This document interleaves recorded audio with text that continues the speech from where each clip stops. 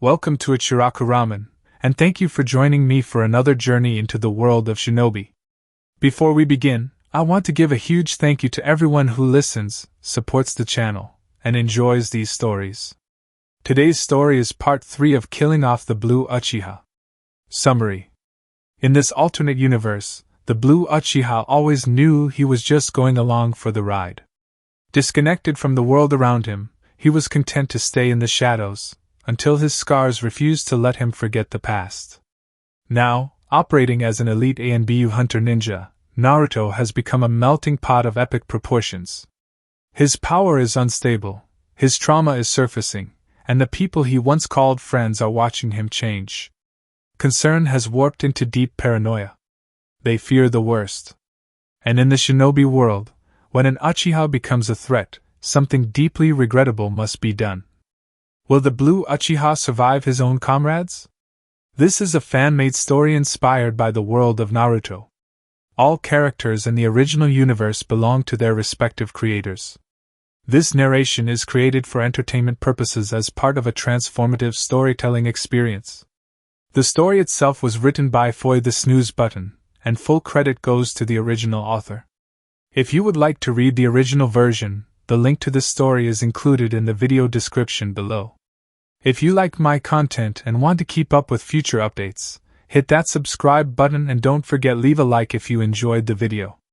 It not only helps me but helps with YouTube algorithm. Now sit back, relax and enjoy. Chapter 9. 5 years ago. Uchiha no Sato. Blue hunched over and vomited, expelling sea water from his body and onto the beach. His eyes watered as he dry-heaved, coughing painfully as his sore throat forced out more water, until there was nothing left to bring out. He crawled on his hands and knees, the movement bore on his unused bones and joints, of which hastily repaired itself, seeming like his body was doing a full system reboot. He slinked into the water, stopping when it was ankle-deep and his thighs were immersed in the water. The man splashed water onto his face, and his hands rubbed his thudding forehead. My action!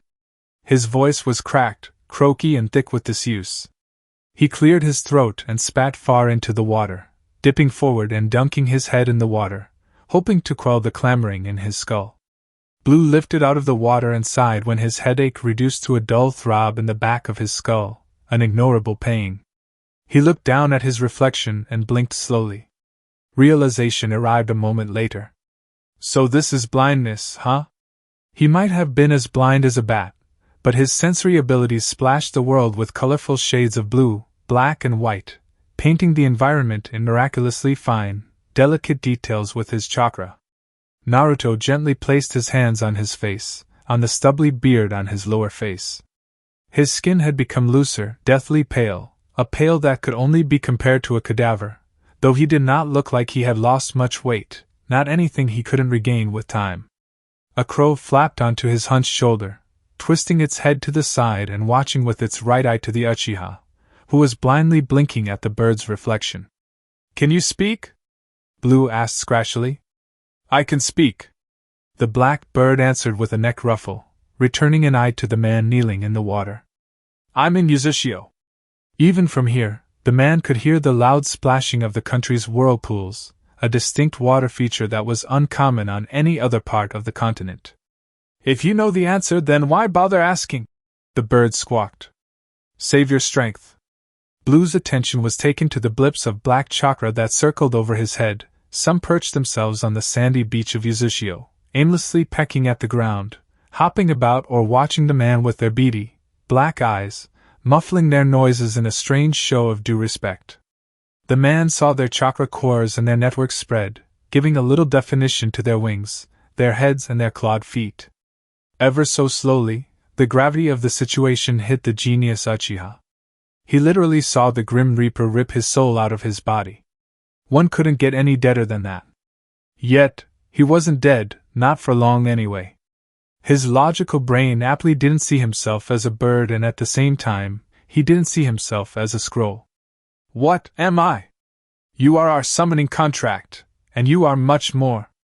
The bird seemed to shake its head, itself not sure where to begin explaining the mind-bending realities of the universe that Blue was about to unlock, the truth of life and existence that had been thrust upon him by his death and subsequent return. Blue grunted and fell back into the water, creating a large splash as a result. The crow leaped into the air and hovered over Naruto's prone body. His mouth and nose just barely left the water. The crow landed on the man's chest, nestling down and tucking its wings close to its body. Why do I feel so lopsided? Uneven. Imbalanced. Incomplete. Is it because I have only half of my soul? You already have the answers. The crow responded with a short cry. I need not say anything, it would come to you with time. What I can easily explain is that you are anchored to the mortal realm by the other half of your soul being sealed inside Minato Namikaze, the Yondaime Hokage, and also by virtue of your previous state of being human. It lowered its head and gently tapped its beak on the center of Blue's chest, wetting its head a little before it rose back up. There is a soul in your body, but you are not alive. With having only half a soul, Blue felt bone-tired, as if his very being was weighing him down, and that his immersed self could ever rise up again. The tide washed down, then washed over him, pushing him back onto land and leaving him in the beach, spread-eagle on the sand and sightlessly staring at the yellow sun beaming down on the isolated island of the Uzumaki clan. The sensation was akin to wearing clothes 5 times too big for him, and 10 times heavier than what he remembered it to be. The black blips of chakra surrounded him, and the crow roosting on Blue's chest murmured, All will make sense soon. It opened its wings and a few crows flew away, going about functions Naruto was too weak to consciously comprehend. His eyelids became heavier and the soft sway of the ocean permeated into his being, accompanied by the breeze washing over him. Rest. Naruto's consciousness slipped into the embrace of sweet sleep. Before there was life and death, there was the God Tree. Less than sentient, and standing tall on the solid earth of the barren planet, the God Tree did not have any thoughts or consciousness to wonder how it came upon the world it was currently rooted in. 2 strips of bark fell from the God Tree, somehow forming the summoning contract for the crows, the harbingers of death and destruction, and the summoning contract for golden koi fish, bringers of life and sustenance. These were the only 2 contracts made from the God Tree, though as soon as they were made they were hidden away from the grabbing hands of humans by a series of miraculously natural events, until Orochimaru of the Sannin uncovered the whereabouts of the crow contract. Animal contracts were an ancient creation, and one agreeable similarity the first 2 summons had with their predecessors was that their contracts were the totality of their existence.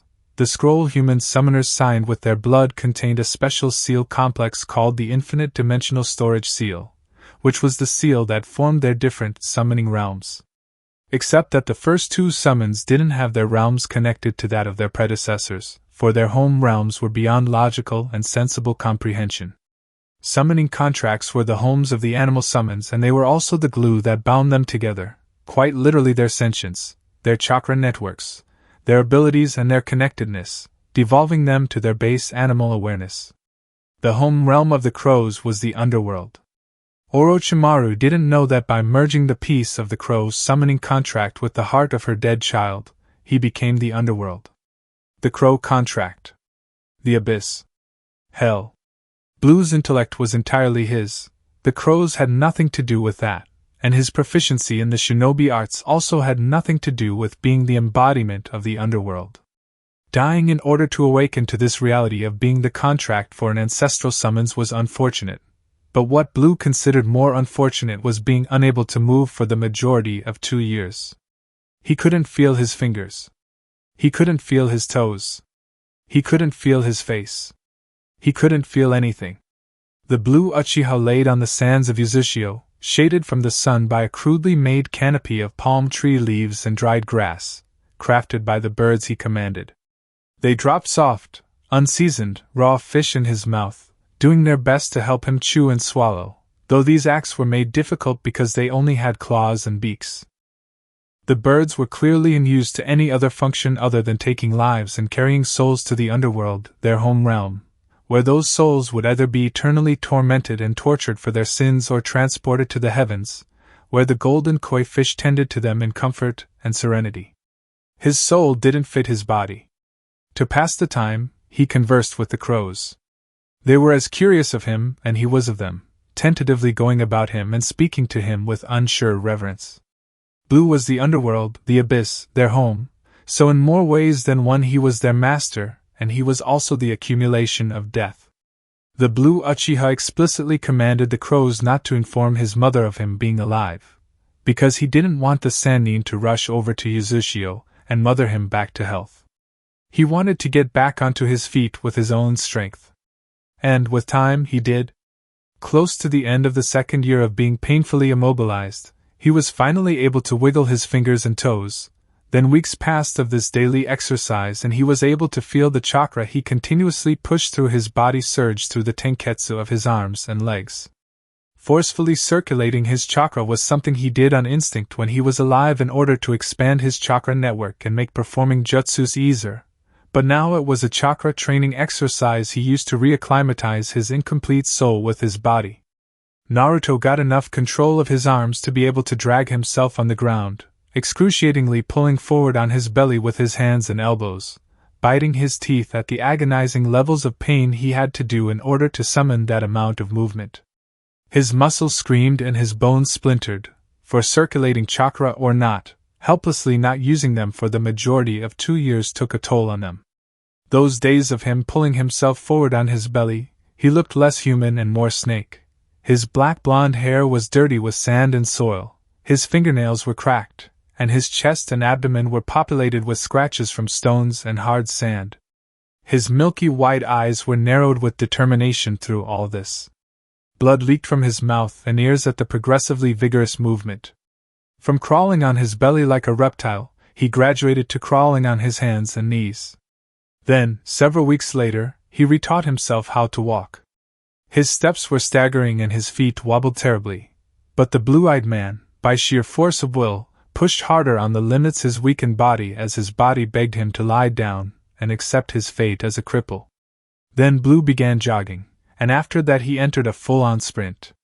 When the Uchiha war veteran was positive he could sustain a hard run for at least 5 minutes, he retrained himself in the shinobi arts.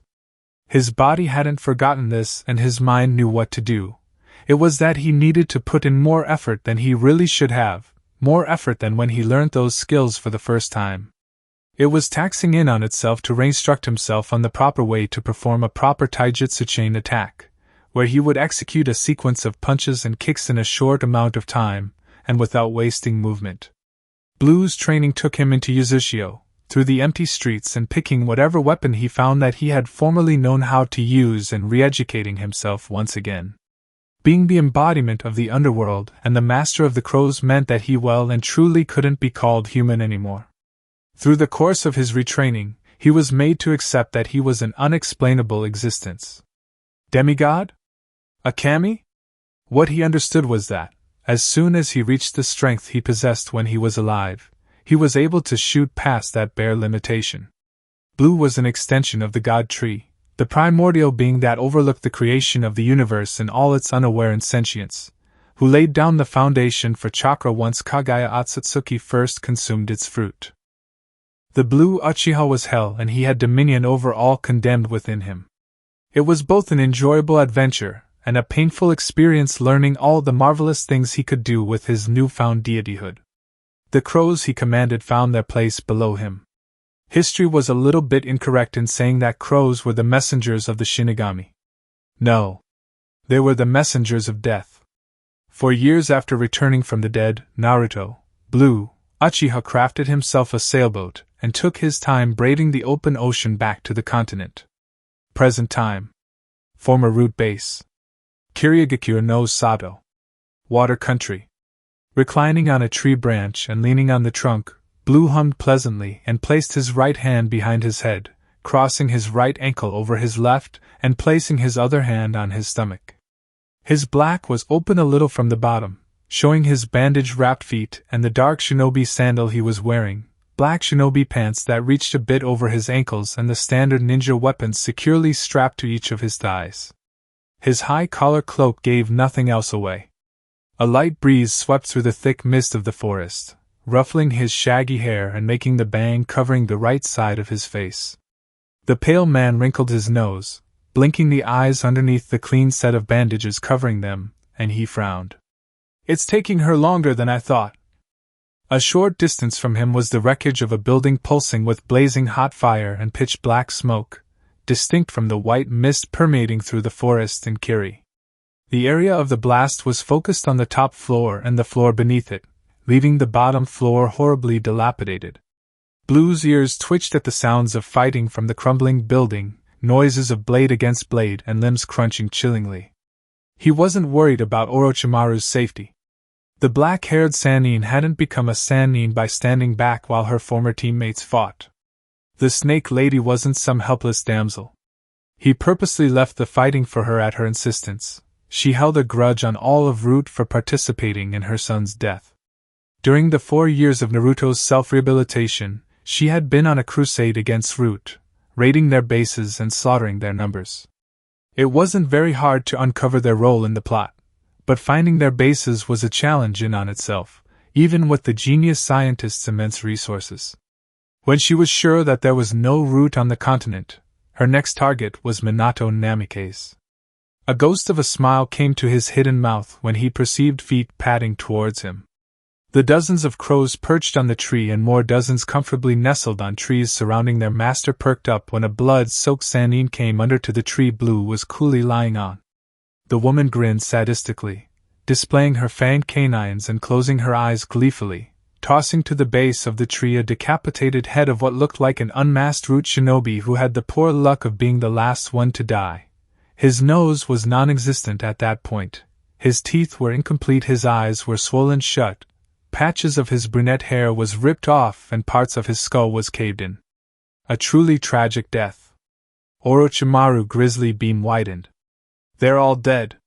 Her son's smile lifted and he tilted his head to the side, seeming like he was looking down from his perch from behind his bandages and his blindness. Did you have fun? The woman scoffed. It would have been more fun if they screamed louder, but... She shrugged, looking down on her blood-drenched clothes. This'll have to do until I find more of them. What of Danzo?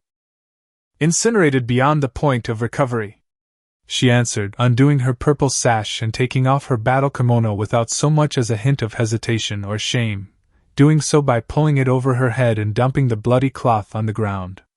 Under her kimono was a white vest and a crimson-red sports bra. The Uchiha man hummed and turned away. Even though he couldn't see, his sensory perception was thorough enough to draw the world in finer details. Without needing to be told, the crows looked away, out of respect for the woman's son, who just so happened to be their master. He died long before I came for him. The Sannin hopped out of her pants and dumped it with her kimono and sash, setting fire to the clothes a moment later with a flippantly thrown fire jutsu. She unsealed a new set of clothes and put them on. She would take a proper bath later. What are you going to do? I'll bring him back. The hand on his stomach came up and he rolled his wrist. A black crow flapped out of a deathly darkness from his wrist and perched on his shoulder. This one had a bandage wrapped around its head, covering its left eye. The bird looked around, confused, before it jerked as it saw the side profile of the Blue Uchiha. Kukuku, Orochimaru chuckled, leaning her shoulder on the tree Blue was reclined on. If it was any other person, she would have felt a toxic jealousy at the ease at which he had brought back a dead person, while she had dedicated a large chunk of her life to perfecting and mastering the impure world resurrection jutsu.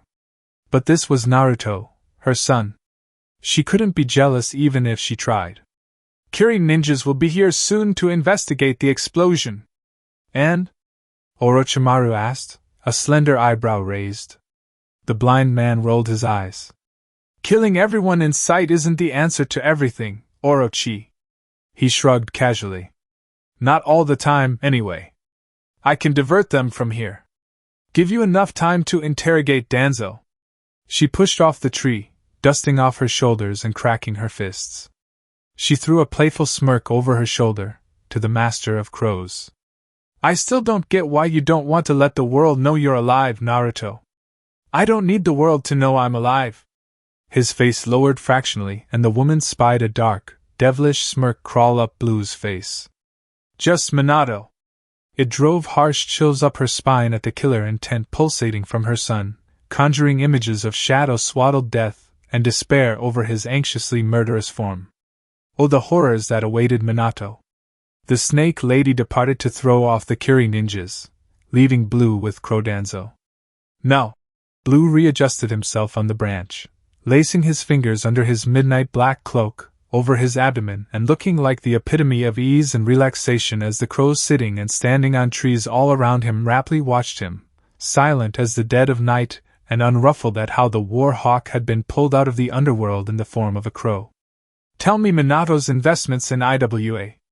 Against his will, Crodanzo's beak opened and he whispered into Blue's ear, laying out all the money the Namikaze Hokage would pouring into Iwagakure for the sake of making more money in return, aptly forgetting the bad blood Konoha had with the hidden rock in favor of filling his pockets. Minato had investments in a real estate agency in IWA, specifically a town in the Far East, and that agency connected to another one. He owned 30% of shares in the Far West region of Fire Country. Those two housing agencies were currently a large source of where Minato was getting his millions. Blue once owned a large real estate agency, until he willingly signed all his worldly possessions to his nephew. That agency was based in Fire Country and had been growing in Kumo and Waterfall for some years now, deepening their roots in those two hidden villages under the close management of Blue's iron accountant with the consent of the Blue Sniper, so Naruto knew very well how profitable real estate was on their continent. It would be a major blow on Minato's money if he burnt the real estate agency and all the property to the ground. So far, Blue had destroyed Minato's properties in Fire Country, but that wasn't going to be the end of it. Crodanzo didn't know much of the extent of Minato's real estate investments, but Blue hummed in thought, understanding that even though his agency had a wider reach, Minato's real estate mostly not only dealt with luxury apartments, and was thus richer. Crodanzo only knew where the agency's headquarters was located, but it was too well guarded to be approached. TCH. That wouldn't be a problem. Razing a building to the ground wasn't going to be so difficult to do, not when he could summon Hellfire. But in order to cripple those real estate agencies Minato had money in, he would have to strike all the houses the agency sold or rented. He could get his iron accountant to offer the occupants of those properties more affordable houses from his real estate agency before he set fire to their houses. Not only would it bring in more money for his nephew, but it would cripple the Hokage. There was an insurance company the iron accountant could just as quickly buy out, and work hastily to cover the occupants of the house before the fire was to erupt.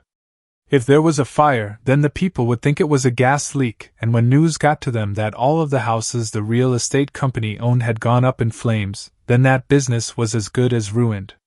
The insurance company would perform as intended, slyly partnering up with the agency Blue owned, and the people that had lost their houses to the fire would come to Blue's real estate agency in droves. That accountant had been informed of him being alive soon after returning to the continent, and he had been told to follow through with the plan to pass his billions over to Itachi. The iron accountant only needed a handful of hours to buy out the insurance company Minato's real estate agency was partnered with, and seeing as in roughly 20 hours the iron accountant was due to meet with Itachi in Konoha, it was just enough time to get everything ready.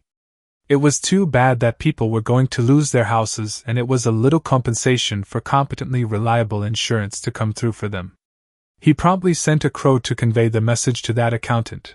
Itachi didn't yet own the account, and at the moment, Blue and the accountant had authority over the money. Naruto didn't quite need help committing arson, but this was a good time if any to reconnect with an old friend. He channeled chakra into a seal on his left upper arm to Orochimaru, and then he hopped down from the tree. Before his feet touched the ground, he dispersed into a viciously cawing murder of crows.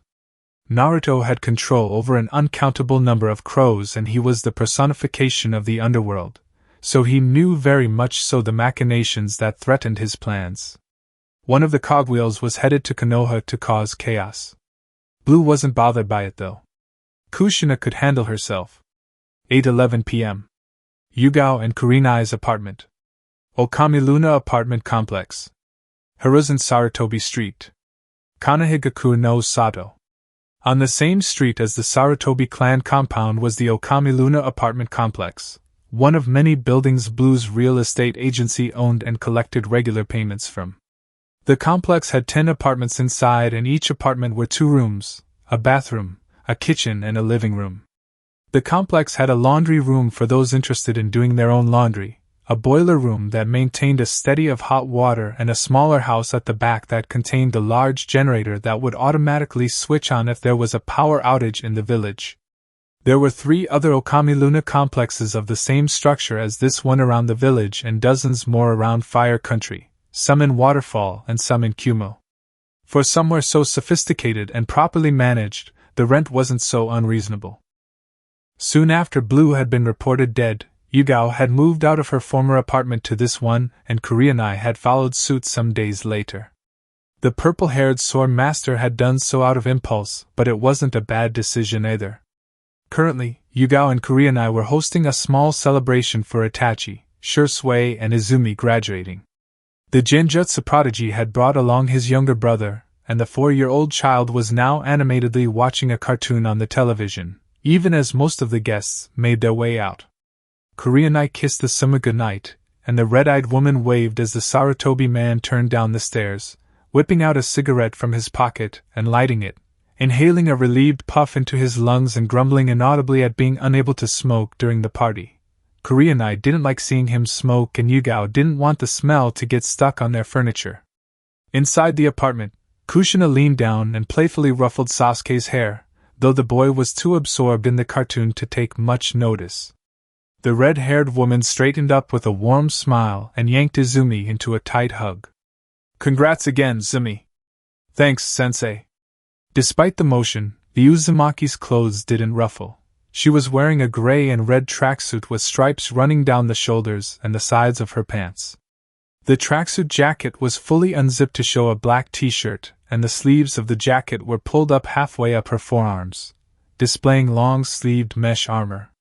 On her feet were plain white sneakers, and her straight red hair fell down her shoulders in all its untangled glory, smelling distinctively of roses and ramen, Izumi idly noted as she pressed her face into her teacher's side, getting a brief whiff. The girl was still wearing the black shirt and black shinobi pants of that afternoon, though she visibly had no weapons on her person, and the ponytail on the right side of her sported a butterfly scrunchie. "Ah, sensei," Shursui moaned, sitting on a chair and also watching the cartoon, stuffing his face with caramel popcorn without a care in the world. The other Uchiha boy was in a deep blue jacket that was zipped all the way to the top, hiding his chin, and shorts that were a far darker shade of blue with black ninja sandals and bandages around his left calf. He had black bandages around his left wrist, and there was a sheathed tanto on the ground, next to his chair. He was often teased for having long, full eyelashes, something that made him look fairly feminine. Shursui was sitting on the chair with his legs crossed, and he was wearing his hideout. He beamed at his former class teacher. "What about me? I expect a lot from you 3. Kushina answered, closing her eyes and laughing when she noticed that Shursui had reached the bottom of his popcorn. She cast a look over at Itachi, who was searching for ice cream in the fridge and holding a spoon in his right hand. "I'm sure that Blue would be so happy to see how much you 3 have grown. We won't let you down, sensei." Itachi droned as he righted up, holding a tub of strawberry ice cream. "Don't be late for team assignments tomorrow, okay?" She gave Izumi a parting squeeze before releasing the girl, tousling her hair as the girl reluctantly let go of her tracksuit jacket. "Hi, sensei," the 3 Uchiha genin said in unison. The Uzumaki billionaire had given them their graduation presents at the start of the celebration. For Shursui, Kushina gifted him 2 pairs of sturdy yet flexible shinobi sandals that could keep up with his fast, blurry movements, seeing as the boy was popularly called Shunshin no Shursui. Izumi had gotten a new bow staff made out of a mixture of adamantium and chakra metal from Snow Country. It could be collapsed from 7.5 feet long to 2.5 feet, and accompanying the firm grip the metal staff had in the 12-year-old girl's hand, Izumi's new staff was armed with 2 short blades on both ends. For Itachi, his former class teacher had given him a long-sleeved mesh armor undershirt. It wasn't very fancy, but Itachi seemed to appreciate the gesture, so it was fine.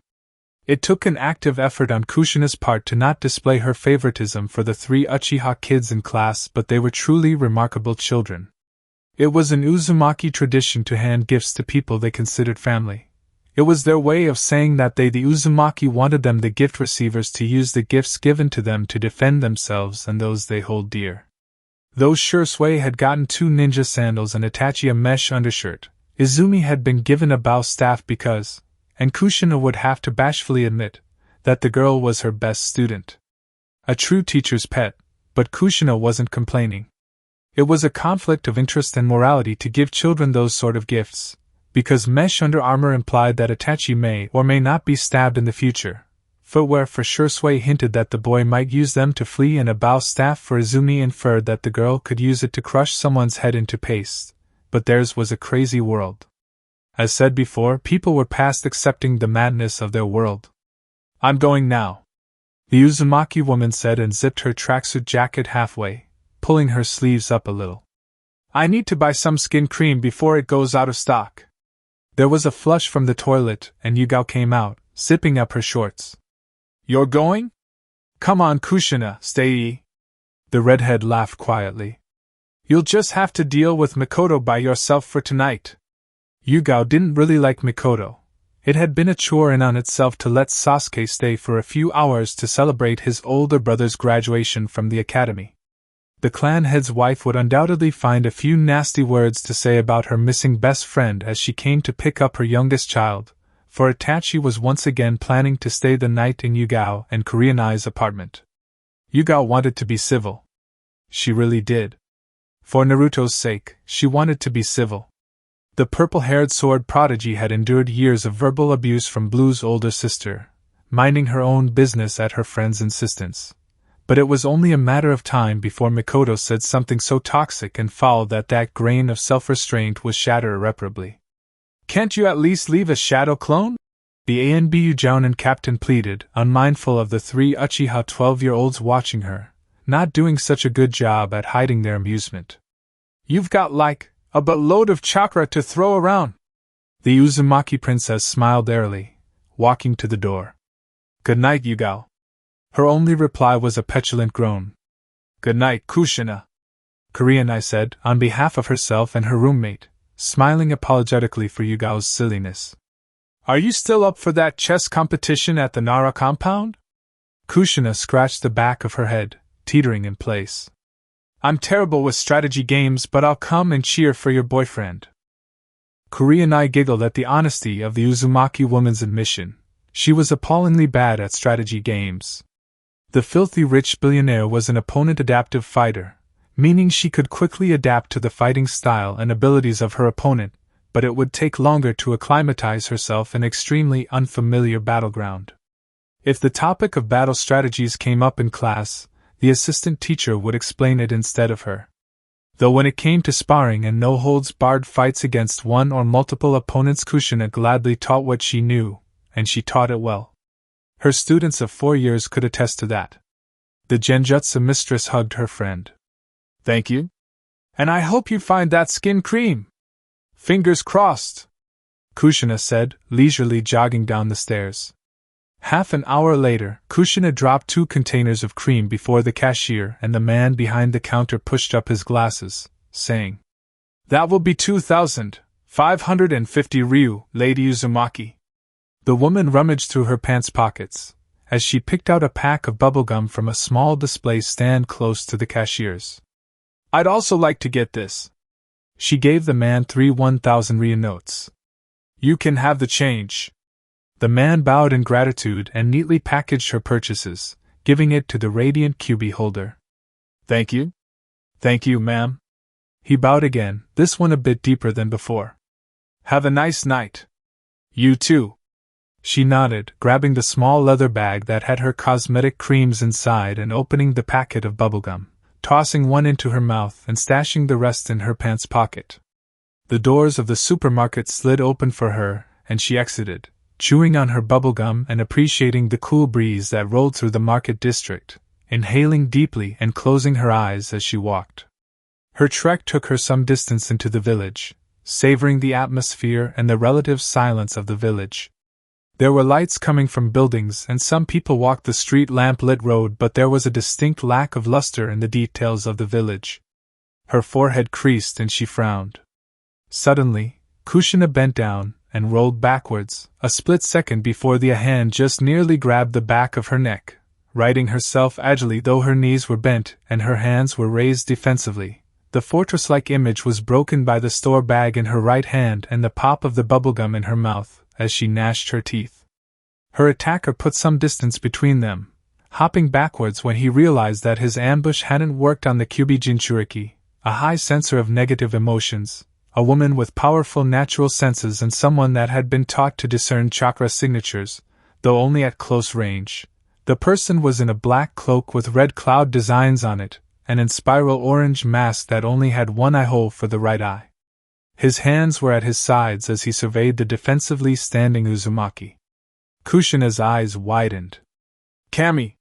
she muttered, startled. "Obito, is that you?" His chakra signature couldn't be mistaken for anyone else. Sure, there was Mukuten chakra laced through the signature she was sensing, but Kushina knew she wasn't wrong. The person that had ambushed her was a member of the now-defunct Team Namikaze, of whom the only living member was Kakashi Hatake. Team Namikaze used to be a group of 3 genin Minato had been assigned to mentor when he was 17, comprising of Kakashi Hatake, Rin Noharu and Obito Uchiha. It was the beginning of the end for them when Obito had been crushed by a large rock and Rin lost her life by Kakashi's hand in order to prevent her from releasing the 3-tailed turtle in the village. Kushina didn't know them very much, even though she had been dating Minato for a while, because she too was a valuable asset for Konoha during the war. The few times they met were on a few lower-class missions. Kushina's face shifted with bewilderment. "You're alive?" Kakashi had reported him dead and had been unable to recover Obito's body because of a landslide, as well as a stampede of Stone Country shinobi chasing him and Rin. Suspiciously enough, that same excuse sounded similar to what Minato kept telling the village about Blue's defection. She shook her head, throwing that thought from her mind. Now wasn't the time. Maybe later. "No hard feelings, Kushina," Obito said slowly. "I need the Kyubi to come out." "Listen, kid, I don't want to hurt you," Kushina warned, moving her arms down to guard under her chest, smoothly transitioning from defensive to counterattack with the backwards shuffle of her right foot. She visibly put a cap on her infuriated self when Obito said he intended to unseal the Kyubi in Konoha, while they were dangerously close to the center of the village. "Let's both just talk about this, Dash. Maybe that's why you became a teacher," the spiral-masked man said. "All you ever did was talk and talk and talk but never did anything, and now..." He motioned to her with a brief wrist motion. "You made it your job." Those few missions Kushina had been with Team Namikaze were strictly not combat missions. She was meant to supervise while Minato and the 3-man-cell did most of the work. For her, it was a sort of vacation from the war in the war. Who'd have thought the great Uzumaki Kushina would walk away from the field and become a teacher? He shook his head at the absurdity, cocking his head to the side. "Anyway, with or without your permission," the orange-masked man shrugged, bringing out a pair of short sais from his wide sleeves and those 2 weapons connected to each other by a long chain, which dragged on ground. "It's going to happen." "You think so, huh?" She grasped the bag of skin cream in her hands and her knuckles popped, just a sliver of her anger showing as her purple eyes darkened and her shoulders loosened, relaxing for her body to move about in her clan's lost fighting style. She clapped her hands into the ram seal. "Kai!" The illusion Obito had thrown on Kushina shattered like stained glass, and they were in the sparse woods of Konoha's southern forest, deep in the thickets that bordered a few towns close to the edge of the continent. The grasses on the forest floor were very low and the lights from Konoha provided only limited visibility, adding to the light from the town behind Kushina and the starry night sky. Kushina could see, if just barely. The woman swept aside from a slash that intended to cut off her right arm, slipped under another slice that would have slit open her throat, and twisted around on her heels underneath the chain as it made to wrap around the neck he had failed to cut. Her tracksuit rustled with the large movement, and the wind whistling through the trees and shrubs intensified ever so slightly, blowing about her red hair, but it didn't block her steely eyes as she dug a blow on Obito's back, as he was about to turn. Her eyes bugged out when her fist passed through his back and the momentum of the blow threw her forward. She tucked into a roll, aptly using her forward momentum to put some space between him and her attacker. Kushina righted herself and she clenched her teeth, tightening her fists. He's not a ghost, Kushina. There's no such thing as ghosts. She used her palms to slap down Obito's 3 bicycle kicks, gathering her hands together and thrusting a fist into the Uchiha's chest, doing so with the bag of skin cream in her right hand, but it was blocked by his short scythes. Her foot rushed forward, but it passed through his gut, though this time she tumbled with the motion and golden chains exploded from her back. The orange-masked man just barely skidded to the side, sustaining shallow cuts to his side. His soul Sharingan whirled maddeningly and Kushina smirked, hard, crouched low on the ground with the fingers of her right hand grazing the grass of the forest, and the other held the leather bag of skin cream, having 10 more celestial chains join the first one. It's just some trippy Uchiha jutsu. The back of her tracksuit was in tatters and her black t-shirt looked to have taken some damage from summoning those golden chains, but it didn't look like the long-sleeved mesh under armor had torn much. The redhead wasn't thinking of that though. Her purple eyes sparked as she saw a few drops of blood fall throb through his black and red cloak. She also smelt his apprehension at her adapting to his intangibility after experiencing it only once. I've seen worse. Kushina wasn't a genius, or a prodigy for that matter. Being a kunoichi of Kanohigaku no Sato, now retired, she either had to adapt on her feet, or die a shameful death. She certainly wouldn't be alive now just because of the Kyuubi. It was even said that the woman hardly ever used the power of the beast sealed in her gut. Obito snarled under his mask.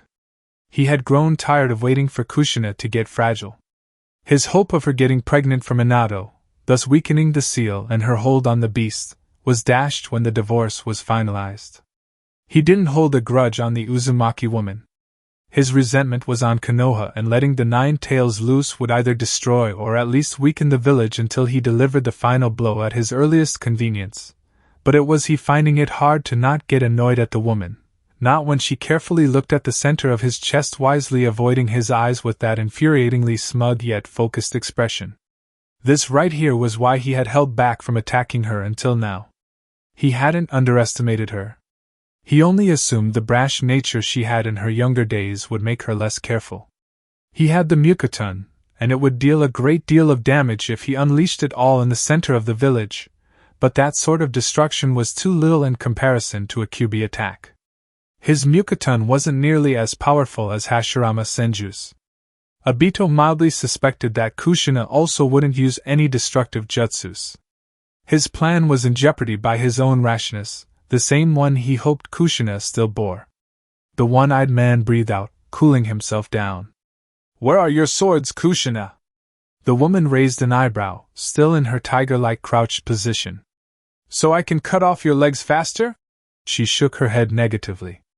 The golden chain swayed hypnotically, and she beamed, showing her sharp canines. "You'll just have to make do with what you see." Kushina's variation of the falling whirlpool fist, the lost fighting style of the Uzumaki clan, was a lot more impatient than it should have been if it was practiced by a typical user. The falling whirlpool weaponized the opponent's impatience at the highly defensive and counterattacking prowess of the user, and in a way that was how she fought. But Kushina's alteration to the missing fighting style merged her impatient attitude and utilized sharp offensive strikes from her fists and feet when the opponent was too slow or wary to attacking. Like now. The Kyuubi holder pressed her fingers into the ground and launched forward, pelting dangerously with her head lowered and her arms flying behind her. Obito's braced himself as a fist shot to his chest, making himself intangible, but his eye widened when she withdrew that fist an inch before it could clang against his sides, and drove her other fist into his jaw. Crack! The man's head snapped to the side and his Sharingan eye bugged out as he spat out blood inside his mask. The cobwebs fell away as quickly as the fist had left its mark on his jaw, fast enough to make himself untouchable once again before a kick could strike his shoulder. The foot passed through his torso, but she whipped back around with another one, savagely striking the side of his scythe as he used it to block the side of his head, spinning on her foot and doggedly following his backtracking steps with 3 more revolving overhead kicks, coming at him in quick succession. She held back from a 4th, stepping back as she accurately predicted him activating his intangibility. Her feet flattened on the ground and she tunneled a blow to his chin, yanking her back a centimeter before it connected, surging another forward and pulling that one back as well, successfully hiding the forward kick that he managed to block with his scythes. Bam! A thud sounded, reverberating through the Uchiha man's body and shooting down into the earth, forming a shallow depression and pushing gales of wind against the trees around them. The man's Sharingan spun blazingly when he realized that the woman had discovered his pattern. When he activated intangibility, his guard invisibly reduced and her careful eyes spotted when he wasn't so focused on defending himself, attacking when that ability flickered off. Age didn't mean strength in shinobi lingo, it meant experience. Kushina was 5 years Obito's senior, and she had fought, sparred and battled against her own fair share of Uchiha men and women, adding to her skill repertoire with each success and failure, bettering herself. He hadn't exactly been idle either. He was the one that massacred the Kiri shinobi that had come to retrieve Rin's body, and a few other minor things, but the woman was a visible collection of years and experiences. His eye evolved to Mangekyo, elevating his ocular perception, and he summarily sidestepped a punch to his gut and wound the chains connecting his short scythes around the offending arm, violently jerking upwards and retaliating with a knee to Kushina's chin. Thud! What feeling of accomplishment vacated him when he realized that he hadn't connected with her chin but with the hand holding the leather bag of creams, reducing the items in the bag into a soupy mess. Kushina's purple eyes saw red. No! The monstrous muscles of the chained arm pounded, and the redhead roared vengefully. These were the last 2, asshole! Her fingers of the chained arm brushed against his cloak, a moment before it passed through. Predictably, she retracted her hand before she could fall into his inexistence, and he forced fire affinity chakra into the chains of his scythes, turning the metal red hot and blistering, though his one Mangekyo noticed something when Kushina graced him with a vexed grin and a deadly throb on her forehead. A golden chain from her left heel, as thin as ninja wire and shorter than his index finger, was scribbling on the grassy forest floor, drawing a seal with her palpable Uzumaki chakra like ink on paper for normal people it was nearly impossible to manifest chakra in such a way. Chakra absorption cage! Kushina's golden chains blasted out of the ground behind him, provoking him to instinctively hop forward away from them, and the woman used the red-hot chains wrapped around her arm to pull him in, skipping back a step in turn, trapping him in the absorption cage she had crafted with her chakra. Seal! The orange-masked man looked down at the seal and grated, feeling his chakra traitorously leach from his pores by the second. Amaterasu. The flames burnt all 5 layers of the chakra absorption seal in time for him to hop backwards. Kushina crossed her arms in front of her face, cringing away from the black fires that roared as hot as the sun, and squinting her eyes annoyingly at the red-hot chain still wound around her arm, searing off the sleeve of her tracksuit. The chains rankled and she was hurled into the black flames by her arm. She held her forearm before her face, the one not restrained by the chains of Obito's dual scythes, and a few golden chains drew on that forearm. Fire sealing method. The eternal black flames swept into her forearm, drawing in by a vacuum of air that sucked it in noisily, and when most of the fire was gone, she bared her teeth and twisted her chained arm, winding around and grabbing hold of the infuriatingly hot chain. Her feet fastened to the ground with chakra, negating his earlier pull, and her free hand threw the leather bag of destroyed creams at Obito. They harmlessly sailed through him. But his mind and his Mangekyo berated him for his action, as the woman slinked her arm out of the chained restraint, fell down on her hands and knees and barked. Uzumaki chakra chains! It wasn't golden chains that ripped out of the earth but ones that were ethereally blue, wrapping around his legs at rapid pace and dragging the surprised man into the earth till he was at waist height. Gah! He exclaimed, finding his arms trapped at his sides and feeling chills runs down his spine at the sight of woman crouched some feet from him, her body lowered like a feral beast, her left hand on the ground and her right hand clenched, cocked as if to punch him from her relatively far distance. Her face was different, horrifying shades of enraged. Her teeth gnashed, and her canines snapped. Her purple eyes became electric. Kushina's right fist popped. She reached in one good, hard bound, and her merciless right fist met his head. His lower body was rooted to the ground, but the masked Uchiha blinked out of the earth in a blinding white flash, one that alarmed the denizens of Konoha and the towns within 100-mile radius. He crashed through the trees and rolled limply on the ground. His back smacked into a tree and he sealed his sides. They weren't of much use now anyway. Kushina was where she had punched him out of the ground, her straight red hair parted into 9 tails and swaying in the slight wind. Her gray and red tracksuit jacket was barely hanging from her shoulders. The black t-shirt underneath had somehow cut from her midriff, showing her solid abdomen, though the mesh armor she wore managed to stay mostly intact. Her tracksuit pants only bore a few dark burns, but it wasn't crumbling at the seams like her coat. His Mangekyo saw the blue chains were still around his legs, and the Uzumaki woman pulled her left fist back, forcefully dragging him into the earth like the masked Uchiha was a victim of shark attack. Not missing a beat, Obito became intangible, releasing himself from the chains, and he ran through the ground with earth release, underground cave subterfuge, which was just a jutsu that allowed him run through the ground. Kushina's negative emotion senses kept track of him until he was under her. Earth release, double suicide decapitation technique. His attempt at switching places with the Kyubi Jinchuriki was half successful, though the person whose head stuck out of the ground he was looking at was a shadow clone. The real one fell down from the sky, as if she had dropped down from the heavens, with her fingers laced together for an axe blow. The orange-masked man dropped into a backwards roll, dodging the monstrously strong attack. The clone was unfortunate. Its head blasted open and the ground groaned painfully, reverberating in agony as trees uprooted from the ground. She whirled around with a snap kick, which he caught in his hands, and he twisted the foot, flipping her in the air and releasing the foot. Obito flashed through 10 hand seals. Water prison technique! Water poured out from a storage seal on the mouth of his mask, swirling hastily into a bubble that caught the woman in midair, trapping her. Got you, dash! Kushina had to hand it to the Uchiha man.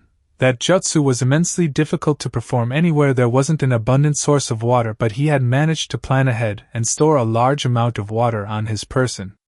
That jutsu would have worked if he was either physically stronger or had more chakra than her. Any one of the two would have been enough, and if he was equal with her on both, that too would have done it for Kushina. But he wasn't either. Not to her. The woman gathered her chakra into her core and released it all at once, blasting free of the inescapable bubble of water. The move would have sooner killed anyone else, but Kushina was an Uzumaki Jinchuriki. She had some chakra to spare. The orange-masked assailant stood fast to the ground with his chakra, and he grabbed her by the scruff of her neck. She did so to him as well. Ack! He gasped as her hand circled his throat and squeezed. He was out of time. Watch your back, Kushina! He swore quietly and melted from her grasp, falling back into an invisible vortex of nothingness a split second before her golden chains could snag him. At the same time, Konoha ANBU dropped down around Kushina. Dog came up to her. What happened?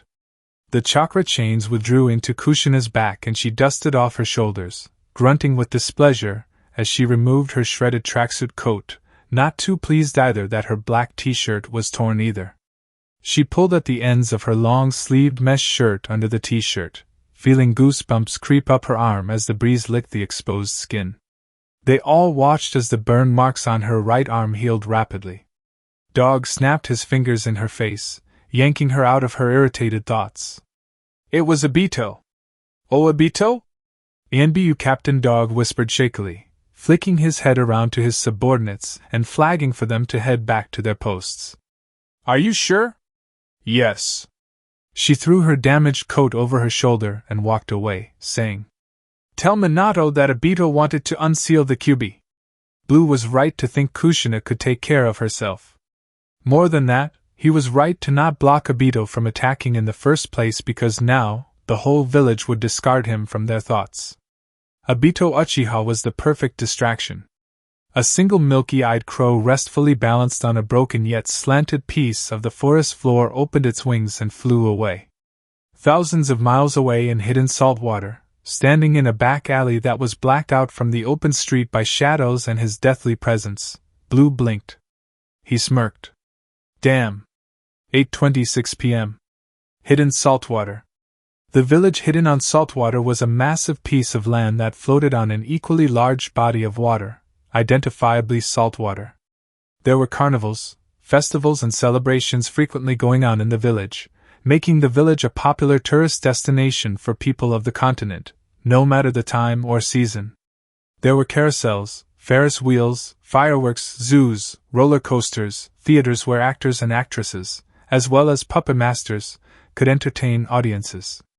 Overall, there was always something enjoyable, relatively family-friendly and entertaining for all ages and all genders happening in hidden saltwater, but one couldn't say that the place was constantly awake like Zayuki, the gambling hub of the continent, as there were residential buildings, hotels, motels and guest inns dotted around that provided respite and silence for its guests, away from the fun lights and laughter of the town. Sometimes even demon country monks visit saltwater's famous hills to meditate. Just like with the pockets of peace and quiet, people didn't only make a living leaning into the pomp and glamour of the eternal festivities. Restaurants, cafes, bookstores, schools and nurseries and the like.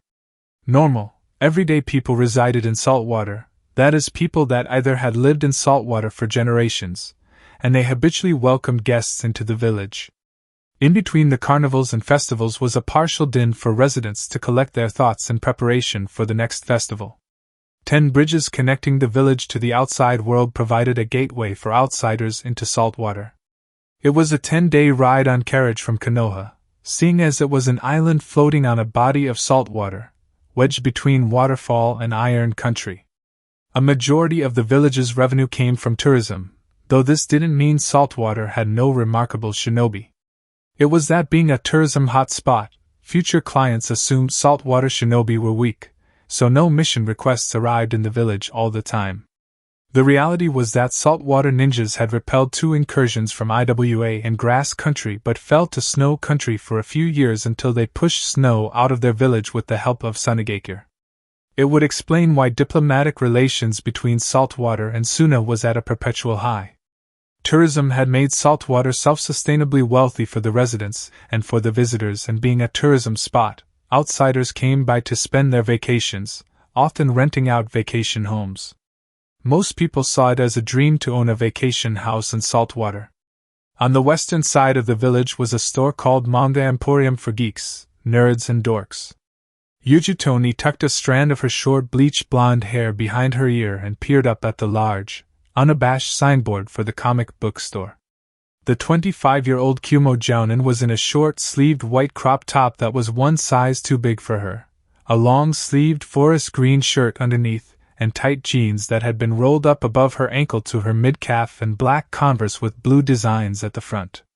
She wasn't wearing her village's forehead protector, and her weapons were all sealed into 2 storage seals on her body, on her lower back and on her right elbow. She entered the store and her feet took her over to the new release section. She placed a fist on her hip and tilted forward, using the pointer finger of her other hand to glide over the manga titles released that week. The new release section was just a stone throw from the reading lounge of the store, and a quick flick of her eyes to that place forced a low grunt from her throat when the readers glanced over their comics at her, blushing red that a stellar beauty like her was gracing their humble manga establishment for the second time that week. She had arrived in saltwater some days ago to spend her mandated leave from active duty by order of the Raikage. Yujito had a kind of mysterious beauty, an attractiveness that had people wonder what went on in her head at all times, an astounding amount of power that majorly didn't come from the 2-tailed cat beast in her gut, a magnificent figure that made people weak at the knees, and she particularly liked how powerless men were to her seduction. She loved the way men and women alike turned and ogled her as she passed by them. It didn't seem to be enough for him, though. Yujito frowned invisibly when that thought process slipped into her mind.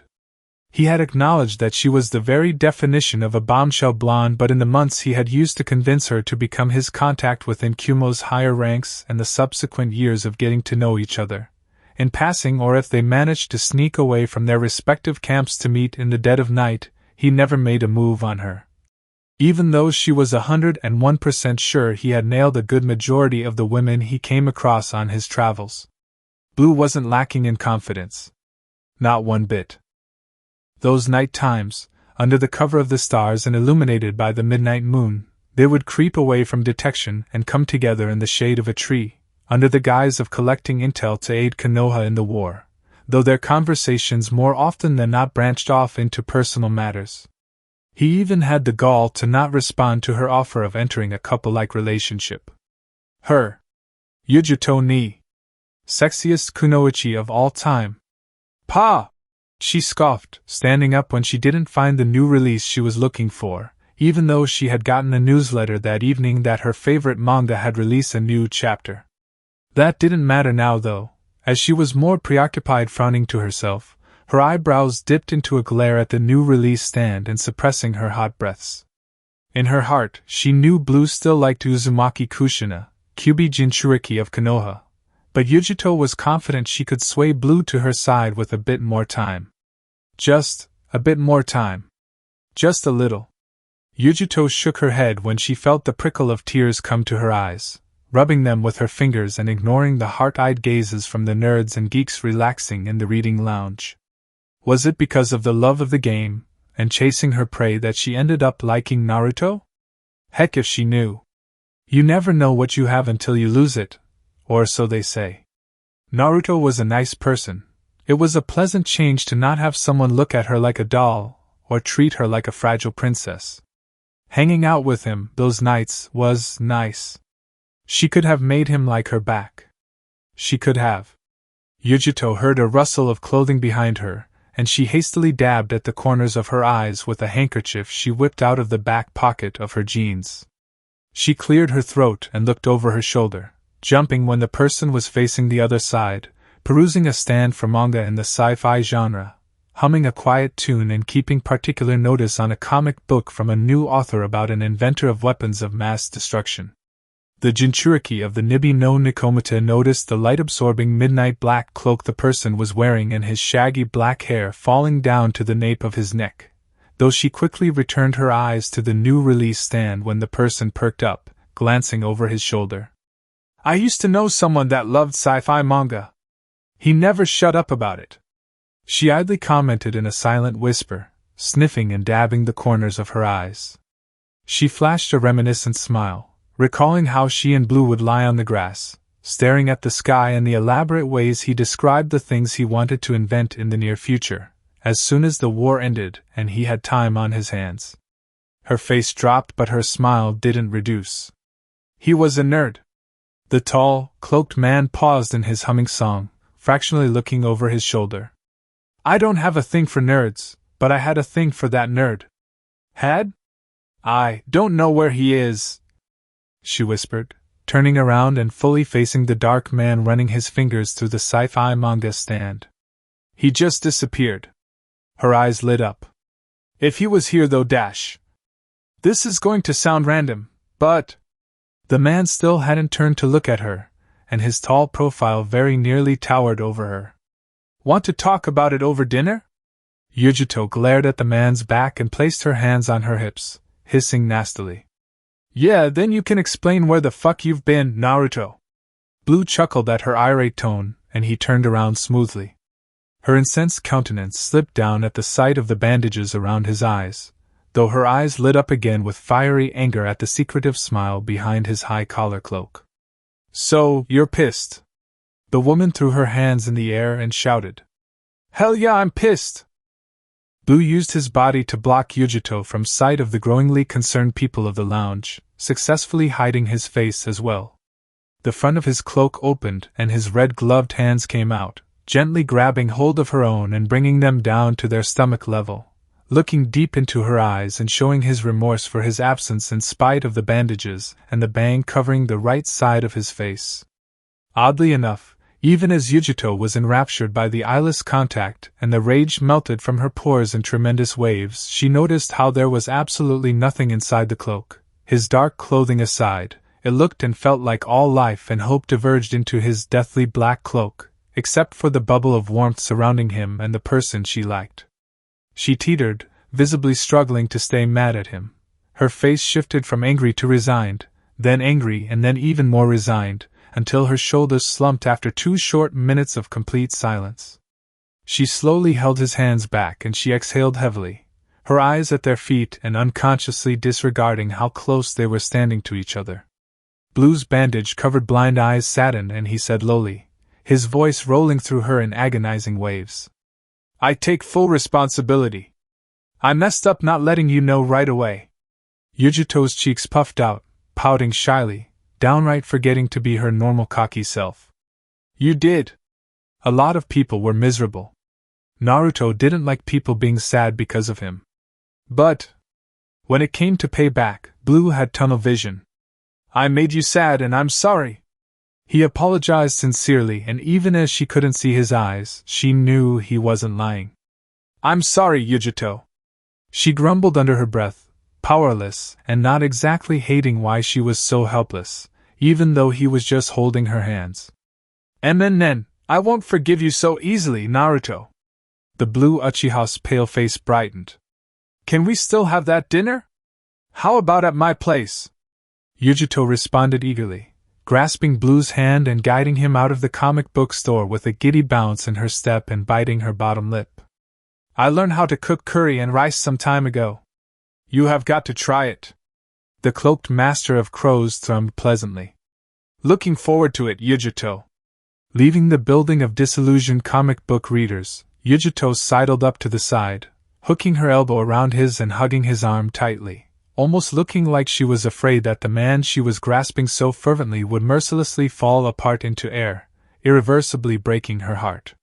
This time, she wasn't going to lose him. They had to pass the very edge of the main town, where yukata-wearing people gaily walked about, carrying sparklers and waving them into the sky with celebratory shouts as fireworks whizzed into the air. Bang! Ba bang! Bang bang! Woohoo! Ah!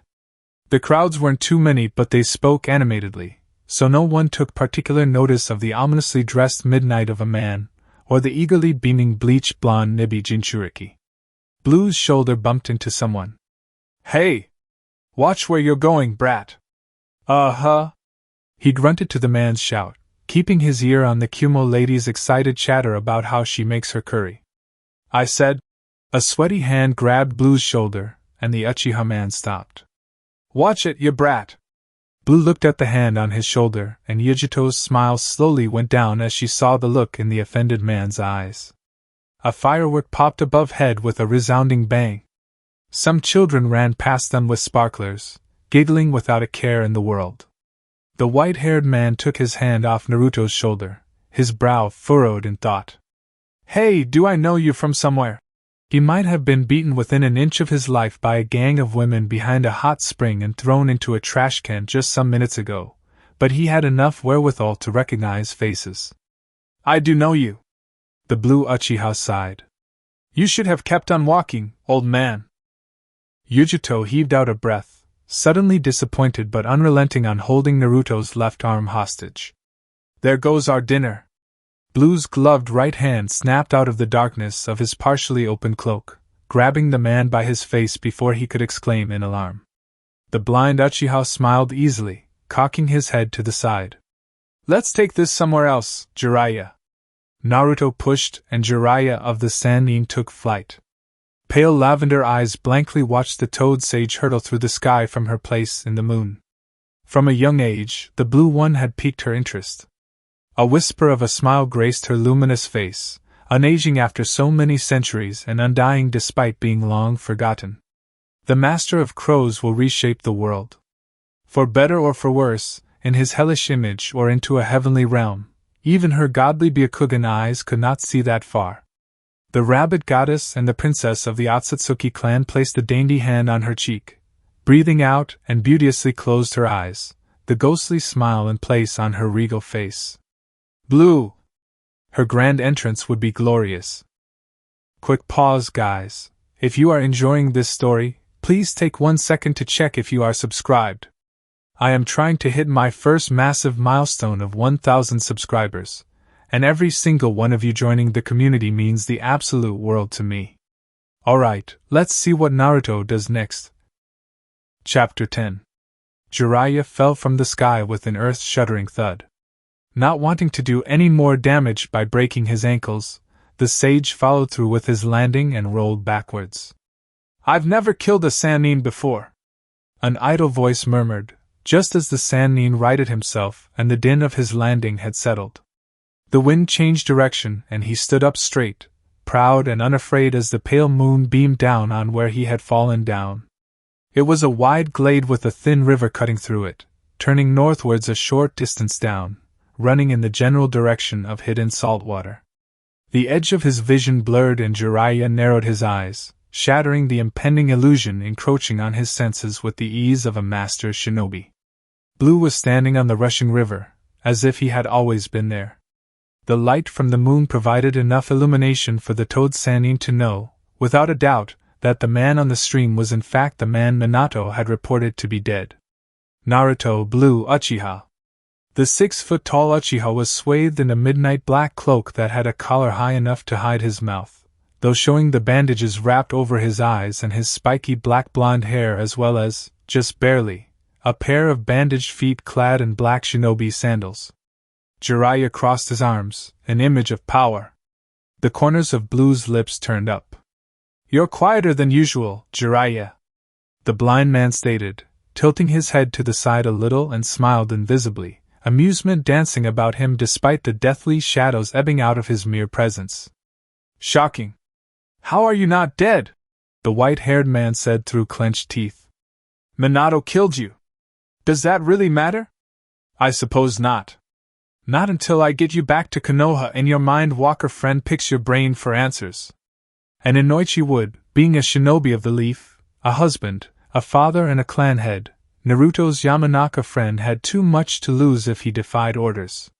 Jiraiya then scratched his chin, his brow furrowed in thought. I wonder, all this could have been avoided if I had handed over crystalline. Blue finished. He breathed out and shook his head. Combat is already more technical and ordinary lives are in enough danger. We don't need crystalline in anyone's hands. But yours, the sage muttered spitefully. Selfish brat. I never gave a shit what you thought, Jiraiya. He cocked his head to the other side, smiling serenely amid the palpable night on his half of the glade. Creeping out from his cloak and smoky tendrils the moonlight struggled to cut through. Your existence is overhyped, just like that student of yours. Come quietly and I'll just knock out a few teeth from that smart mouth of yours. Jiraiya hissed. He squeezed his chakra core into a tight ball, suppressing his presence while at the same time firing each of his main tenketsu in preparation for what was to come. No, Blue said negatively. He almost sounded apologetic. Regretful even, yet hiding the simmer of enjoyment bubbling inside his dark being. A beady-eyed crow cawed loudly and landed on its master's left shoulder, leaping off half a second later. You're dying here, Jiraiya. I was hoping you'd resist. The white-haired sage cracked his knuckles and a grin cracked up his face. Let's see how long you can stay smug. He finally seemed to notice the changes that occurred behind and around Blue, the ineffective moonlight falling on the black-blonde Uchiha, making him out to be more silhouette than man, and the rancor of the murder of crows perched around the edges of the glade. Blue turned his head to the moon, like he was looking at it, and the moon shone down on him as the blackness of the underworld seeped back into the blind master of crows. All at once, the crows became silent. A chill ran through Jiraiya. Blue took off his black cloak with a flourish and the material dispersed into a murder of crows, which in turn disappeared into black mist. The blind sniper was wearing dark clothes, a black short-sleeved shirt that showed his pale arms, black shinobi pants and a pair of ninja sandals on feet that were tightly wrapped with white bandages. The only visible weapons he had on his person were a set of kunai and shuriken in a dark red holster on the sides of his thighs, and nothing else. Jiraiya noticed Blue didn't have his mid-range launchers on his forearms or crystalline on him. Admittedly, it would have been odd if the blind sniper wielded them, seeing as the Uchiha knew with fair certainty that the Sannin wouldn't afford the legendary marksman the space to utilize his famed weapons. The Master of Crows didn't have to see to know the internal conversation rolling through the sage's head. Naruto's wicked expression darkened, his hands clenched at his sides, and he leaned back coolly. "Don't go easy on me just 'cause I'm blind, okay? A blind Uchiha, huh?" Jiraiya scoffed, rolling his shoulders and settling into a fighting stance. When he was done grinding the Uchiha's head into paste, he'd make sure Blue was properly healed. Now, he wasn't going to make the mistake of holding back. Jiraiya remarked, pleased with his mental agreement to take the Blue sniper seriously. "This is going to be fun." "Yes, Jiraiya, this is going to be fun." Jiraiya's hands flowed through a set of hand seals and he held Ram under his chin, inhaling deeply. "Fire release, fire dragon flame bullet." A magnificently massive dragon of golden red colors roared from the Sanin's lips, tumbling with malicious intent towards the blind Uchiha, standing with a calm lean on the rushing stream. Naruto hummed and his left hand whipped up to his chest, just as the flaming dragon neared him, with its deadly hot maw wide open and ready to consume him whole. His fingers flashed through 8 one-handed seals. "Water release, earthen walls of Atlantis." The chakra he had been seeping into the stream under his feet reacted to his command and rose up 20 feet up into the air, forming a semicircular wall of water that sparkled with black-red chakra, fortified with the heads of hydras at the top and bearing multiple red-tipped tridents facing outwards. The fire dragon slammed head first into the wall of solid water, doing so with a final bellow of rage before it collapsed into mist once it entered the steaming hot water, succumbing to its natural enemy despite the water itself being blistering hot. Steam billowed around the blind Uchiha, washing over his body and bathing the entire landscape in thick whiteness, pouring out from the roaring water wall he had called forth from the stream. One of his eyebrows flickered and he glanced over his shoulder. The Toad Sage appeared behind him in a mid-crouch, his left hand reared back and shining brightly with a vengeful Rasengan, spiraling in his palm as the spiky-haired man bared his teeth, perspiring from the heat but resolute to end the fight as soon as it had started. He drove his arm forward, holding a fully formed spiraling ball of death and thundering out his intentions. "Rasengan! Blue?"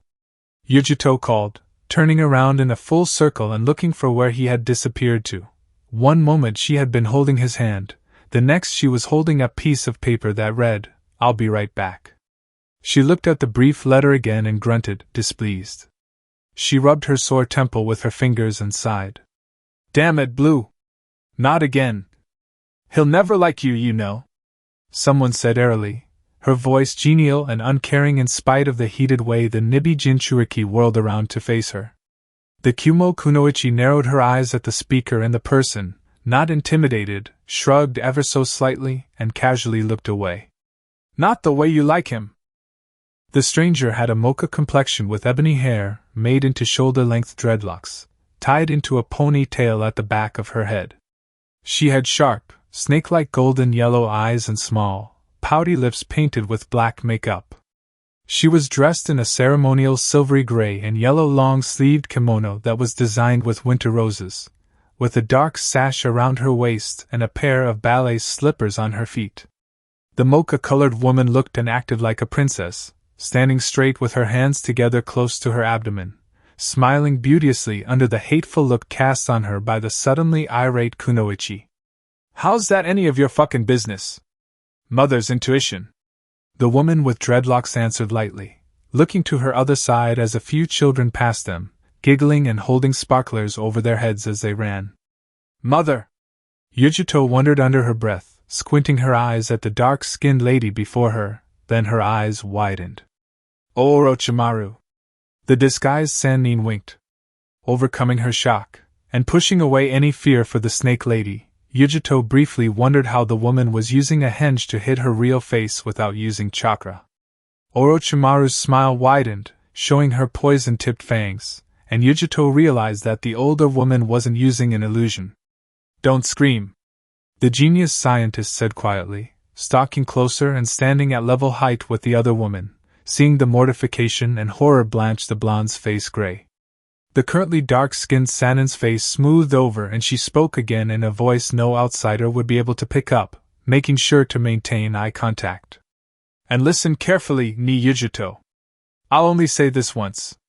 Yujito's jaw clamped shut and part of her mind searched around for an escape route in case things between her and the S-ranked missing ninja who just so happened to be her love interest's mother went south.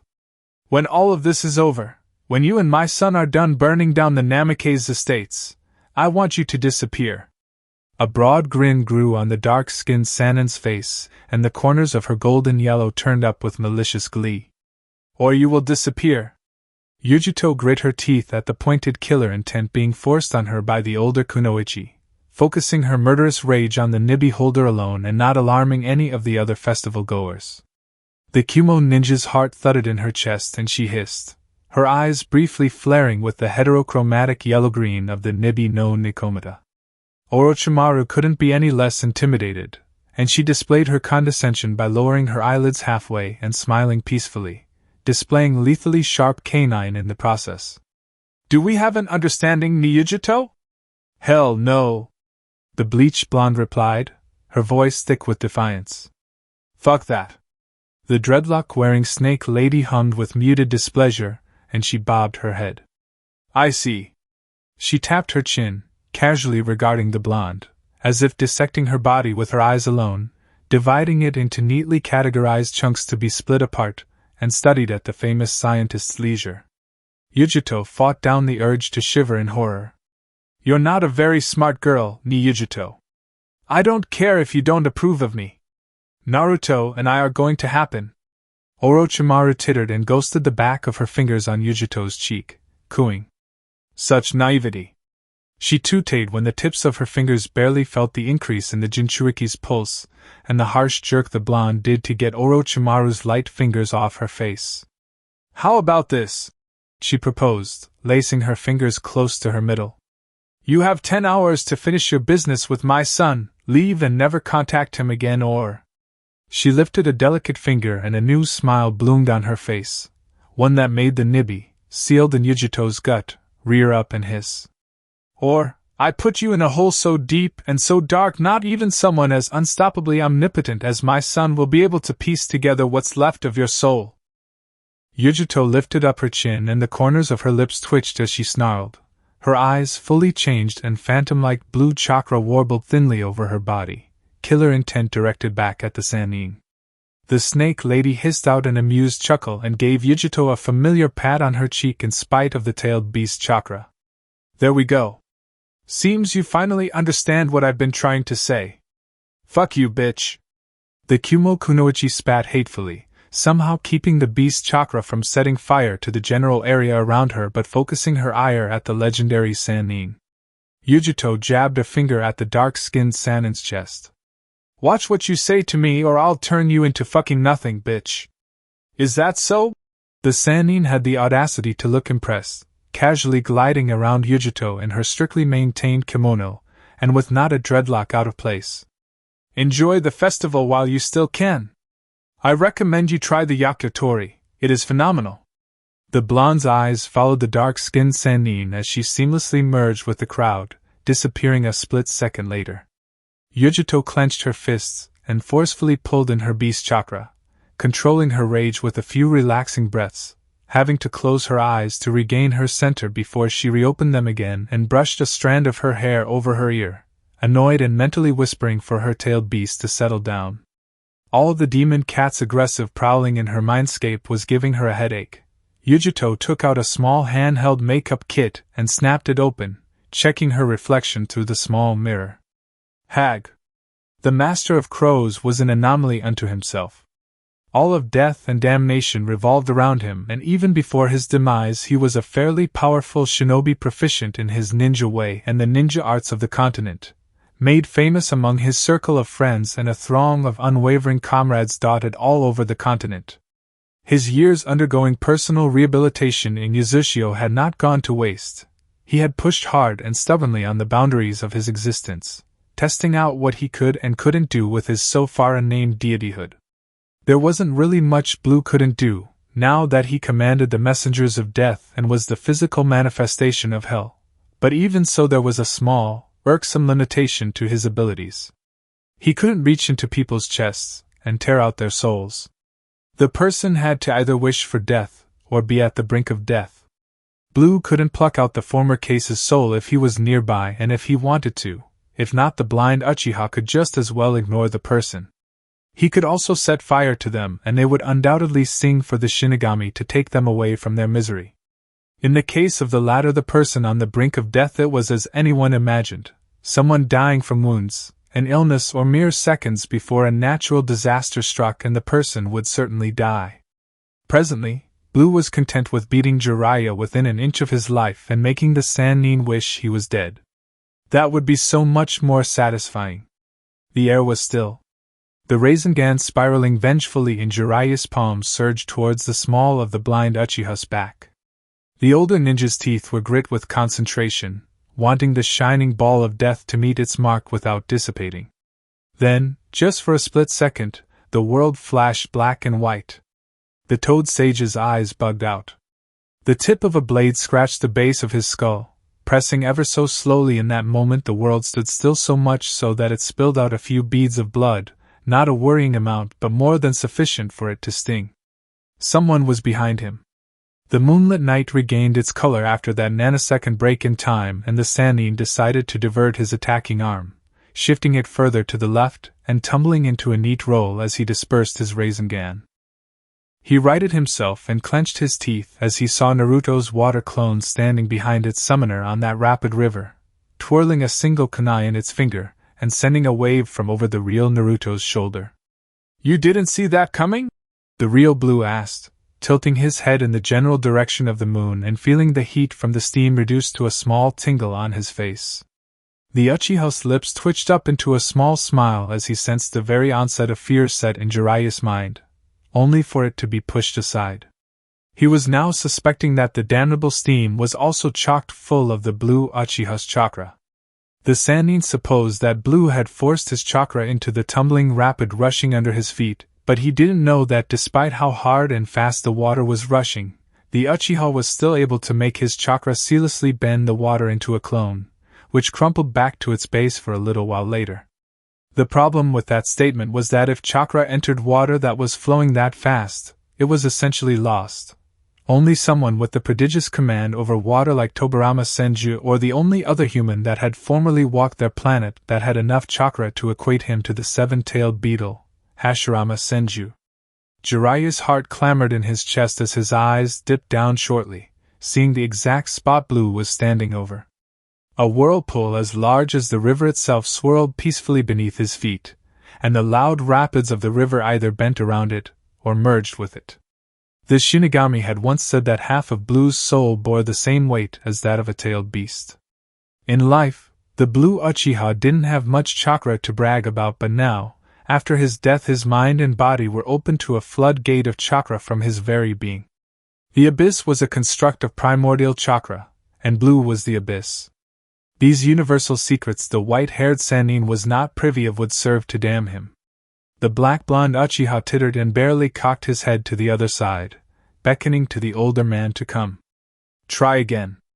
Jiraiya's eyebrow twitched, and that's exactly what he did, flashing to his blind opponent in an explosion of channeled chakra and a thud of air. He reappeared before the blind Uchiha in a blur, and his right fist surged towards Blue's chin, and the sniper swept under it, sliding away from the spinning elbow, racing for his cheek, ducking an overhead kick and stepping aside from a summarily raised roundhouse kick. The calmly turning vortex of water Blue was standing on, and which Jiraiya unwisely battled over as well, never once flickered with the loss of control. Blue used the back of his hand to divert a palm strike to his face, used the palm of his other hand to smack down a knee to his abdomen, shifted his body away from an enraged punch to his trunk, turned in a full circle away from a front kick for his pelvis. The younger man rumbled thoughtfully, roughly understanding what Jiraiya's fighting style was all about. "I see." As Jiraiya swept past him after the failed low blow and he pivoted on his heel to deliver a backhand blow to the sightless Uchiha's face, there was another millisecond pulse of black and white. Abiding by instinct, the Sannin hadn't once looked at Blue's upper face, seeing as the sniper had the Uchiha bloodline flowing through his veins, but despite being in a flurry of strikes, Jiraiya didn't need to look at Naruto's face to mercilessly emotionless mask that slid over his visage. The Toad Sage hastily hopped back as his danger senses flared, aptly getting out of the circling whirlpool. He clapped his hands and Blue crossed his forearm. Spike Jizo! The Sannin's hair grew exponentially till they reached the grass he stood on, spiking madly and hardening, covering most of his back and sides, though not his meshed fingers. Blue flicked his wrists, and a fistful of shuriken burst into between his fingers in a fan of silvery steel, lowering his center of gravity, and moving his feet as if he made to dash to the Sannin. There was a tense standoff until the sage blasted the needles from his hair to his opponent, and Naruto reciprocated by snapping his wrists, sending his ninja stars, throwing his last shuriken half a second later. They intercepted the hard hair needles in the middle noisily. Clang clang clang cla clang clang. The milky white eyes under Naruto's bandages flicked from left to right, keeping track of each blocked attack with the attention of one who had perfect functionality of their eyes. His sensory perception painted a very accurate picture of what was happening, and whatever didn't have chakra imbued on or through it was recreated in his mind with a 99% accuracy through guesswork. Broken needles and shards of metal fell on the ground, perfectly diverted by the flurry of steel. Then the ninja wire connected to the last metal star glinted under the light of the pale moon, tied to his right pinky finger, while his left hand flashed to his chest in a half-ram hand seal. Shadow Shuriken technique. That one star transformed into 50 and Jiraiya's eyes widened with horror, pulling his hardened, spiked-up hair more around him and bracing for impact as the vengefully whirring shuriken honed to his form. His sharp eyes caught the small wiggle of the Uchiha's left pinky finger. Shadow Shuriken clinked against Shadow Shuriken, more and more, curving their trajectory downwards. They thumped into the earth, and the explosive seal etched into each of the stars lit up, illuminating the shrouded sage in ethereally black-red chakra. Sure dash. There were no flames, only a controlled shockwave. And it remodeled the glade. Boom! Blue used his forearm to cover his face as the heated blast washed over him, hiding his elated grin. His clothes flapped violently in the wind and he fastened his feet to the whirlpool of water, chuckling pleasantly that his last action finally brought out something Jiraiya purposely didn't want to use. Don't joke with me, brat! The Toad Sage cursed, holding the ram seal in front of his face, and his eyes snapped open. Sage mode. Ma and Pa stood on each of his shoulders, dignified and defiant. The two toads focused the brunt of their attention on using nature chakra to keep the shockwave away from their summoner. You fight like a movie star, Jiraiya, Blue remarked, cracking his fist and smirking. Loud, arrogant attacks with a deplorable defense. That can't be why you're a Sannin. You don't want to see me when I'm mad. Warts grew on parts of his face, and his nose became fatter.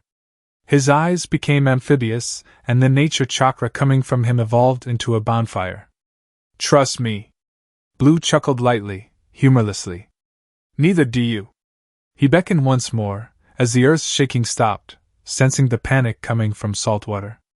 Show me your anger. The increase in speed and skill was noticeable. This time, Blue obliged to return strikes. A punch was met with Jiraiya's forearms, and he quickly sidestepped a knee to his torso, snapping his elbow to Jiraiya's face and sweeping around with the momentum once the blow was dodged, swing his feet into a hook kick.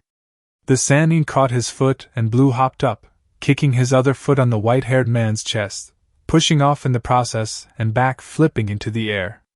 A massive fireball slammed into the Uchiha's airborne body. Fire release, toad oil flame bullet. The Toad Sage's fingers never stopped moving, and so did the two toads on his shoulders, exhaling fire and oil on their unfortunate victim, carrying him into the sky and relentlessly burning him even as Blue crash-landed back onto the earth. Jiraiya's muscles tensed when, instead of falling onto the ground and crying out in pain from being burned alive, the blind Uchiha, standing in the middle of the blaze red-orange flames, dusted off his shoulder. He smirked widely and his bandaged eyes swirled in their blind whiteness. Blue proceeded forward, starting with a slow, steady jog, pushing hard against the torrent of burning oil, before his pace increased to a hard sprint, tearing through the ground and cutting a path through the fire with his head lowered and his arms flying behind him. Just in the nick of time, Jiraiya cut off his fire jutsu and crossed his arms before his face, blocking a jumping knee, shoving the blind Uchiha away for space. His right forearm smacked away a fist to his side, but that left him wide open for a gut-splitting knee to his stomach. Blue dragged his knee from the older shinobi's trunk, bent his knees underneath a swing for his head and planted 3 straight blows into the sage's throbbing gut, swept to the side from a Spartan kick honing for his chin and buried a fist into the Sanin's side, splintering 2 ribs. Blood blasted out of the sage's mouth and Ma cried out, "Jiraiya!" The heat ebbing from Blue's form cast delirious images in the white-haired man's head, and he just managed to hop over a sweep for his legs and spinning in the air from a vicious palm strike. A column of black-red flames bellowed from the Uchiha's palm. Vum! As his feet touched down, and he flared his sage chakra to ward off the toxic hellfire from his body, his forearms creaked, fractured from guarding the jumping knee, and the cloth of his stomach fell apart in ashy flakes, exposing red fist marks on his gut. An internal battle was occurring between his sage chakra and an unknown chakra poisoning the muscles of his arms, specifically the general area around the hairline fractures of his forearms. When human chakra invaded another human being, it was commonly classified as a genjutsu.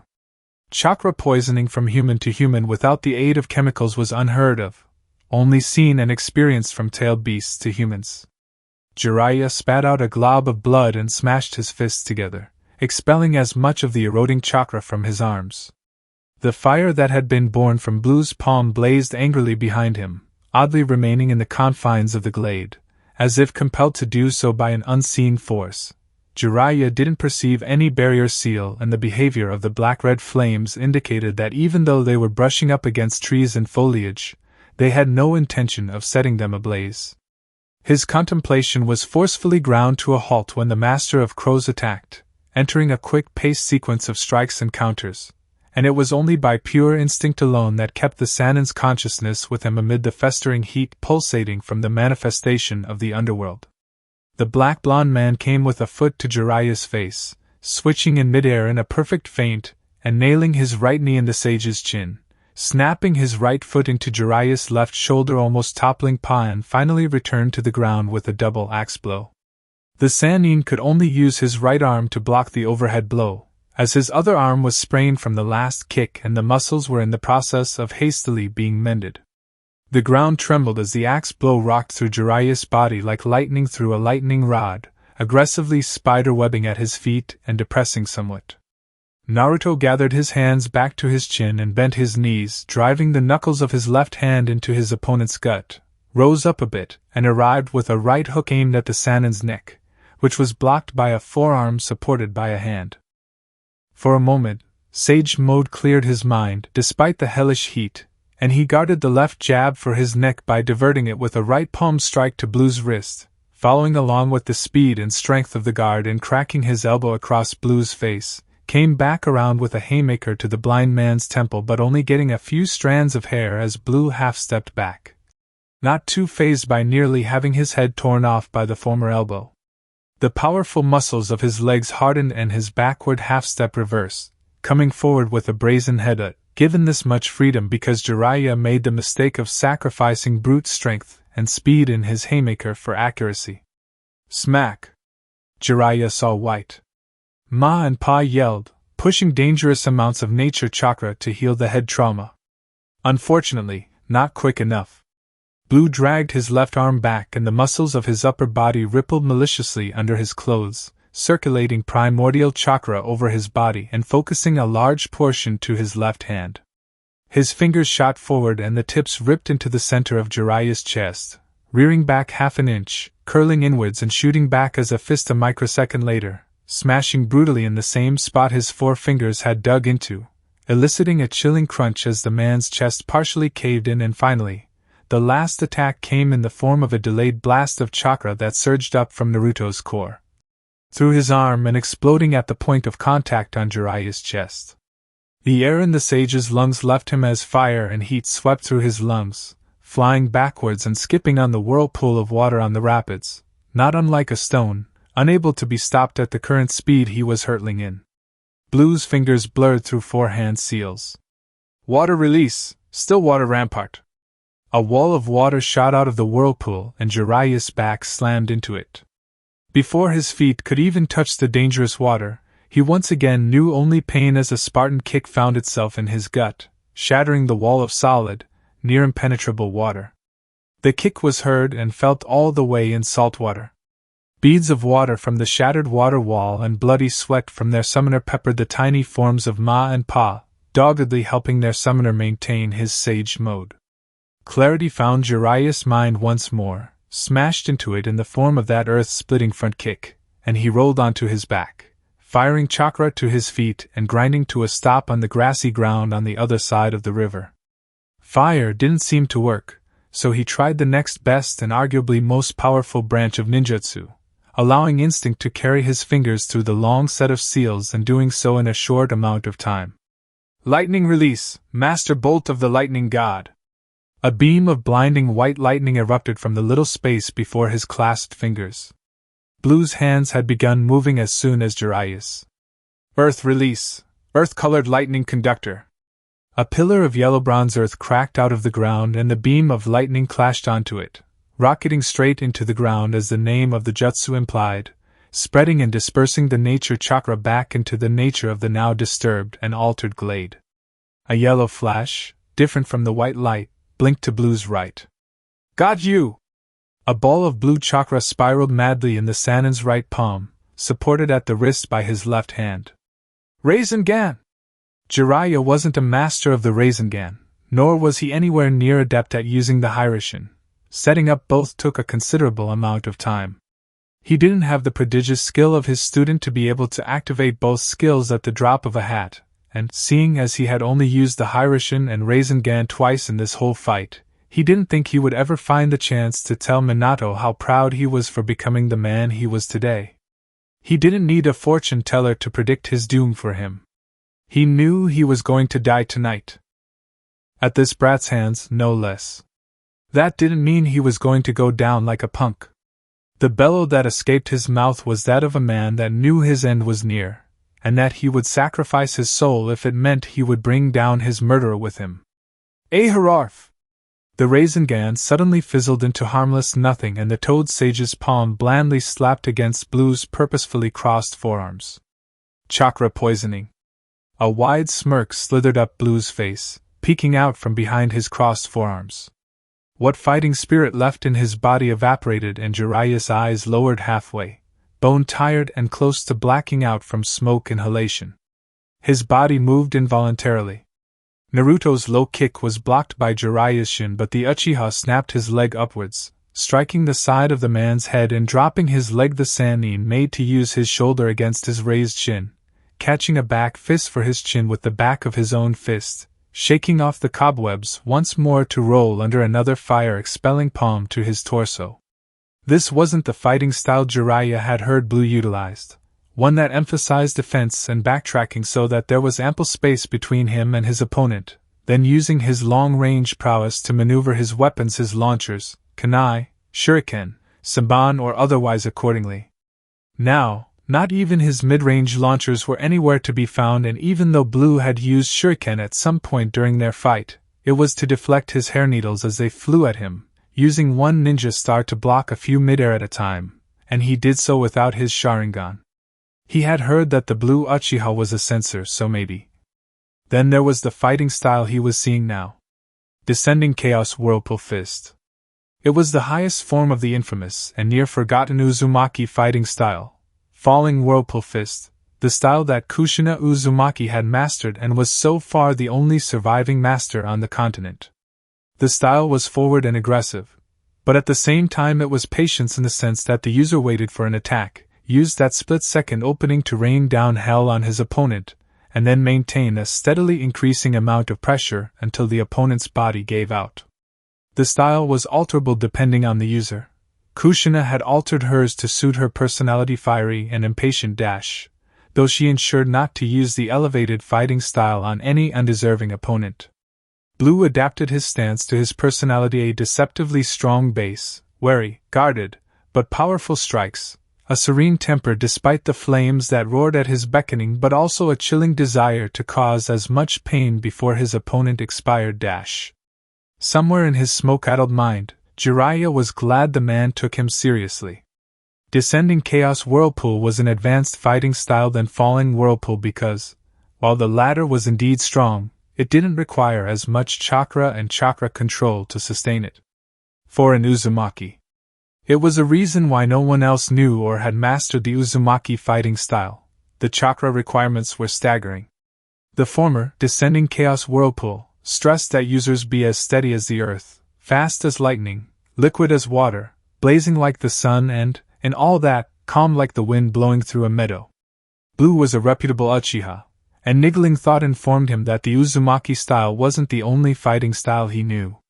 In some morbid part of his mind, he was glad he had the honor of dying against the user of the lost taijutsu style.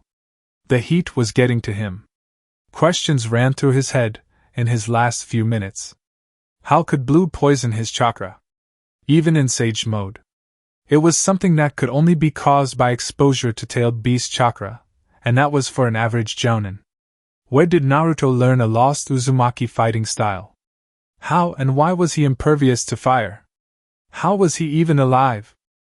Fire doesn't just burn, Jiraiya, Blue said, grinning and opening his arms, indicating the wall of flames that surround the glade and the small eyes that dotted the flames, raptly spectating on the execution of one of the elemental nation's greatest ninja. Piles of smoke swirled up into the air, and seeing as it was the moon serving to illuminate the general surroundings, only Saltwater saw the mysteriously burning area deep in the forest. More than a few of their ninjas left to investigate. The more you breathe, the harder it becomes. Jiraiya coughed into the back of his hand, hunched over and stubbornly keeping his eyes on the blind Uchiha. You could have killed me quicker, brat, burned me to a crisp. Why were you stalling? I really could have, but you see, if I burn you into oblivion, then what would be left of you for your boy, Minato? He scratched his chin and chuckled darkly. I have to be considerate. It's just who I am. The Blue Uchiha might not have been able to drag Jiraiya's soul straight to hell, but he could have ignited that portion of the forest with hellfire. I'll give you props though, you're taking this a lot better than Kurabi. Because at this point in Blue and Kurabi's fight in Zayuki, the holder of the 8 tails was too delirious from the heat and charred to bits from the fire that he became nearly unresponsive to reply the blows raining down on him. No doubt he'll be stronger now. He shrugged. Cross that bridge, you know. Jiraiya saw fire as Blue buried a fist square into his face.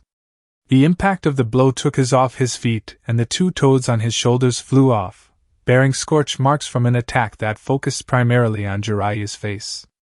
The loss of the 2 toads cancelled his Sage mode. Blue grabbed the dazed Sannin by the front of his shirt and yanked him right back into a headbutt. Crack!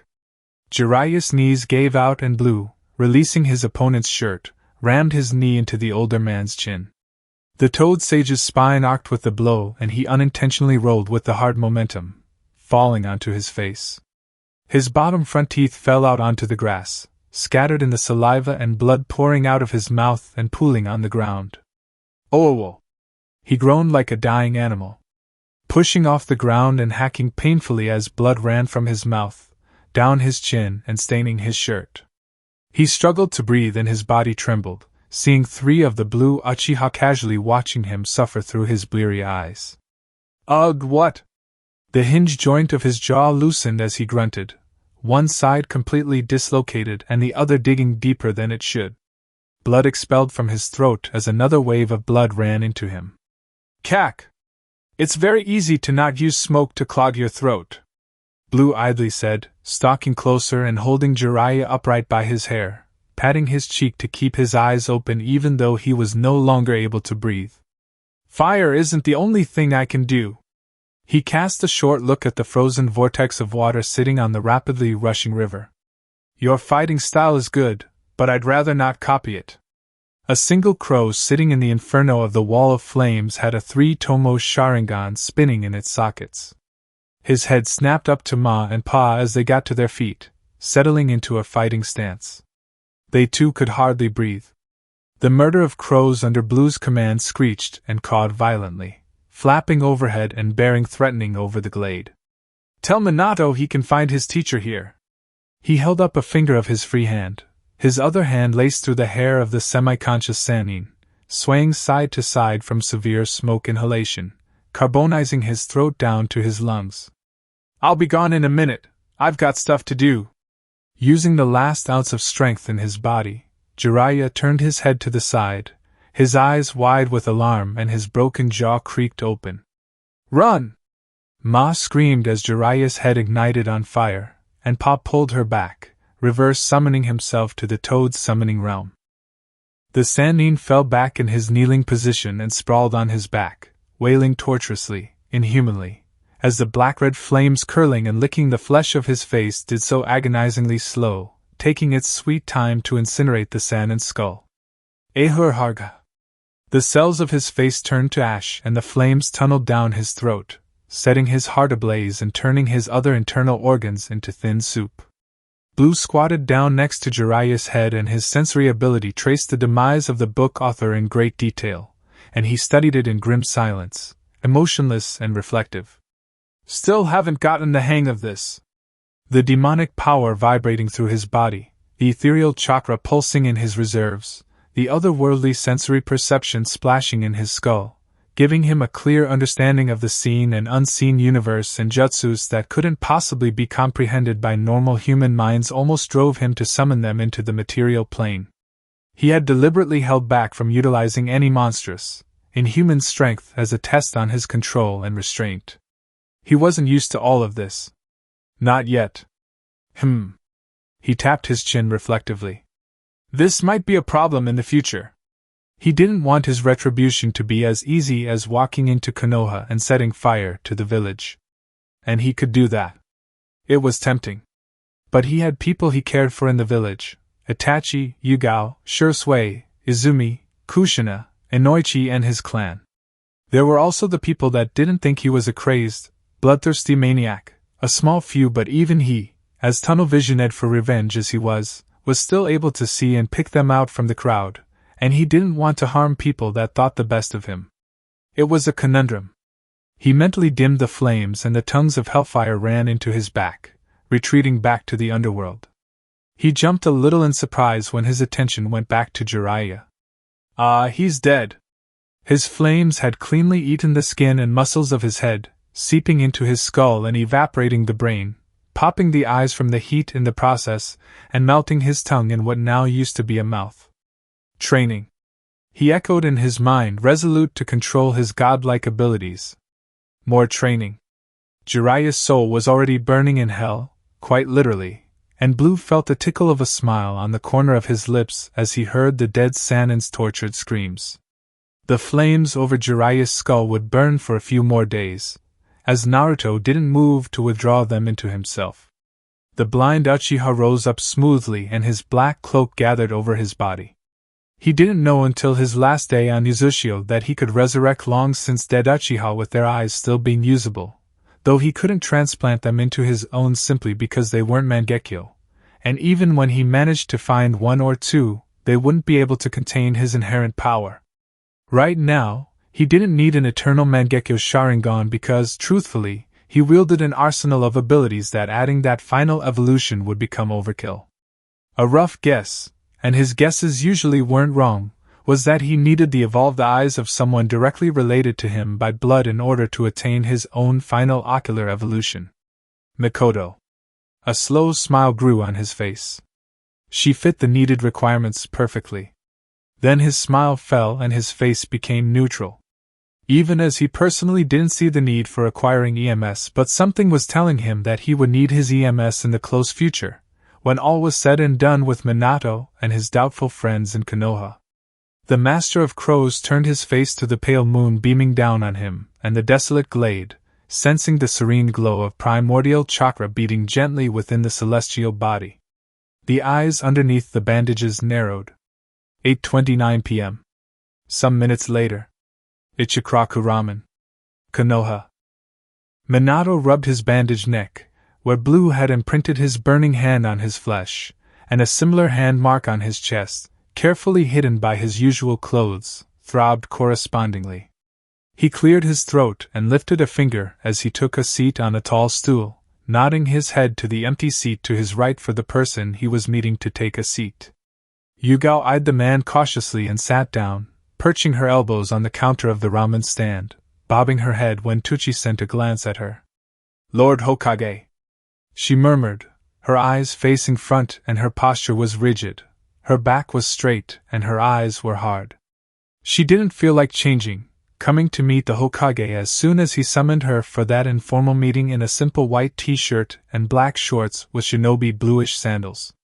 There were no visible weapons on her person, but Minato didn't doubt that her katana and her standard weapons were somewhere on her person, as well as packs and packs of emergency packets, containing some spare clothes, a small tent, flint, a flashlight, flares, energy bars, simple food that could be cooked over a campfire, dry wood that didn't expel much smoke, and much more. Yugao was an ANBU, a kunoichi of repute, and Naruto's childhood best friend. She was prepared for every and all eventualities, come what may. She was a simple woman, yes, but that was a shallow assumption. Minato knew better.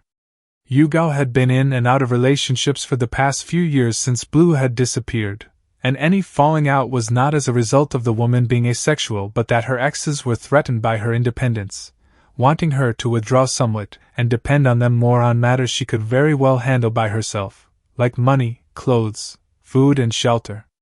Even though sex wasn't important to her, being asexual didn't mean she couldn't have sex. The woman was so used to proving herself to the Blue Uchiha, hoping to gradually repay him for all his kindness and consideration from when they were kids, that it affected her casual relationships. It was almost like watching Kushina and himself, except Kushina arrived from Uzushio already well off. Yugao wasn't a defenseless kitten. The man scoffed and rubbed his neck, clearing his throat. Despite having enough funds to tend to her needs, the needs of Blue's nephew and Itachi's friends, if they came to her for help, that is, Yugao was building a legacy of excellence and mastery of the ninja arts, diverging from her roots as a farm girl. No matter how hard he tried and no matter how many years passed, the mature woman sitting by him still looked like the little kid that often dressed like a boy and acted as such. He could only see Yugao as Blue's closest friend. A friendship so profound and lasting that they might as well be sibling. The Blue Uchiha loved Yugao 100-fold times more than he did his own blood-related sister, and in turn, the purple-haired swordswoman returned his love in more than equal measure. Their personalities, her and Blue's, were starkly different, but he could only see the man he had killed. Tuchi placed a bowl of shrimp ramen before the Kage and a bowl of beef ramen, populated with vegetables and largish chunks of cow meat bobbing in the thick broth, for Yugao. The woman snapped her chopsticks and proceeded to eat. Jiraiya's dead. The woman paused as she cycled noodles into her mouth, hovering close to the bowl to not get the broth on her clothes. He noticed the shock that passed through her eyes as she kept her gaze down at her food. Minato emptily stared at his bowl of ramen, the disposable chopsticks lying by it. The Yondaime Hokage slowly placed his hands flat on the counter. The woman sat up and her lips straightened grimly, turning to him. It was the unofficially universal sign of non-aggression for Shinobi. Enemy nations did this nonverbal action during peace talks, not wanting their debate to erupt into violence. Hands flat on a table meant that they didn't have any weapons in them, and they didn't intend to reach for any weapon on their person. It didn't often work, as tempers usually flared or one or all people involved only wanted the other's guard to reduce, giving them an opening to attack. Yugao slowly copied the Hokage's action, placing her hands on the counter and keeping her eyes front. She had seen torment and agony in his countenance, coupled with mourning and a sadness that reached deep into his very soul. "I'm sorry to hear that," the woman replied, searching her mind for a compliment for the late sage. "He was a strong shinobi." She didn't quite respect him either, not as a person but as a shinobi. Not even Anko respected him, and she was a pervert. Her stomach grumbled and she made to reach for her chopsticks to proceed with her dinner, as she had been summoned before she could make some late-night rice at her apartment for herself and Itachi. Annoyance seeped from Minato's posture at her apparent lack of emotion over Jiraiya's passing, and out of respect as her superior she pushed her bowl away with a displeased frown. How did he die? Naruto killed him. This seemed to get her attention, more so than the news of the hermit's fate. My toads told me. You want me to investigate? Retrieve Lord Jiraiya's body? Her questions might have centered mostly on confirming the news or bringing the dead sage back to Konoha, but Minato knew that that would be a less than secondary priority. Her first being to use that lead to find her friend. What do you want me to do, Lord Hokage? His eyes narrowed and he glared at her from the corner of his eyes. If I didn't know any better, I'd think you were happy to hear he's alive. Yes, sir?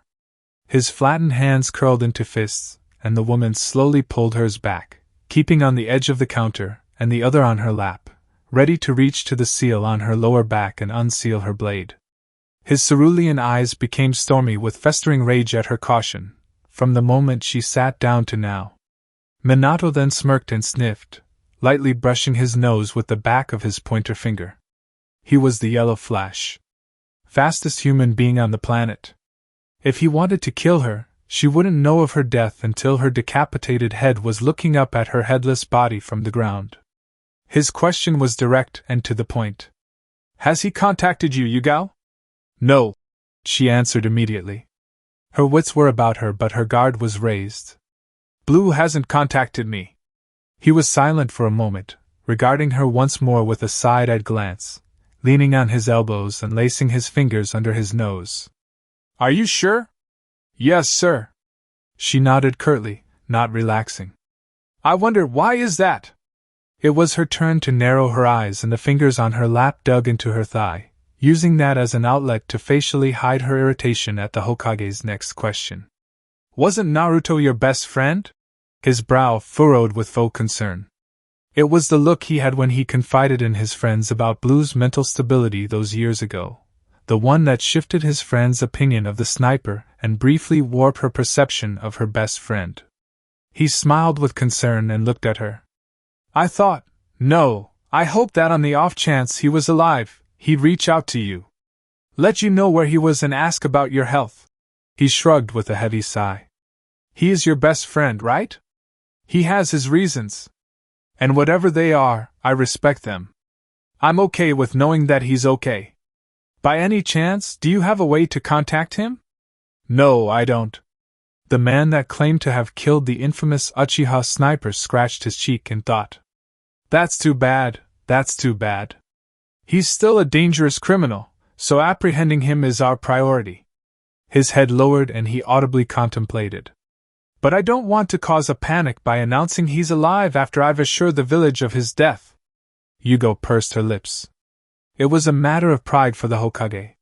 He had said that Blue was dead, and now Blue wasn't. The minority of the village that mourned the loss of the Blue Uchiha would feel emboldened by the news. The Uchiha clan, without the support of their clan head, would become more volatile and hostile to the Hokage and those that supported him, not excluding their own clan head, for the simple matter of doubting the might of the renegade Uchiha. They would not readily obey orders and, in an extreme prediction, they would leave the village in order to seek Blue out. The other part of the small section of their society that weren't convinced of Blue's criminality, or his demise, might also feel more bolstered to spur the authority of the Hokage, much like how Blue was when he was in the village.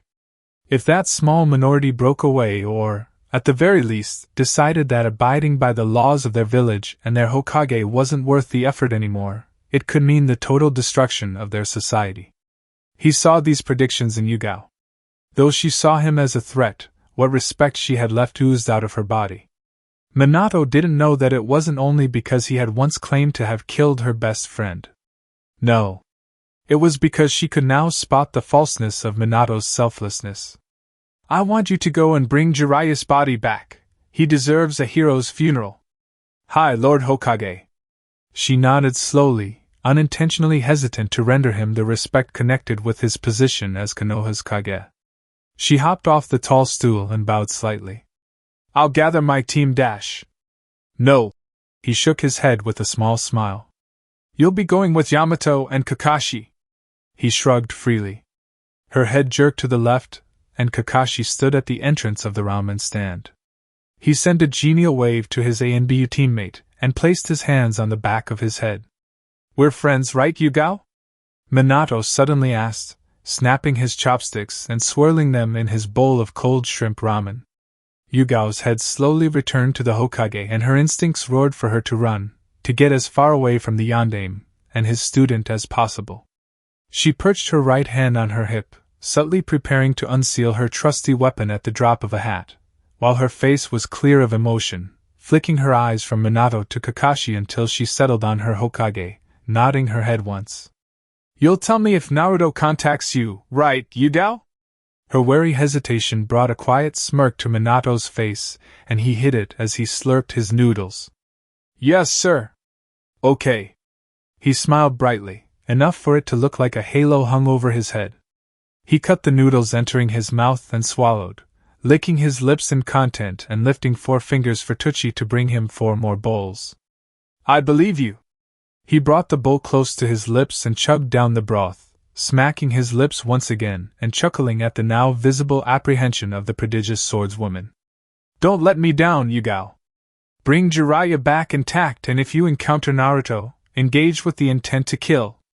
Okay? Yes, sir. His side profile told her that he was sad that he had putting her in such a position. She didn't make the mistake of believing his deceitful distress. Dismissed. She bowed and silently left with Kakashi, nodding her greeting to Yamato as she saw him waiting outside. The trio wore their ANBU masks and left the village. Finishing up his bowl of ramen, Minato hummed with satisfaction and smiled widely to Ichiraku as he laid down 4 more bowls from a tray before him. You seem happy, Lord Minato. The chef wondered aloud, setting down the last bowl. The Hokage laughed. Tell me, Tucci, what do you think of Naruto? Tucci was right about their age and had retired as a chunin after the war to open a restaurant. He was still developing his cooking skills and saving his money to expand his ramen stand to a ramen empire at a steady pace. Well? Minato hummed, digging in for his second bowl.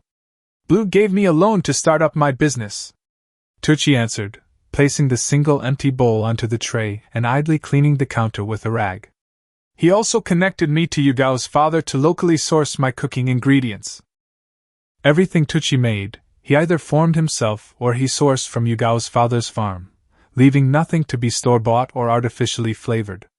Yugao's father was a large-scale commercial farmer, and the man got along with his only daughter's close friend, seeing the Uchiha as a good influence for his little girl and thereby not restraining his child or her friend from seeing each other or hanging out on his farm.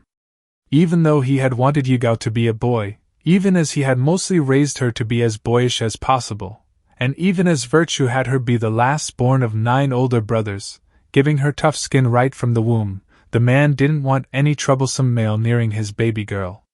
He didn't seem all that pleased to hear, from both Yugao and Blue, that they weren't interested in dating the other, but he was patiently waiting for the day they changed their minds. Until Blue disappeared. The man was more than happy to supply Tucci with crop and meat at Naruto's reassurance. Wheat, corn, rice, dairy products, soybeans, meat and whatever else Tucci needed. When I retired, I didn't have a penny to my name. No bank would give me a loan. Tucci turned to the side as his 6-year-old daughter passed behind him, carrying a tray of ramen to a group of jounin, while his wife was at the back preparing more food. Blue found out and he loaned me more money than I knew what to do with. Lord Aoyuzuki, Yugo's father, wouldn't have given me a second glance if Blue hadn't vouched for me. Aoyuzuki had top-tier patrons for his products, and wealthy restaurant chains vying to purchase from him. To have the influential farmer take time out of his day to speak to him was a privilege most restaurant owners couldn't even dream of. Cooking is my first passion, Lord Minato, Tucci said, screwing his lips to the side and tousling Iam's hair as she rushed past him. I wouldn't be doing what I love without his help.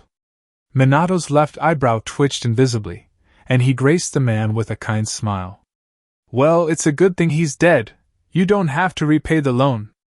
Tucci shook his head. I'll give the money to his nephew Itachi. His large shoulders lifted and dropped stiffly. Or Yugao, if Itachi doesn't have a bank account by that time.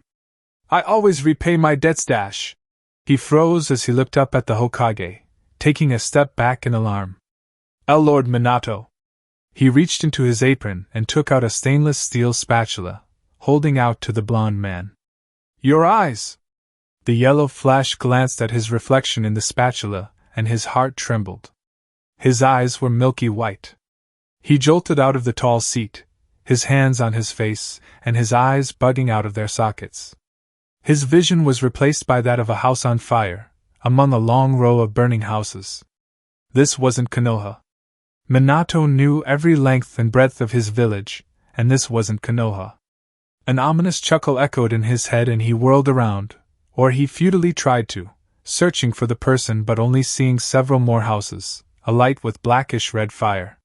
It was a strange fire, one that bellowed as if it bore life in each flaming tongue that lapped and licked at the brick houses, eroding and irreversibly scorching that part of the world. All the world was black and white, and yet the fire burned, the only thing of color in existence. His eyes were drawn to his hands, and the first thing that was cause for alarm was that they weren't his hands. They were pale, lifelessly porcelain, and his fingernails were painted black. A pair of red gloves was draped over their right wrist, and firmly held in those hands was a map of Iwagakure. The far eastern corner of the hidden village was charred black. Minato didn't need to be told that it was his real estate assets that were ablaze. The laughter ringing in his head increased as the yandame's pulse quickened. "Little by little, bit by bit, I will end you, Minato." Minato was torn out of the vision, and he found himself slumped against the counter of the ramen stand, being shaken awake by Tucci and surrounded by a few dozen people, worriedly murmuring about the health of their leader. The demonic laughter of the soul fragment sealed in his gut didn't allow Minato a moment of rest. He made sure not to use any chakra or lighter fluid to set Minato's estate on fire, and he conveyed this to Yujito as well, seeing as that would leave a trace of their presence. Blue pulled his gloves back onto his hands and flexed his fingers. His arms went to his side, hidden under his black cloak, and the bright glow of the burning houses washed over his form. The sound of a gas line exploding was music to his ears. Yujito sidled up to him and leaned her head onto his shoulder.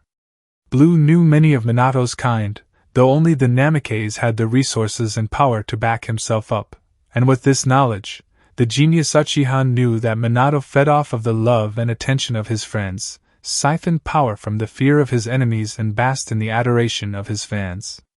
First, he would take away Minato's money, then he would disperse Minato's friends, and then the blind sniper would destroy Minato's reputation by the Namikaze's own hand. Only after Minato had nothing, absolutely nothing, would Blue grant him the mercy of a tortured death. "Where are we going now, Blue?" she asked under her breath, drawing heat not from the fire but from the inferno inside her crush. Land of the Sea. Chapter 11. 6:06 a.m. Southwestern beach of Land of the Sea. Blue checked his pockets and hummed, bringing out a roll of ryu from his front right and leafing out 2 notes, handing them to a little girl wrapped in bandages as she warily dropped 2 fresh, recently caught catfishes at his feet on the sandy beach. She hastily stored her well-earned, well-deserved 1,000 ryu into her own pocket and silently watched as the blind man squatted down to the catfishes, screwing his lips to the side, feeling the fish with the tips of his index and middle fingers, bobbing his head slowly. "Looks good, kid," he commented, looking at her from his low position with a slight smile. "I knew I could count on you." Ichiraku frowned, wondering how the man could tell with the bandages covering his eyes. "You don't look like I did good." She waved her cynical concern away. "I've got a lot on my mind, don't mind me." "If you say so."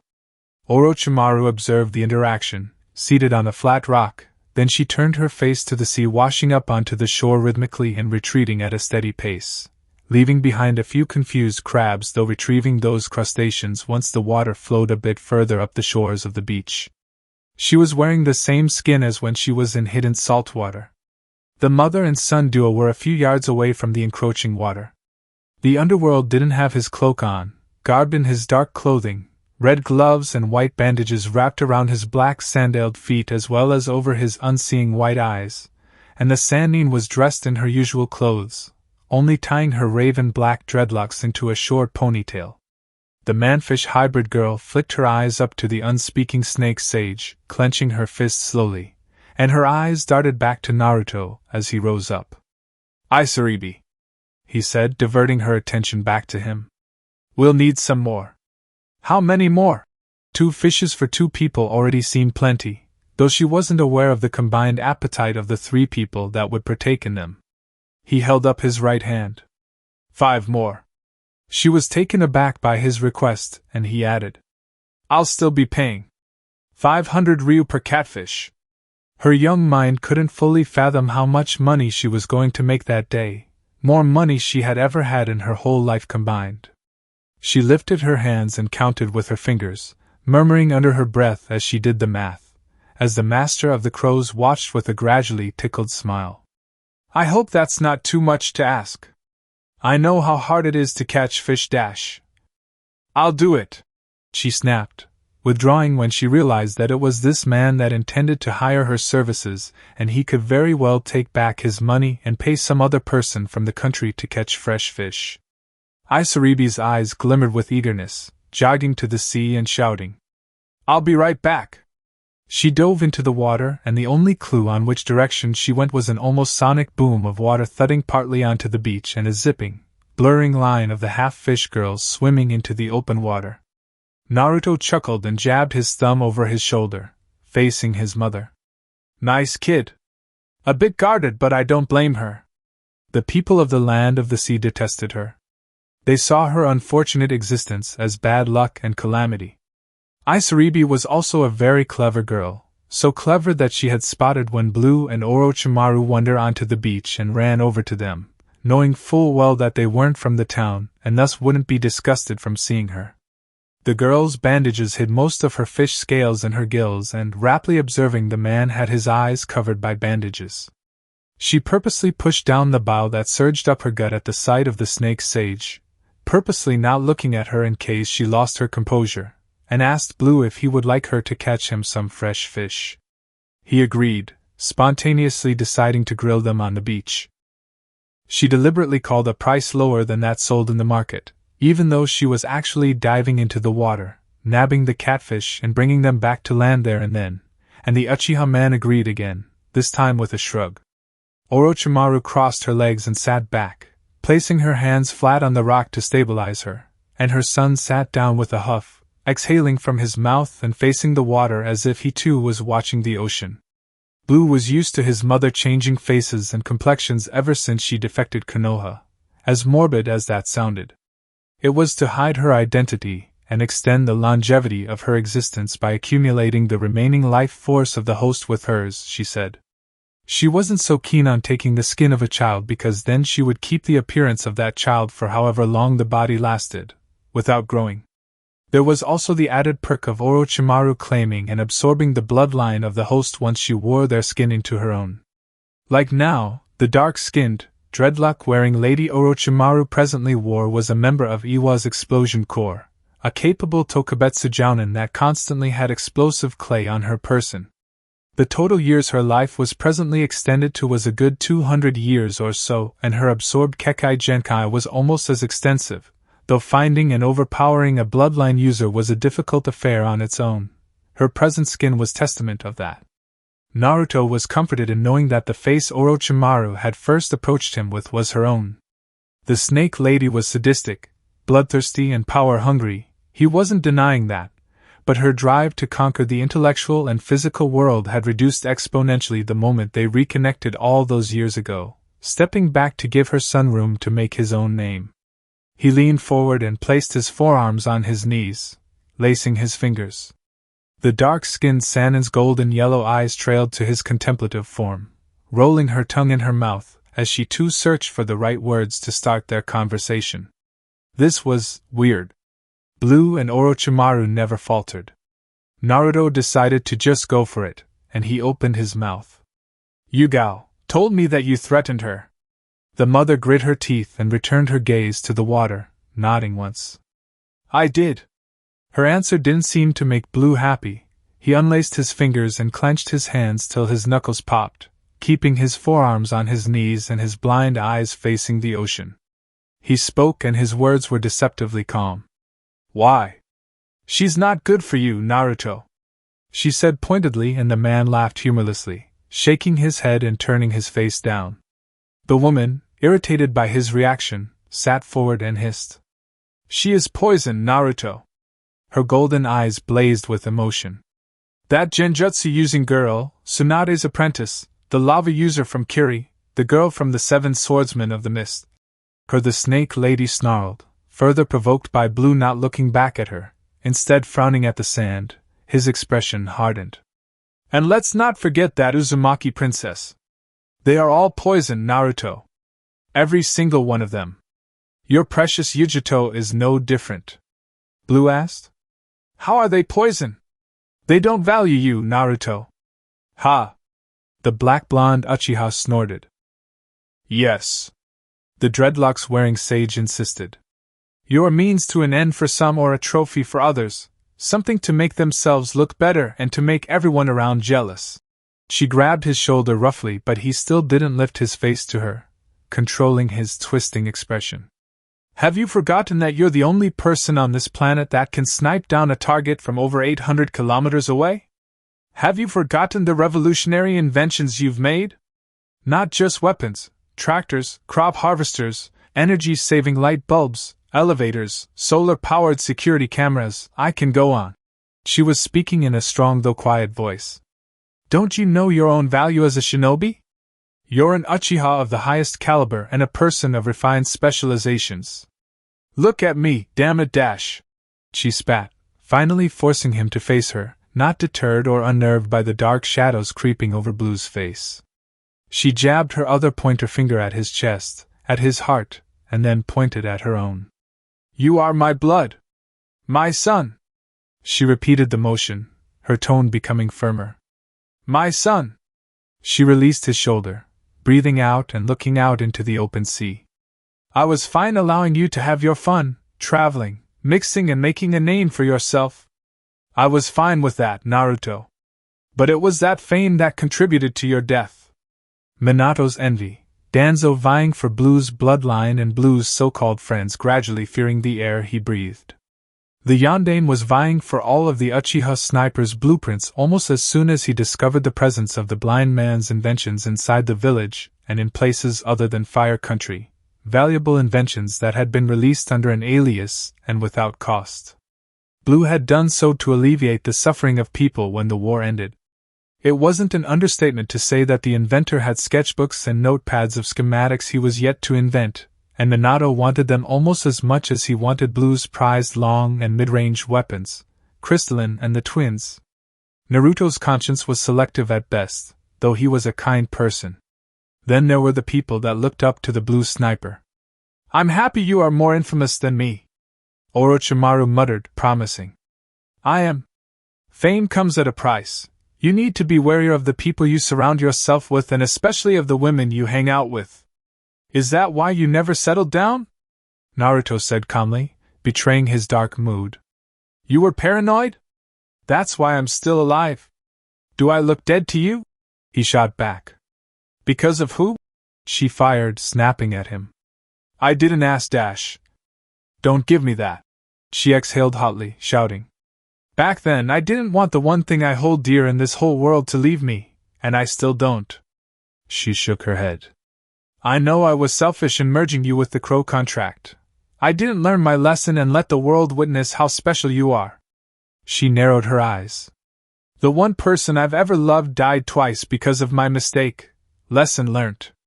Blue rubbed the side of his temple, wincing. Don't try this dumb pity-party move on me, Orochi. The dark-skinned woman frowned and crossed her arms, glaring at the sea. He snapped his fingers in front of her face and she snapped, almost biting them off with her lethally sharp teeth had he not snappishly pulled them away. And don't ruin the dynamic we have. The infamous scientist didn't speak, so Blue went on. Yes, you're my mother and you want to think you know what's best for me.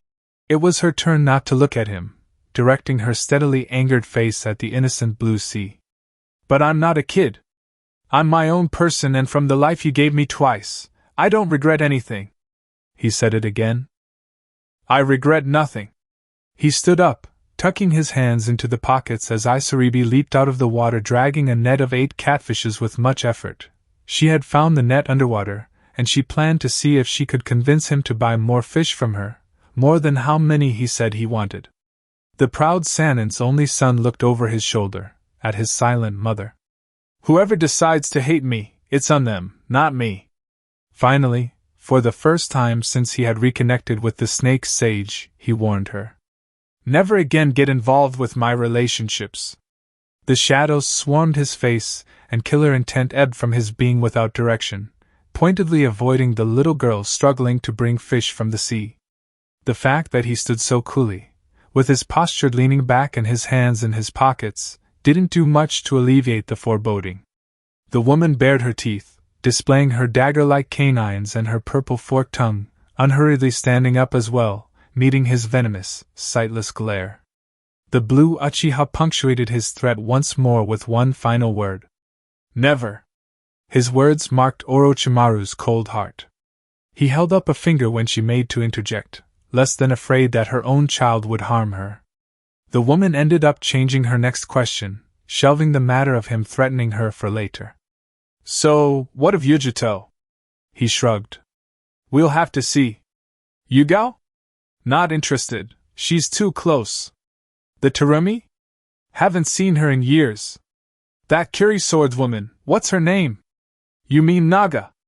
"Same as Mei." "Tsunade's apprentice?" He didn't answer, only gracing the pale woman with a creeping smirk. "Kushina?" He grinned. "Let's talk about something else, Orochi.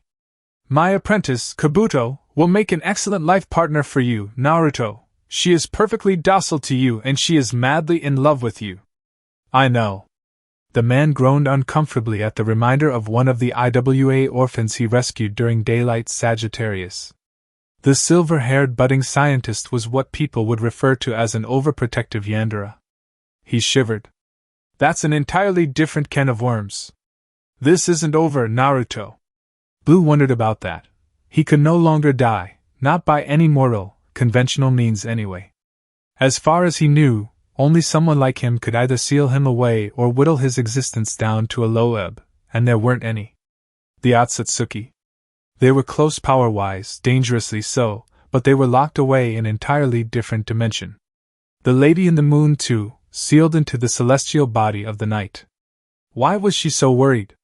He wasn't unaware of anything, he wasn't underestimating anyone, and he was preparing accordingly. The catalyst that locked the Otsutsuki away in the adjacent dimension, as well as the error that had sealed Kagaya Otsutsuki into the moon, may come undone at any moment. The underworld waltzed to the half-fish girl, cutting the distance at an easy pace and beaming widely, looking impressed. "Wow, Ichiraku. That's definitely more than 5. She panted, wiping her brow of sweat from the effort of lugging the fairly large catfishes as near to him as possible. She was dripping water and she swallowed, breathing with her mouth to catch her breath. "Have I, huff, have I got a deal for you, mister?" The man smirked, pretending not to know what she was up to. "Oh, really?" She nodded frantically, unintentionally throwing about water in her hair. "Yes." The 11-year-old fish girl motioned to the 8 catfishes, saying, "I'll throw in 3 more fishes for half the price. It's only because you've brought good business for me that I'm doing this. I've never done this before, you know."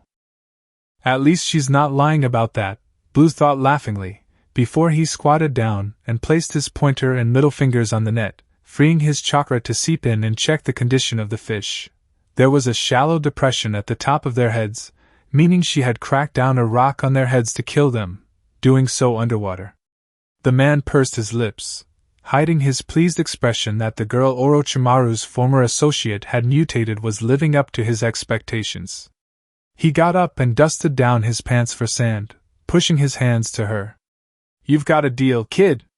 Her hand rushed to her mouth, and the blue sniper was happy to sense her elation, albeit half-suppressed.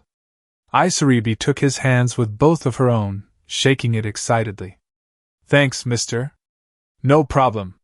His other hand fished out the money roll and he flicked his fingers, handing the girl her money. "You're free to stay. I'm thinking of grilling them." "I don't think that's a good idea. With peppers, onions, lemons." The defensive girl teetered uncertainly, unsure of whether or not to trust the man that had paid her so much money for fishing for him.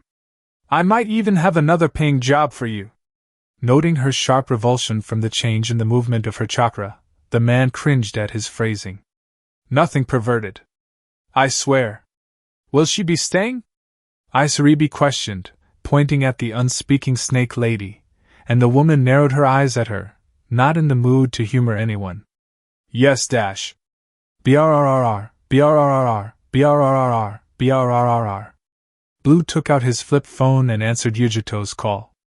There was a quick buzzing conversation, then Blue snapped the phone closed and said, Scratch that, there will be a paying job. Amachi, Orochimaru's former associate, was the cause of Ichiraku's misfortune. He disappeared years ago. Until Blue assigned Yujito to track him down, it took the Kumo Kunoichi all morning and afternoon, but she knew where he was hiding. Blue told the little girl, and he hadn't even finished speaking before she agreed.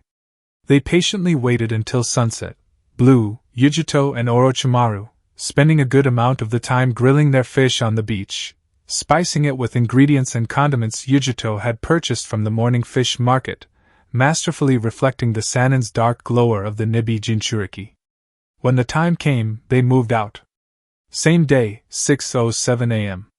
Yugao and Kurianai's apartment. Okamiluna Apartment Complex. Hiruzen Sarutobi Street. Kanahigaku no Sato. A ruffled 12-year-old boy rose up from his sleeping place, the living room couch, and blearily blinked, simpering at being woken up by his internal clock when the room was still mostly devoid of light. The light of the rising sun beamed sparsely through the closed curtains, allowing him to see a bit clearly without having to activate his dijitsu. He spared a glance at the area around the television and exhaled when he saw two of his most closest friends curled up in their respective sleeping bags, snoring without a care in the world. One of the 12-year-old Uchihas turned to their other side, facing him, and he saw his coal-black orbs vaguely reflecting the dim daylight oozing into the living room. Shursui chuckled tiredly and ran a hand through his hair, swinging his feet off the couch and yawning into the back of his hand as Itachi, the only other child awake at this time, sat up from his sleeping bag with a weeping groan. He underestimated how sleep-deprived he was and toppled onto his right side, onto Izumi, and the girl yelped in alarm, very nearly ripping her sleeping bag to hold a kunai up to Itachi's neck and holding herself when she realized where she was. Come on, Itachi! She moaned, shoving him away and falling onto her back, closing her eyes. Not again. She didn't quite like Shursui's tittering laughter, hiding his amusement behind his hands. The girl, from her position on her back, pulled her right arm up and feigned a throw when there was no weapon in her grasp. Shursui fell for it and ducked behind a measly pillow, knowing full well that good shinobi weapons would tear through the wool pillows like a red-hot knife through malformed butter. Izumi giggled and turned to her side, now fully encased her sleeping bag, looking at Itachi with a half-lidded gaze. Blue's nephew was also lying on his back, halfway out of his sleeping bag. Her friend didn't sleep much. It worried her. It worried them, her and Shursui. Normally, he slept for 3 hours at a time at night, and that was when his uncle was around to wear him down to bed. Itachi could barely function during the day with only having sporadic 1 hour of sleep spread out over a space of 6 hours. The boy said he couldn't sleep just because. The blind sniper's only nephew rubbed his eyes and looked at her, mumbling. Sorry, Zumi. She smirked, curling her knees under her chin and wrapping her arms around her legs. Morning, Scratchy. Shursui ran a hand through his hair, standing up and stretching backwards far enough for him to hear the pleasant creaking sounds of his body loosening up. He started folding his blanket and arranging the couch pillows, fluffing them accordingly and hoping that Kurianai and Yugao didn't notice the drool spot on a pillow he turned over. He spoke idly. I told you to have the couch. He shrugged carelessly. But do you listen to me? No. Good morning, shit soup. Itachi drawled, rolling up his sleeping bag and hiding his wide smile at the sleepily enraged way his male friend snapped at him. I hate that name. Stop calling me it. Dot. It's not funny. That's enough, Scratchy. Izumi tooted, still in the fetal position inside the calming warmth of her sleeping bag. The sniper's nephew huffed and lugged his bag into a storage room across from Yugao's bedroom, taking with him Shirsui's blanket. The girl then spoke to her fuming best friend, Shirsui. You know how he gets when he doesn't have enough sleep, Shirsui. Bear with him, okay? The speedster breathed out, nudging his foot on the girl's curled form. I'm not mad. Cool. She yawned, glad that her perky guy friend wasn't taking Itachi too seriously. The boy with the thick eyelashes hummed and got up.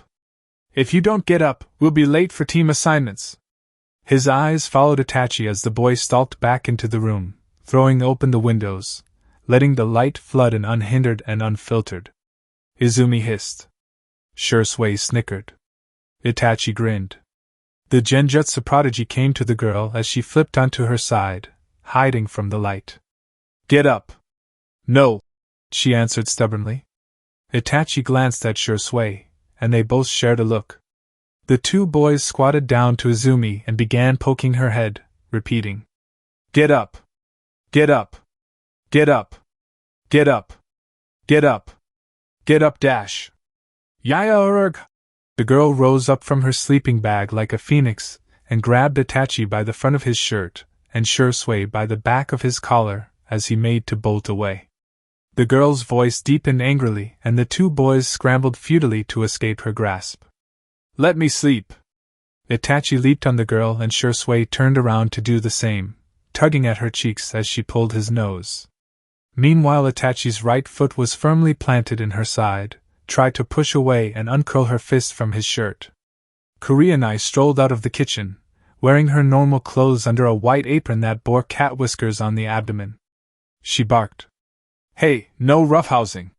The bow staff-using girl let go of the illusion user and the speedster, and the two boys leaped away, keeping their distance. The red-eyed woman nodded curtly and walked back into the kitchen, calling, I'm making waffles. Shirsui's ears quirked up. Waffles? Izumi stealthily rolled her sleeping bag and beamed him upside the head, bounding away with a mad cackle and fleeing into the apartment's only bathroom as the boy blazed over to her in random bursts of wind and chakra, very nearly grabbing her heels had she not slammed the door in his face. Not cool, Izumi! He banged on the door with his fists, and placed his ears on the door, hearing the sound of the sink running and the girl's triumphant singing. Face me like a man, Izumi! Hey! I said no roughhousing! Kurenai bellowed from the kitchen and the Uchiha boy gulped, silently easing away from the door. Itachi looked at his male best friend with a bland, vacant expression as he sat down on a chair in the living room, though Shirsui could detect the subtle flicker of mirth in the sleepy illusionist's eyes, scowling. Shut it! Izumi's in the bathroom, right? He said. Yes. Shirsui replied, slumping into the couch he had spent the night on. You can go in after her. Itachi, I hope you don't mind bathing last. I don't mind, the boy answered, bringing out two shuriken and turning them over in his hands, examining them with his coal black eyes. Yugao had an impromptu mission last night from Lord Hokage. She wanted me to tell you she had applied to become a Jounin sensei, but she didn't know if would get assigned any of you three. Kurenai had not applied, though she was hoping to somewhere down the line, when she thought she was ready to bestow her knowledge on willing minds. The Genjutsu mistress then remembered something else. Oh, and Itachi. Yes?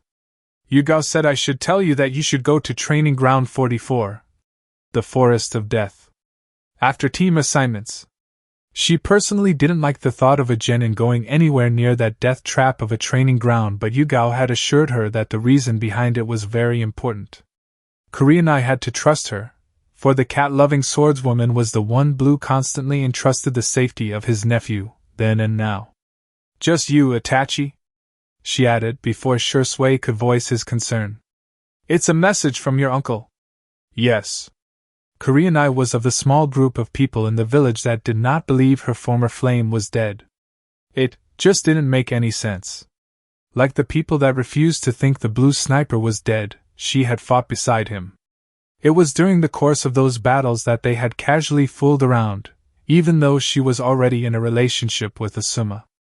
Blue had broken it off when he found out she was dating someone else, not wanting to be the reason a relationship broke apart. They were nice memories for her, ones she hid from her boyfriend. Her past feelings for the inventor might have influenced her perception of Minato against Blue.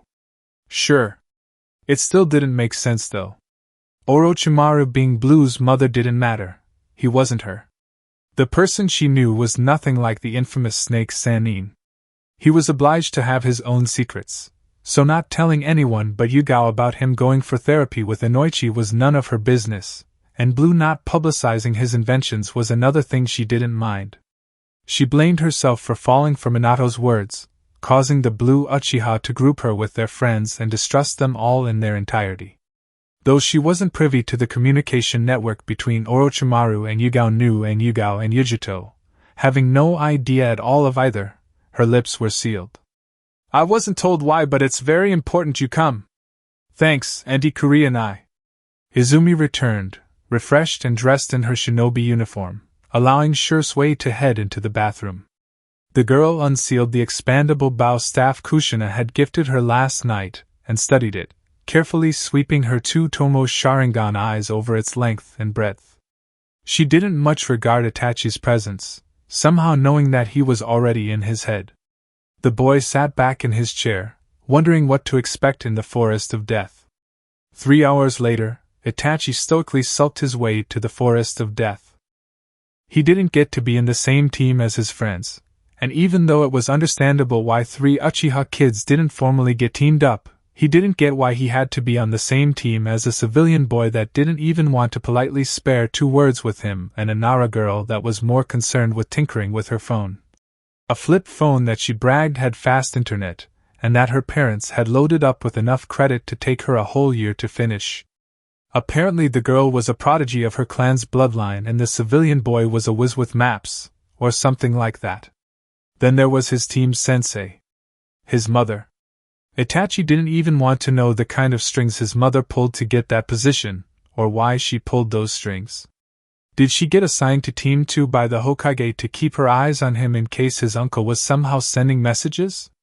He didn't know and he didn't care. Throughout their first meeting in Class 4C, a class that hadn't been used since the Third War, Mikoto informed them that there were unseen powers at play that were hell-bent on destroying the leaf and that, as genin, it was their duty to ward off direct and indirect danger to the village with all their might. Even if the danger rose up from within their family? Here she fixed her son with a long, hard look. Regret is for later, judgment is only for your conscience and no one else. Those were her cryptic words. If she was trying to justify why she turned her back on her own brother, her blood relative, in favor of a village that constantly looked at her and her clan with skeptical suspicion, then he wasn't buying it. Itachi encountered Mitarashi Anko at the grand entrance of the Forest of Death, and the Snake Girl, about Blue's age, regarded him with a sweep of her eyes and a rigid grunt as her lips turned down. Then she put her hands into her beige overcoat, not minding how her mesh-covered torso was displaying a vague silhouette of her body, and shrugged, smirking widely. How is this the first time we're meeting? Itachi didn't answer for a moment, briefly looking over her shoulder. His answer was honest, delivered with his tiredly expressionless face. Uncle Blue didn't want me to be anywhere near you. The woman tipped her head back, chortling. Yugao too, for that matter. She righted herself, her lips stretched leeringly. I don't know why they're so worried, though. Itachi only shrugged. She continued. This isn't a place for kids. Why are you here? Yugao left a message for me. She raised an eyebrow. Where? He pointed behind her, at the forest. In there. I've been here all morning. Stationed there to chase off any overambitious genin that thought they could take on the forest. There's no message in there. Not for you. Itachi saw the look in her eyes. He knew that look very well. She knew of the message, but her duties trumped any other loyalties, like with Inoichi and Hizashi. In Anko's case, she had been painstakingly rebuilding the village's trust in her after her bid to defect with Orochimaru failed in a blaze of glory. She had already managed to gain a relatively high position in the torture interrogation department, rising to the rank of Tokubetsu Jounin and being in the Fourth's confidence. She might have had a casual thing for Blue, but she didn't want to lose all the progress she had made. The cameras and sensors at the front of the gate kept vigilant track of the two ninjas. Thankfully, either of them had audio and their positions from the cameras prevented their lips from being read. The woman breathed out from her mouth and closed her eyes. I want to help. Believe me, I do. She stopped as the single, small earbud in her right ear buzzed. She placed her pointer and middle finger on it, and tilted her head to the side, keeping her eyes on the Uchiha boy. She pursed her lips and narrowed her eyes. Yes, sir. I'll find them. Infiltrators in the forest of death. The two of them could see wisps of white mist creeping out from the bottom of the gate, sluggishly ebbing from the forest. The bags under Itachi's eyes deepened and he hummed. Anko pointed at him warningly. Get back into the village, Itachi. It's not safe here. The woman bent her knees ever so slightly and hopped up blurrily, landing neatly on a spike at the top of the massive gate with both of her feet. Her body then simply phased out of existence as she pelted into the misty forest. The white mist rose up close to the tops of the trees, thick and roiling, and only barely slipped out of the gate. Itachi looked around, expecting a few more shinobi to arrive and rush into the forest. He guessed he had half a minute at most until that happened, so he powered chakra to legs. The chakra shot from his core to the muscles of his thighs, striking the tenketsu of his knees and calves as it ended its journey at the balls of his feet. The boy wasn't so specialized to not leave a chakra imprint on the ground that couldn't be picked up by a sensor, but he did know how to channel his chakra into parts of his body to improve his abilities. He adjusted his backpack and lowered his body into a crouch, placing his hands on the ground and looking up at his target. The Uchiha boy then released the coils in his legs and burst upwards in a plume of chakra smoke, making a subtle springing sound as he took off. He soared over the defensive spikes of the fence, wincing as small crackles of electricity traced his back and landing with a hard crash on the other side on his hands and knees. Itachi looked back at the fence, spotting the subtle snaps and pops of electricity coating the fence both to ward off the animals from escaping and dissuading people from entering. It didn't seem to affect the snake girl, though. The mist covered the fence from view and a patch of whiteness before him cleared, giving him an obvious route to follow.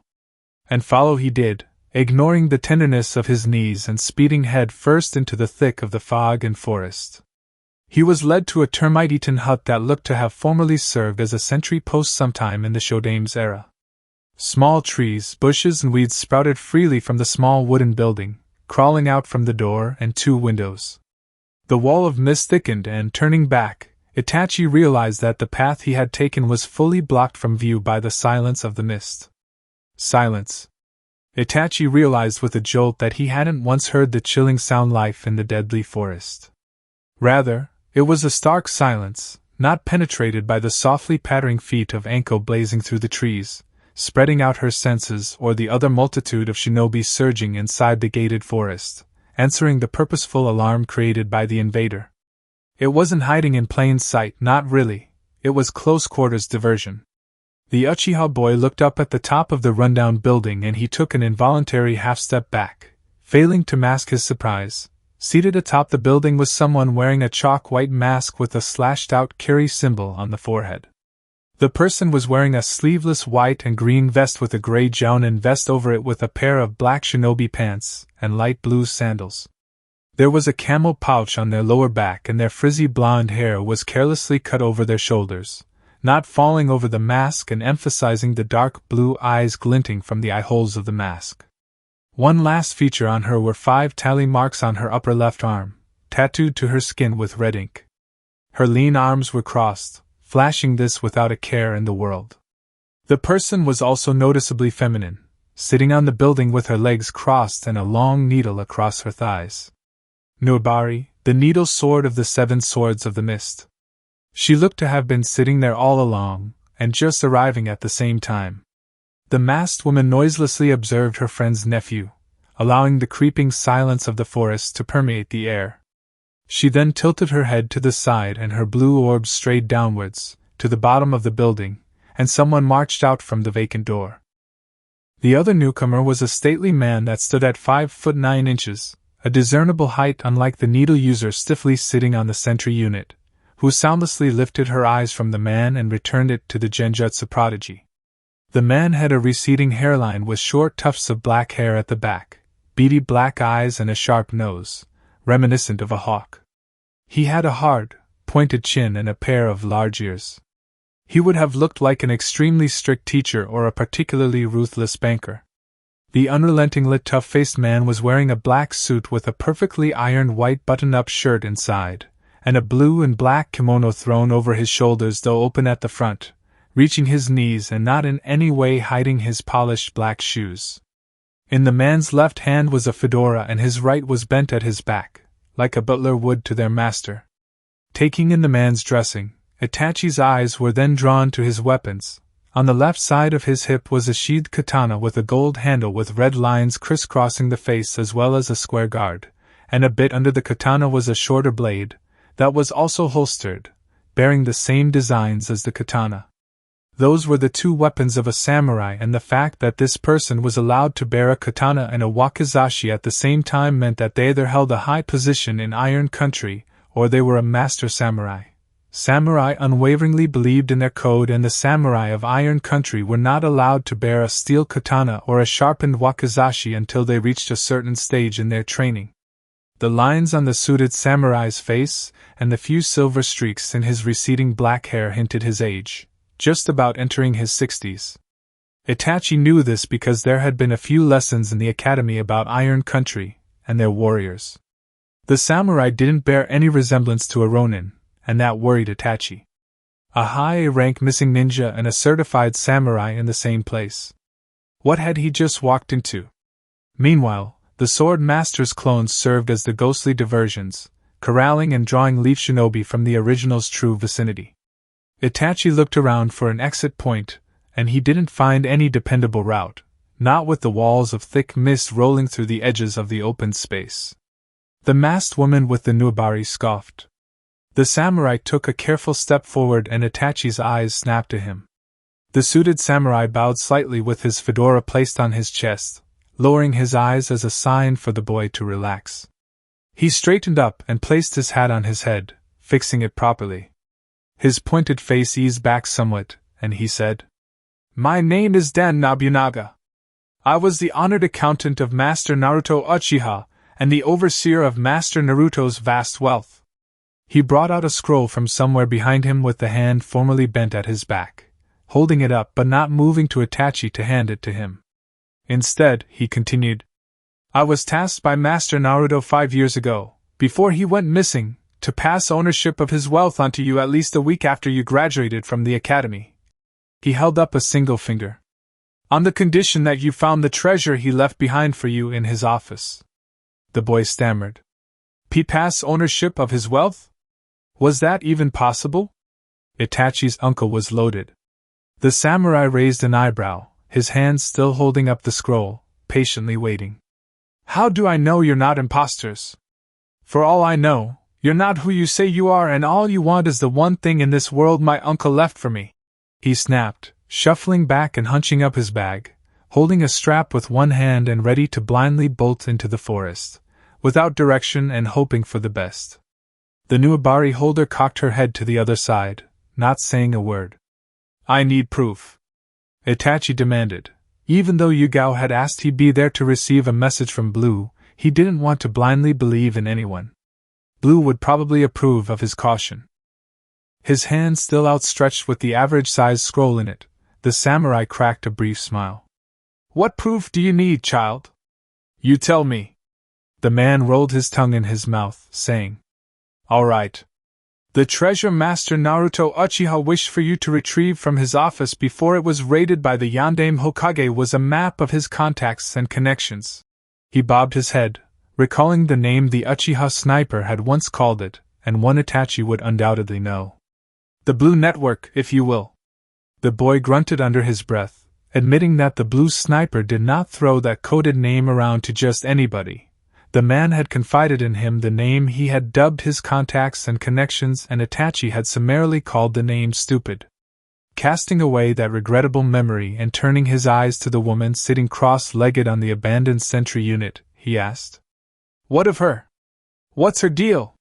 "She is my guard," Master Naruto insisted I spare no expenses to ensure my safety on my journey into and out of Konoha. I decided against bringing an army and was subsequently directed by my Fire Country counterpart, Blue's former accountant Ram Fire Country, to employ her agreeably dependable skills. The muffled wails of agony from the forest were testament of the Kiri missing ninja's skill. Dan raised an eyebrow. Is that enough for you? No. The boy shook his head, his eyes fearlessly on hers. She soundlessly placed her right hand on her right knee, fractionally tilting his head to the other side. She listened to him with the calm air of someone that didn't deem him worth any aggressive effort. What's your name? The masked woman mentally chewed his question, licking her hidden lips before cryptically supplying. Blue called me Naga. Her voice was tonelessly cold, but mentioning the name her friend had called her came with a noticeably brief flicker of emotion. Naga's relationship with Blue wasn't physical. It wasn't sexual. They had been assigned on a joint mission by their kages to retrieve the Kubikaribaku, head cleaver sword, from its former wielder that had defected from Kiri to Kumo. The then young sniper had spent a good amount of the time during the mission nagging her about how her sword worked. Nobari was an anomaly, he said. Unlike with the rest of the swords of the mist that had some measure of comprehension, the needle sword should not have been able to block what it could currently block, and the act of Naga sewing up a small assembly of hidden star shinobi bewildered him. Just the two of them. Like her, she had been enlisted into the ninja force at a young age. He was cautious, yes, but he also talked a lot.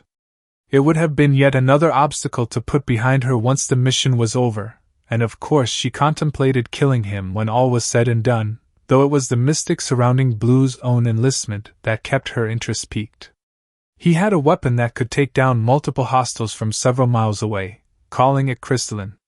She wondered if a side mission of her was to collect his weapon in the name of Hidden Mist. Or he take hers.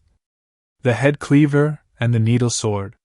By the time the mission ended, he did no such thing and asked that they keep in touch, that he wanted to have as many friends outside of Konoha as possible. At some point, meeting up after years of back-and-forth letters, she contemplated showing him her face. Maybe she was infatuated. She couldn't know. He had many friends he sent letters to, a gross understatement, though Naga couldn't help but feel that she and Blue shared something special, something only they had. He was. She cleared her throat quietly and brought her mind back to the present, repeating tonelessly. Blue called me Naga, Itachi. She shrugged her shoulders, admitting. I'd like to think we were close. There were many other women that wanted to think they were close to the Blue Uchiha, Naga knew, and she unabashedly added herself to the number. His disappearance affected her, and though the accountant hinted that the man was alive and well, she hoped he would one day contact her again, so they could talk. Blue was her friend, after all. I'm only here to watch the old man's back. Dan came forward this time, and he extended his hand further. Your uncle's will.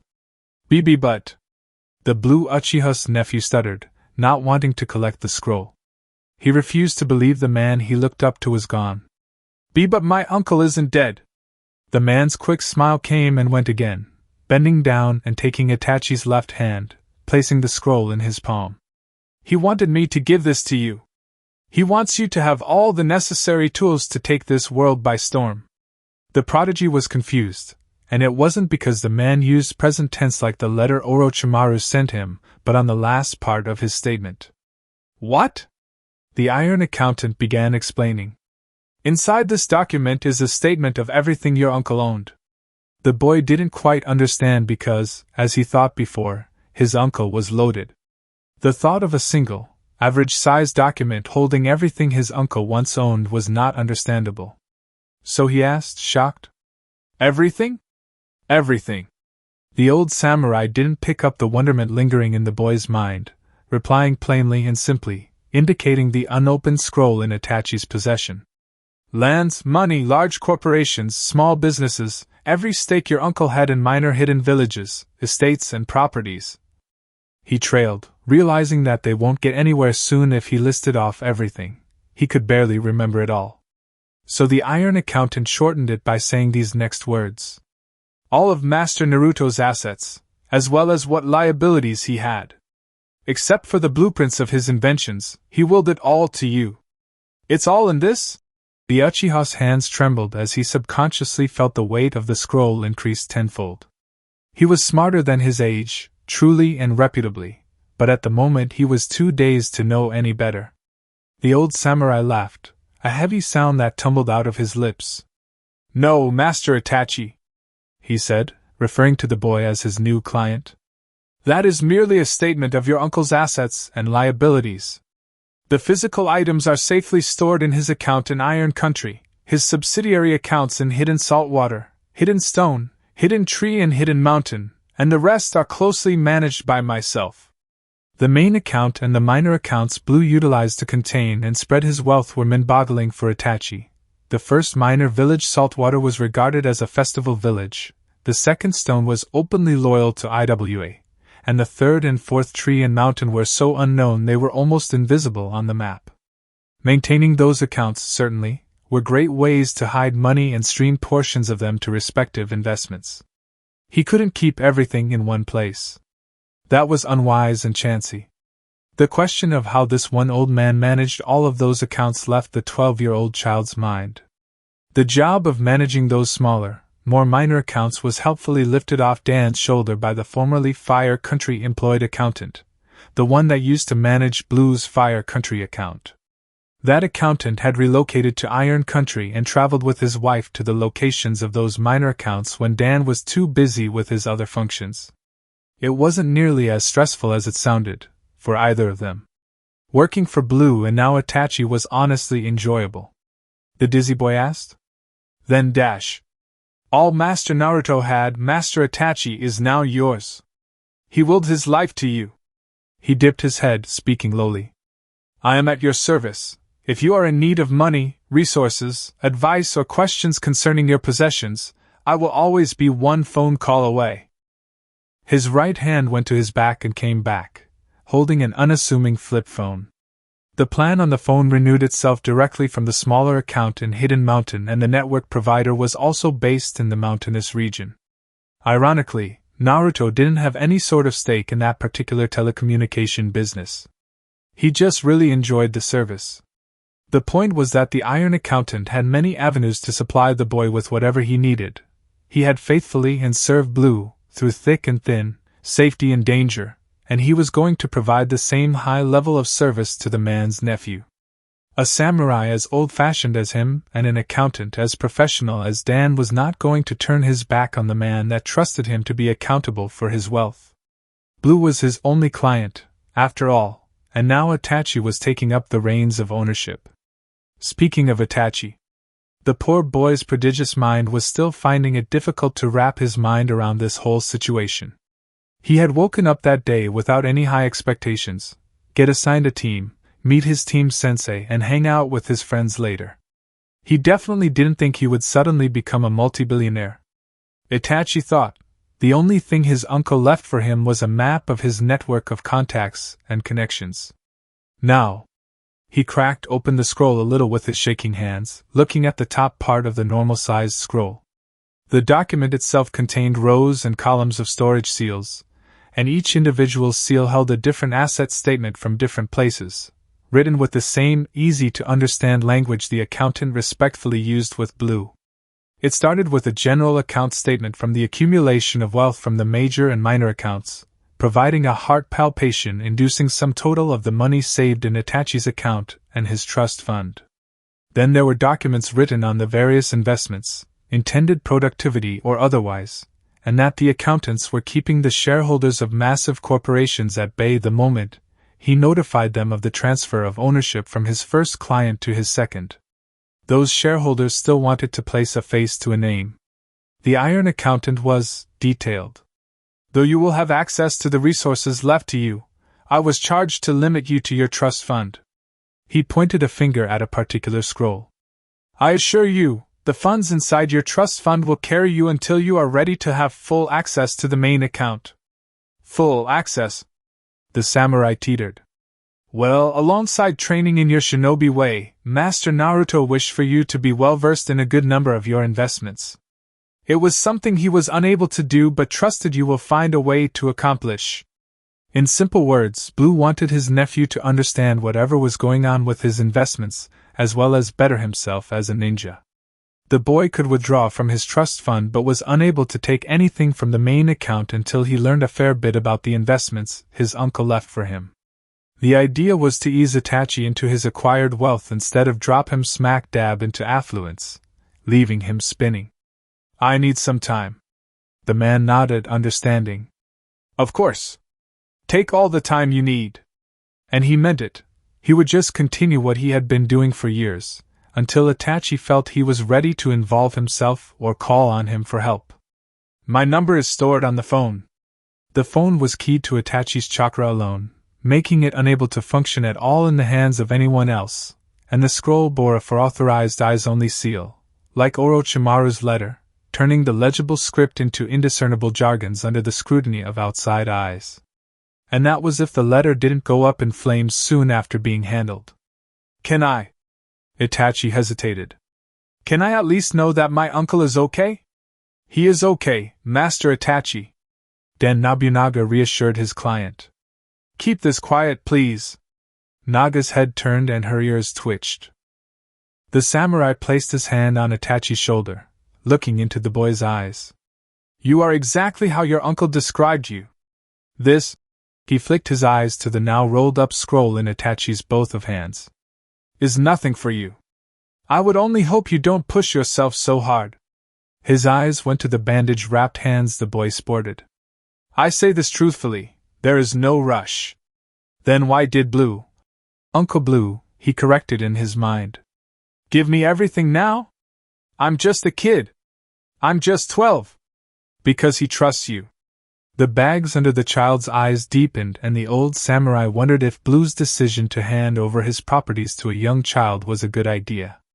The man fumbled imperceptibly, asking, What do you want me to do to alleviate the weight of this trust from your shoulders? Itachi's answer was both immediate and predictable, even for the silent, masked observer seated on the sentry post. I want to see my uncle, he said firmly, grasping the scroll with both hands tight enough for it to crinkle. The samurai's lips straightened and he grunted with displeasure, standing upright and pursing his lips as his mind debated Itachi's words. I want to talk to him, or else I don't want this. He held the scroll out with both hands, and the old accountant noticed a lack of hesitation or indecision in the boy's actions.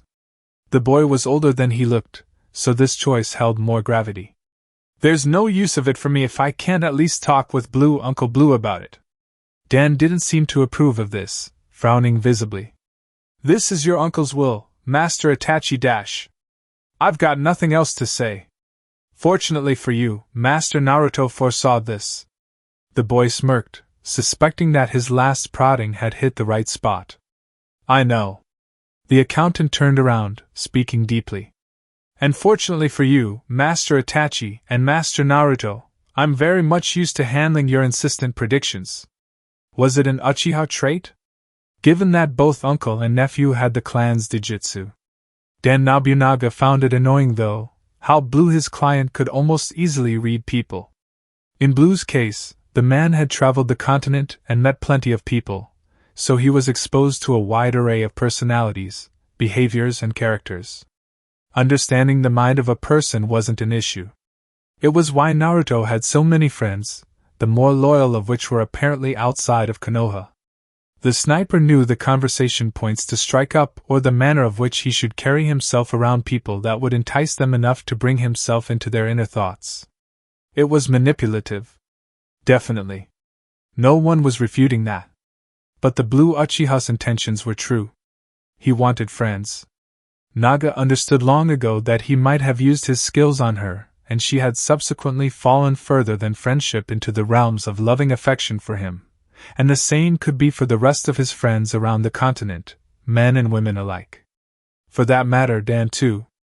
That wasn't a problem, not for her and not for many of the people he encountered on the road. In Itachi's case, it could be his prodigious ability to use genjutsus that keyed him into the minds and consciences of people. Maybe. Dan and Naga couldn't be sure. He was a smart kid, Blue told Dan so. He's will contact you within the week, Master Itachi. Naga hopped down from the roof of the crumbling building, slinging her needle sword over her shoulders and perching her wrists on it, casually sauntering to them. My clones have been dispersed. Time's up. Dan nodded, speaking to Itachi over his shoulder. Expect Master Naruto's call any moment from tomorrow. I can be patient. Kakashi threw a baleful look at Yugao's unconscious form, cradling the broken ribs of the right side of his torso, falling onto his right knee and wheezing for air. He definitely had a punctured lung. Tenzo wasn't so lucky. His back was slumped on a tree in the clearing Jiraiya had been killed in, missing his legs from over his knees. His whole right arm and the cat lover's sword was hilted deep in his gut, pinning him to the tree. The copy ninja wasn't sure how Yamato was still alive. Jiraiya's dead body laid where it had always been, his head burning with the blue's hellfire, right in the middle of the newly created chaos of the three ANBU ninjas' battle. Tall, warped trees swayed in the wind, spread about randomly in the glade, most of which were cleanly cut or slashed into ribbons. Kakashi lost 5 dogs to their first failed attempt at restraining and holding the purple-haired woman down, and Tenzo's summoning trees didn't work much for someone as agile as the cat mask-wearing lady. It had taken Kakashi using his Mangekyo to bring her down. Hataki Autumn Storm, a botched, self-created Tsukuyami alternative Kakashi had made to replace his inability to manifest the dreaded Uchiha Mangekyo illusion. He had pleaded for her to not resist. Begged her even. She put up a fight. Of course she would. Minato's order had been specific in his order: lure her away from the village to the site the Toad Sag had been murdered in, lulling her to a false sense of safety induced by the ANBU mission given to their assembled team, and apprehend her to be used as bait for the blue sniper. Kakashi didn't want to do this. He didn't. He wasn't as eager to harm his Kohai, unlike Yamato Tenzo. Killing Obito for his Sharingan, and then later murdering Rin when she became too agitated to keep quiet about it had greatly sobered the copy ninja up. He didn't want to hurt his friends. He didn't. Tears streamed from his eyes, both of them, and the Mangekyo whirling in his right eye spiraled to a stop, devolving back into its 3-tomo base form. The silver-haired Jounin groaned in pain, holding his throbbing side and wondering how he was going to be able to get all of them to the rendezvous point at the state he was currently in. Naruto! Kakashi whispered airily, falling onto his back heavily and closing his right eye. Sorrow cleared up from his face, and his disinterested half-lidded left eye stared up at the blue sky peeking in from the rustling sway of the canopy of Mukuten trees covering the previous twice-used battlefield. Look at all the trouble you've caused! Sunset. Land of the sea. Blue pulled on his Hunter Ninja mask and hopped onto a speedboat, sitting by the engine. Yujito clambered onto the boat, sitting at the bow, and Orochimaru sat in the middle. The Kumo Kunoichi was wearing a black ski mask and dark clothing, different from the usual clothes she normally wore, and the Snake Lady had both her face exposed and clothed in her usual attire. Isaribi ran into the water, and a low thud shortly shook the beach as she exploded into the depths of the water in one strong swim. Her presence lessened as she blazed underwater miles away from the beach, followed some yards behind by Blue and his 2 accomplices on their speedboat. Yujito's attention was ahead, at the massive cargo ship they were skimming the water towards, focused on their task and impatiently tapping her pointer finger on the butt of her sheathed katana. Meanwhile Orochimaru faced her son and yelled over the loud hum of the engine. Why not blow the ship up and resurrect the guy? The mask Blue wore, chalk white and mouthless with large red painted eye holes, turned to his mother. The bandages wrapped over his eyes and the mask covering his face managed to convey his faint smirk. If something is too easy to do, then it's likely not worth it. It'll save us time. She so desperately wanted to witness the carnage Blue was to bring at the end of his revenge escapade. What's the rush? The dark-skinned, golden-eyed woman replied. There's no rush. The point is to enjoy the ride, not speeding to the destination. Blue said sagely, and the woman frowned that she was being reprimanded so causally for her impatience. Besides, I want to make sure Minato's life is in complete shambles before I send him to hell. Minato's not just going to be sitting on his ass, Naruto. I'm aware. What if I don't know Yugao or Itachi get hit by the crossfire? And they will. There's a world of things I can do, Orochi. Yugao's already been attacked.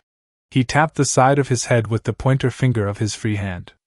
The soul inside Minato read his memories. Orochimaru's eyes widened. Then? You don't want to help her? Trust me when I say this, Orochi. Yugao hasn't needed help for years. There was a distinct air of ease about him after that statement, one that carried lingering worry. The lights from the ship illuminated the water around it, and Blue turned off the engine, allowing the momentum it had been running in to steadily take it closer, noticing that their presence hadn't yet been detected. Like with Kushina when Obito came for her tailed beast, Yugao will be fine. His smirk lifted higher ever so fractionally, and he didn't say anything anymore, leaving that part of his plan in the dark. Yujito remained steady when the bow of the speedboat tapped against the larger boat. Blue made it a point to not jeopardize her shinobi career on the chance she was sighted with Orochimaru or him, so he pressed that she wore a ski mask and average clothing reminiscent to a burglar. Right on time, there was a big thump on the other side of the ship, strong enough to rock the massive cargo ship. Naruto went around Orochimaru and bent down, lacing his fingers together. Yujito placed her hands on his shoulders and her right foot on his hands, surging chakra to her legs and leaping up at the same time as Blue as he hefted her foot up, soaring over the edge of the cargo ship and landing with a muted knock. The swordswoman lowered her stance and yanked a kunai out of the pouch on her right hip, sending it into the back of a deckhand that was unfortunate enough to see her gain access to the ship.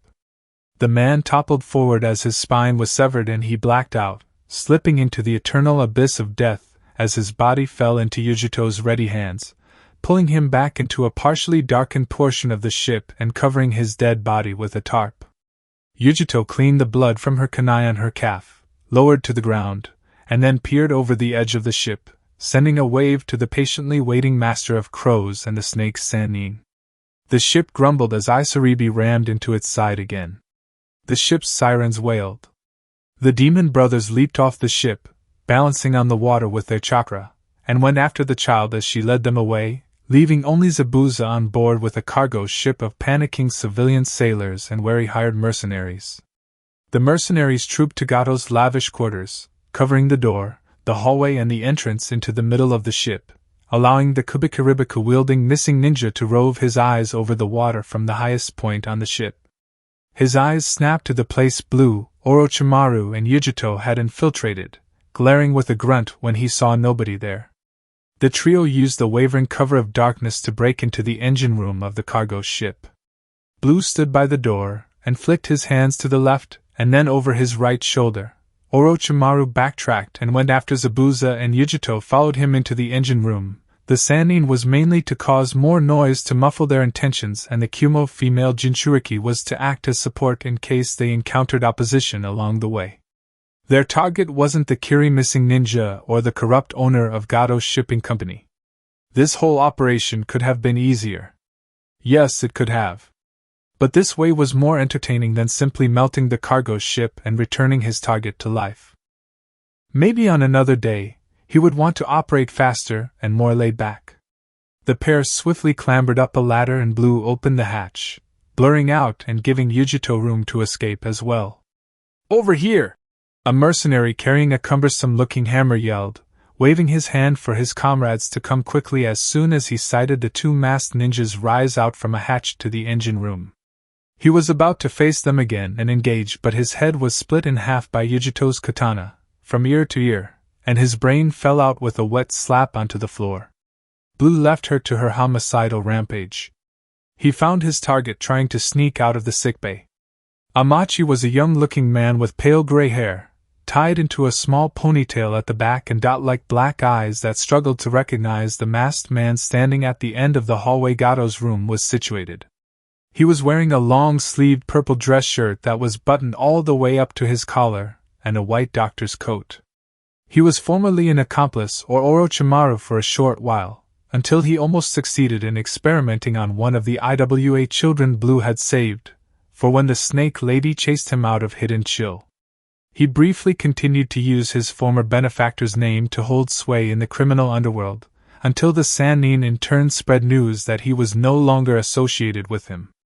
The protection he had gotten from being a friend of Konoha's deadliest missing ninja evaporated, and 3 major hidden villages, 3 major countries and 6 smaller countries stamped him as wanted, making nowhere safe for him to hide from his previous crimes as well as the crime of association with the wanted snake lady. You see, Orochimaru of the Sannin might have been wanted, but she was still an S-ranked kunoichi. Not many people were willing to go after her. Amachi, though, wasn't so skilled and thus was fresh meat for the continent's bounty hunters. He struck a deal with Gato, the best deal he could find, and the fat shipper would protect him from people coming after his bounty as long as he in turn worked as Gato's personal physician. That alone shouldn't have been enough to protect Amachi. And it wasn't. The man was a lab attendant at the time he fled from the snake lady, and now he had somehow made himself into a scientist.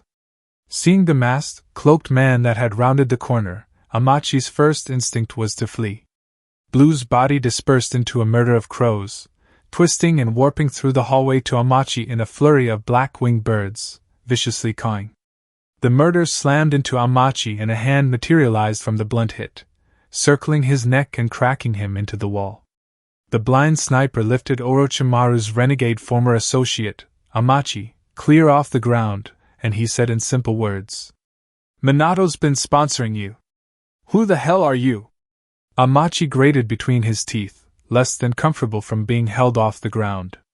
The scientist grabbed the hand holding his neck, and gray-green fish scales crept over his arms and cheeks, moments from fully shape-shifting into a kaima, the elevated version of what he had done to Ichiraku, only for Blue to bounce his fist on his face, crushing his nose and forcing his transformation to recede abruptly.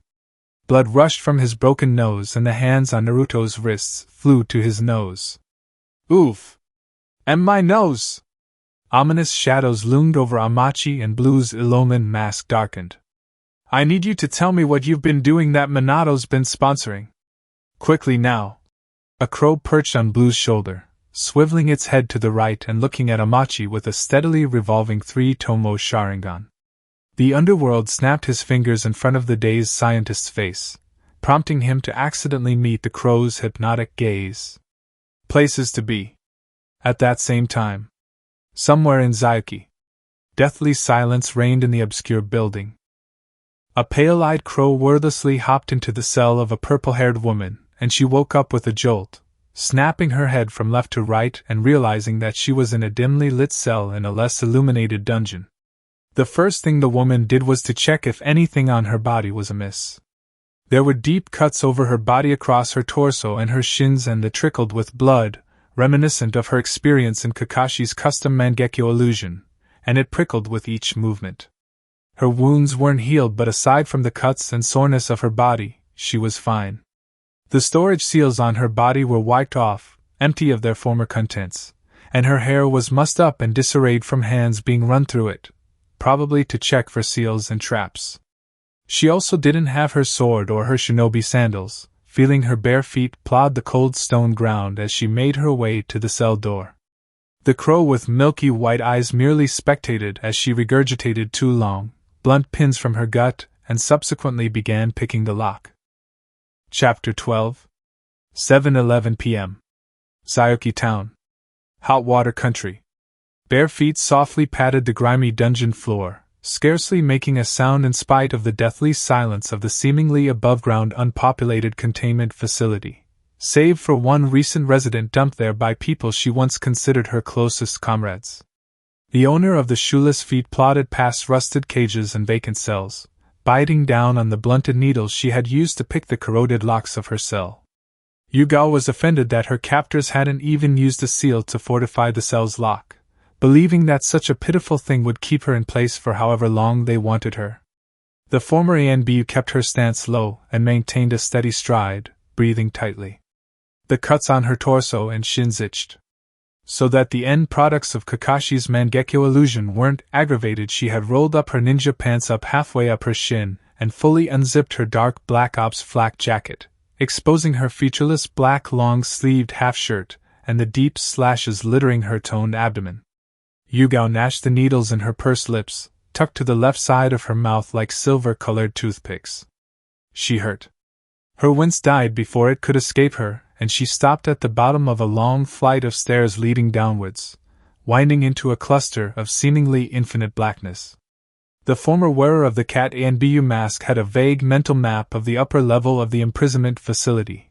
It consisted of some 30 cells of varying states of ruin, lined face to face and separated by a walkway of about 10 feet wide that went to the stairs going downstairs, as if the whole building was one straight line that had at some point been inescapable and impenetrable. The tiny windows were barred by iron rods about as thick as her wrist, and the dirty, unattended windows looked to be made from a blast-proof material. She was positive the place only had a single story. The facility was bathed in darkness, illuminated briefly by the roving lights of sentry buildings and shortly resounding with the distant sounds of faceless celebration.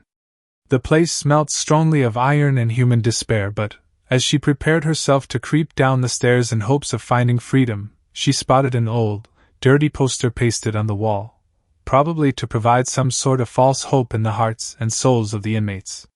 Visit Sayuki, the city of sounds and home of otherworldly pleasures. And a scantily dressed hostess stood before a yellow-red sky of fireworks with her right hand perched on her hip, smiling leeringly at Yugao. Sayuki.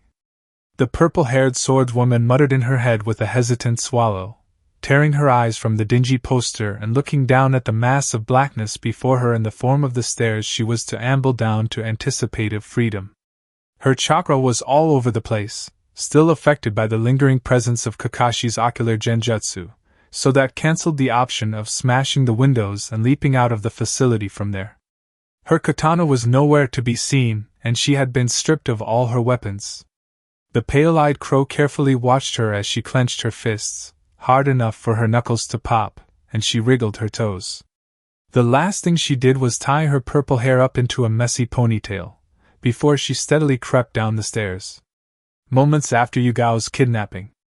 Minato's mindscape. The other half of Blue's soul screwed his lips to the side and his muscled arms toughened as he crossed them, turning his closed eyes at the bland-faced yondaime. You hit me where it hurts, Minato. The chains attached to his limbs rankled at the baleful pulse of dark chakra, making his cage groan as it stretched outwards. The shackles tightened, but he didn't consider the pain all that much, nor did he think much of how the fourth Hokage stood strong against the demonic ebb of his chakra from outside the cage. Of all the people! The blonde Kage ignored the harsh tingle on his face, and he smirked widely.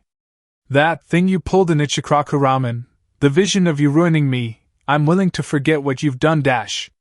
You go on and on and on about my weapons and my schematics. I'm getting tired of hearing this.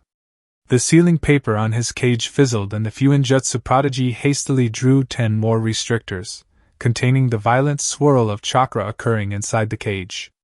The points of contact for the chains reddened, and Blue clenched his teeth, frustrated. Let me tell you what will happen once Kakashi and Tenzo ambush Yugao.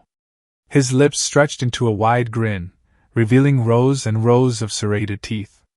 Tenzo will be put in such a state that he would linger between the realms of the living and dead for an indefinite period of time, only having his long-suffering soul anchored to his body by his Kekai Genkai. And Kakashi, Yugao would put him in critical condition, forcing him to seek the nearest medic. She's captured, dumbass. Blue scoffed, stating. But I'm right. Minato's jaw clenched, and he redrew more limiters. You wanted a reaction from me. Blue opened his unseeing white eyes, raising an eyebrow. To swing in and save her, then you flash in and somehow kill me. The black-blonde Uchiha soul shook his head. It's hard fighting someone that can literally read your thoughts. Minato chuckled. You see what I want you to see, Naruto. The half-soul hummed, furrowing his brow. We students of Jiraiya are a lot closer than you think. The man stepped back with his arms open, beaming. I've got friends outside of Konoha like you won't even believe. The mental projection of the yondaime dispersed into a flurry of leaves, bringing him back to the waking world and leaving the blind soul sealed in his person to perch his chin between his pointer and middle finger. He droned thoughtfully. The dying god and his origami angel. With Yugao.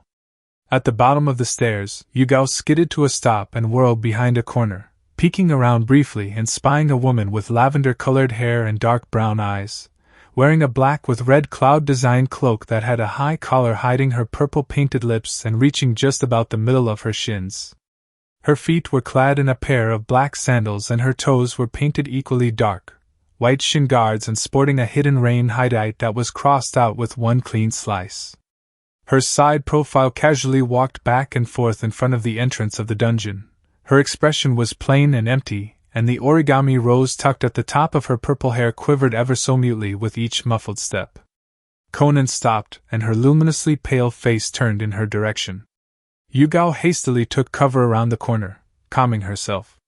Who the hell is she? Her mind echoed with that question, flicking for any other exit point. The place was now just a quaint lobby and a set of stairs leading into the cells, nothing much to the whole building but that. Yugao's face twisted and she wondered. Aim? She could be a poser. Instinct, though, warned her not to take such a person lightly. For someone to claim to be from the same village as the dead immediate former Amikage, Hanzo of the Salamander, and the epicenter of the Second Shinobi War, the person wasn't to be trifled with. Wanting to gather more visual clues on the paper origami-wearing lady, Yugao glanced around the corner. Her eyes widened as the mysterious woman stood not 4 inches from her, peering down at her from her nose and a chillingly empty gaze sweeping over the former Konoha jounin.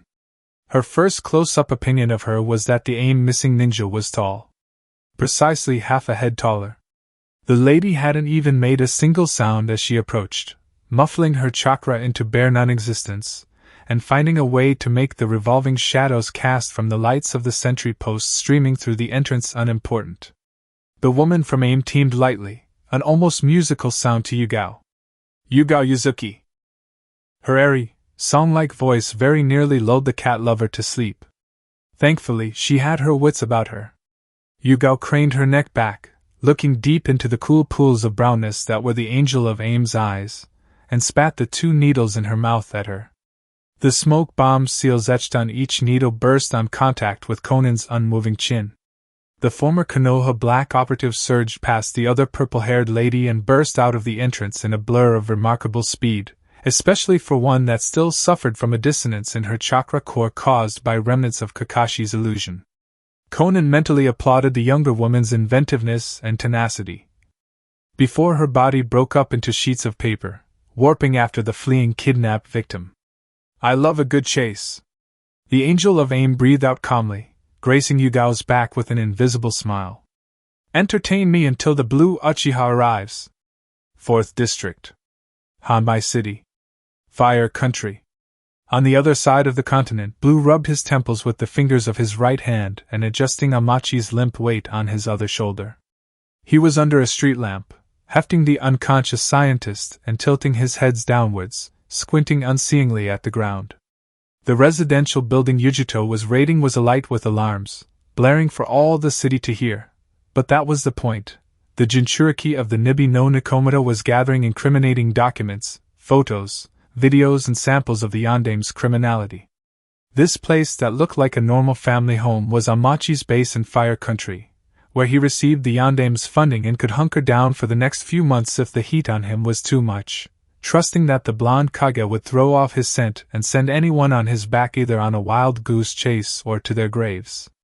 It was a rude base, the very last Danzo could have fled to, and the War Hawk Shinobi had been charged to protect and provide for Amachi whenever Gado was unable to, which was surprisingly frequent. The Hokage was paying the wanted scientist to research and experiment into replicating and evolving Kekai Genkai, piling dead bodies upon dead bodies to achieve this dream of prospective fame. Once Amachi made a breakthrough, Minato intended to sell the laboratory-made bloodlines to fetch a hefty profit. Money and fame were the Hokage's greatest motivators, as well as his envy of anyone equal or above him. Naruto, Blue Uchiha. Minato didn't have it easy growing up, facing abandonment, neglect, and abuse. Much like Naruto, though the Uchiha wasn't sure what specific catalyst shaped the Hokage into what he was presently. That thought process was for later. Now, he wondered what to do about Yugao. He hadn't foreseen the dying god and his origami angel entering the field this soon. It was a miscalculation on his part. Minato had one-upped him. He shook his head. Not now. Not for long. Orochi. The dark-skinned Sannin came to his side, holding a briefcase in her left hand and a phone ready in her right. Do you have anyone in Zayuki? The corners of the woman's lips crept up into a twisted, sinister smirk. Of course I do, Naruto. The man exhaled at the subtle hint on who exactly was presently staying in Zayuki in her mistress's stead, serving as the temporary part-time mob doctor for the Iron Yakuza. He shivered.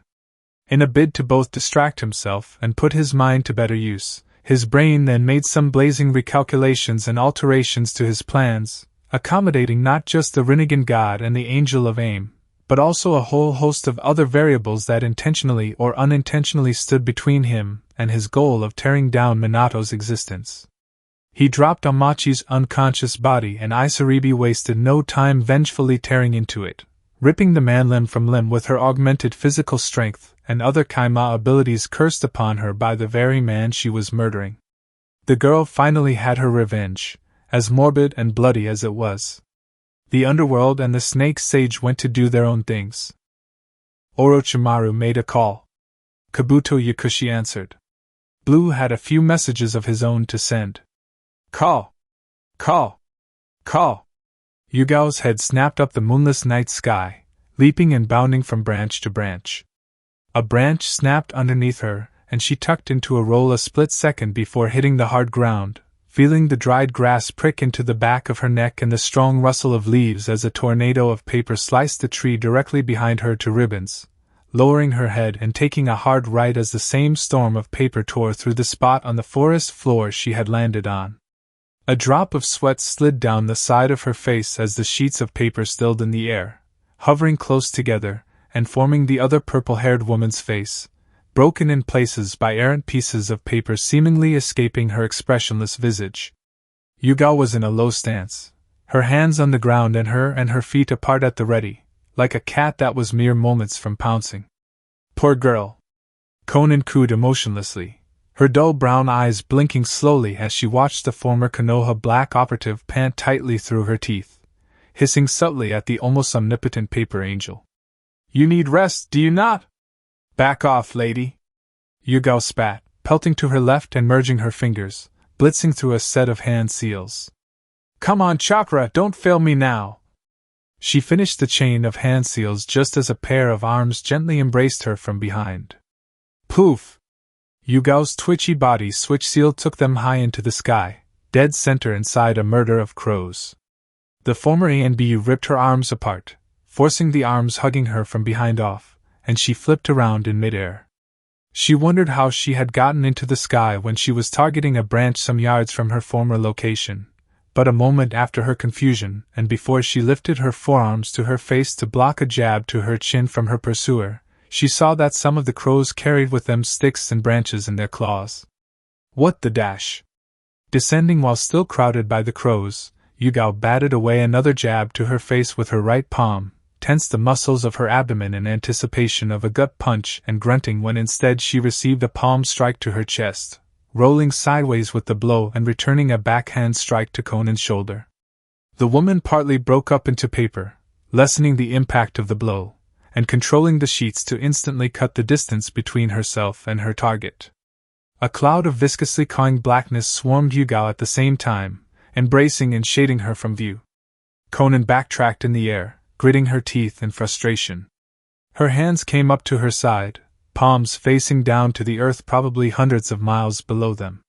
The angel swiped her palms at the warbling, squawking blackness of flapping wings and snapping beaks and paper shurikens spun from her palms, clanging against the murder of crows covering Yugao, eliciting sparks of red-white on contact and resulting in an infuriated increase in the savage calls not just the crows not she was attacking but all of the black birds around her. Caw-caw. Caw-caw-caw. Caw-caw. Caw. Caw. The murder dispersed completely and Konan was alone, hovering in the sky and looking around, bewildered. What just happened? She fingered her Akatsuki ring and contemplated what to do. Finally, she decided that she wasn't going to leave Zayuki until either Yugao was recaptured or Blue was dead. Paper clone technique. Roughly 10 clones separated from Conan's body, flying in different directions and scouring Zayuki for the vanished swordswoman.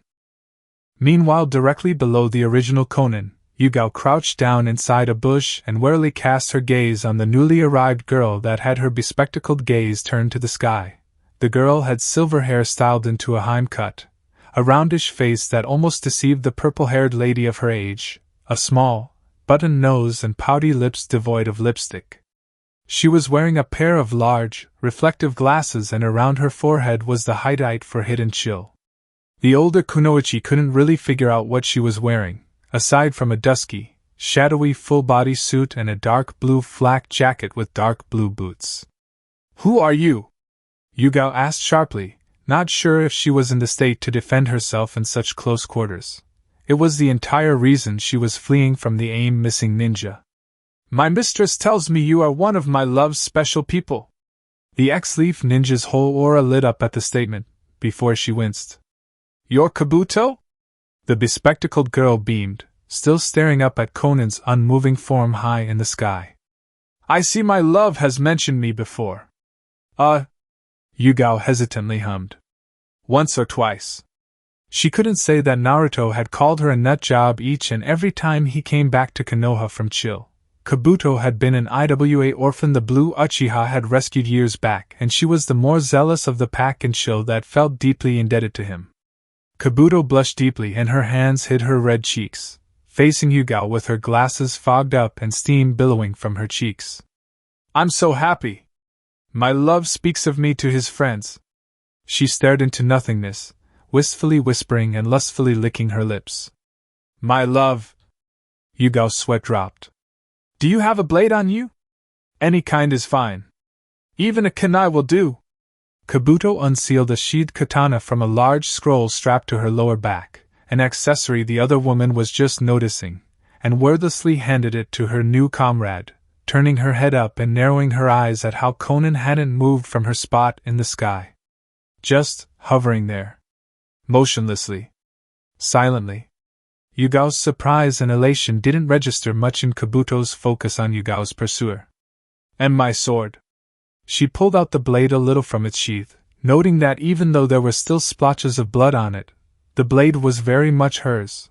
The handle was lavender in color with the words Naya etched into the steel forged, but the blade was made from a mysterious metal from Hidden Star, carved out of Hoshigaku's precious pink meteorite and stolen by Yugao herself in youth. It was a dull shade of pink with a murky white blade's edge, pulsing vaguely with life as soon as the cat lover curled her fingers around the purple handle. Close to the square guard, the woman had carved her initials, and along the length of the blade she had engraved the 8 phases of the moon, from new moon to full moon. This was her 13th katana, the only one she made with her own hands and the last sword she had ever possessed, made when she was somewhere between 15-16. Her old swords couldn't even dream of measuring up to her current blade, literally and figuratively. Yugao murmured the name she assigned to her weapon and it pulsed lowly, affirmatively. "Lunaya." She thought she would never see her precious sword again, asking Kabuto in a relieved voice. "Where did you get her?" "Kakashi Hatake pawned it off to the Iron Yakuza boss so I could heal him and his half-dead friend, Yamato Tenzo." The bodysuit-wearing scientist's apprentice replied with deadpan honesty. "Apparently you have a bounty in the Iron Yakuza. Also apparently, that sword is made from the Hoshi meteorite." The silver-haired scientist's apprentice rolled her wrist flippantly. "It's rare. Like one-of-a-kind rare. Go figure." The value of Lunaya aside, the incident where Blue lost control of emotions and burnt down a good portion of Zayuki came to mind, but Yugao couldn't believe for the life of her that they were angry at her for any reason. None of that was her fault. It was their fault for letting the attack happen. Putting that away for now, Yugao clicked her blade down into its sheath and nodded her head appreciatively. "Thanks." Kabuto glanced at the other woman, a fleeting smile on her face. "No problem."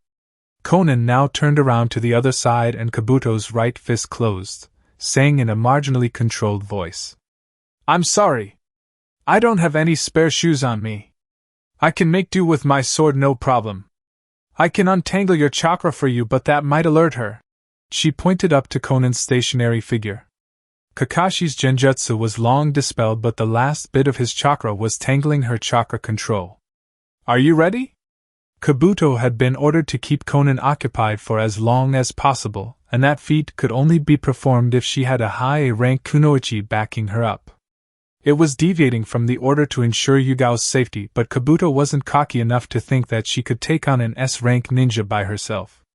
Technically, the figure-hugging bodysuit-wearing medic could keep Yugao safe on the battlefield. Now that was smart. Blue only wanted the paper angel outside AIM for a short while. The other members of Akatsuki too, for that matter. Kabuto deliberated, for the shortest of moments, why the love of her life didn't just run over AIM. She knew he could, especially now that he was basically all-powerful. He could have teleported them all the way to safety if he wanted. Kabuto shook that thought process out of her head for another time, when they weren't in any imminent danger.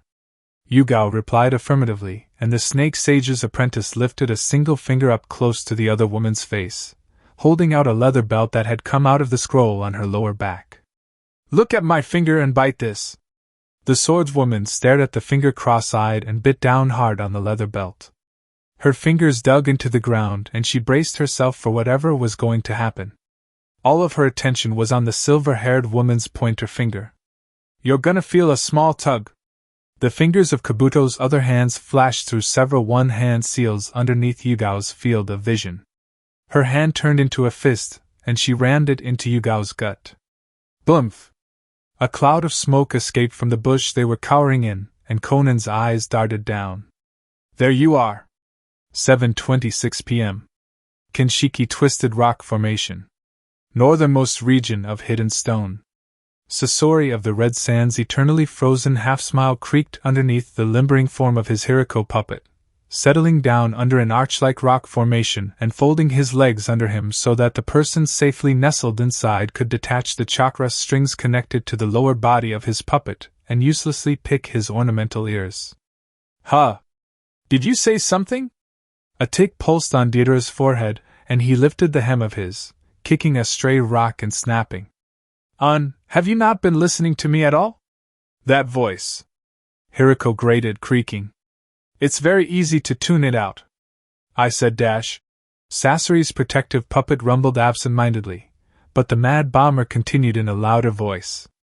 I said that one of my old Explosion Corp buddies said that Wing Senpai went on a vacation to hidden saltwater before they got a distress call. What is even with you and this girl?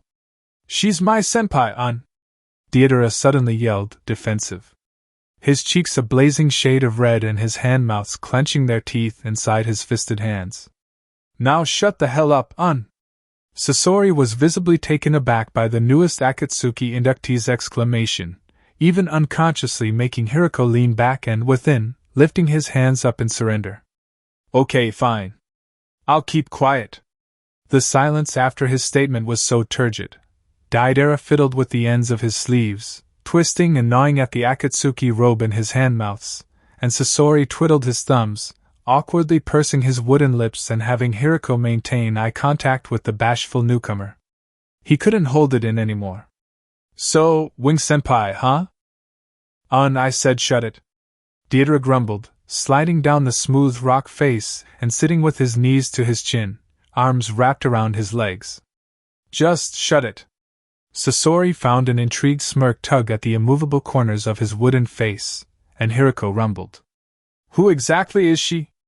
My senpai. The blonde bomber repeated in a muffled tone, recalling the image of a dark-skinned, dreadlock-wearing Tokubetsu Jonin.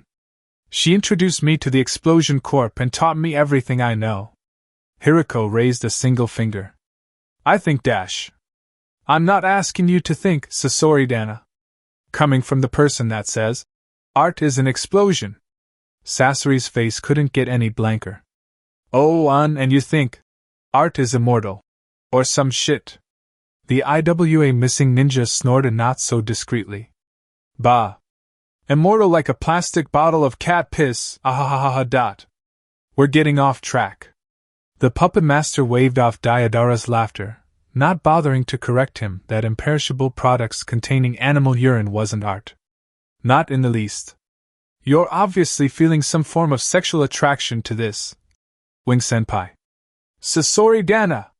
Deidara screamed, shooting up from the ground and futilely shoving the hulking puppet form. You shut your filthy mouth. Anya here? One of Hirako's hands shoved the mad bomber away, hiding the pleasant amusement of the Suna missing ninja held inside. I'm only saying that it's not good for your career in Akatsuki if you continue keeping active ties with your former home. You did try to assassinate that Tsuchikage after all. Bonds like that are dangerous for wanted shinobi like us. They're not active ties or anything, just memories. And my career in Akatsuki is some bullshit you came up with to rope me up with your sad excuse for living. Excuse me? This time it was the normally cool-headed puppet master that became offended, almost even rising up from the ground under the arching rock formation. Deidara smirked and shrugged. You're excused. The starless, moonless night bore down on the silence of the rock formation, cut by Sasori hotly asking, What do you mean by that? The IWA missing ninja fearlessly replied, giving his back to the irate and surprisingly defensive puppet master. I mean that you've got no friends, Sasori Dana, and I find that very sad, I have friends. Contacts don't count, They're scared of you. It wasn't even 2 months after Deidara's induction into the ranks of Akatsuki that he was partnered up with the lone wolf that was Sasori of the Red Sands, and he had observed that every person the man met up with was deathly afraid of him. He also noticed, not an hour ago, how the man seethed as he watched from afar how Deidara playfully jabbed with one of his former friends in Explosion Corp. The blonde smirked widely, teasingly, and he whipped back around and sauntered up to the giant puppet shell, tapping his thin fingers on Hirako's chest. I can be your friend if you want.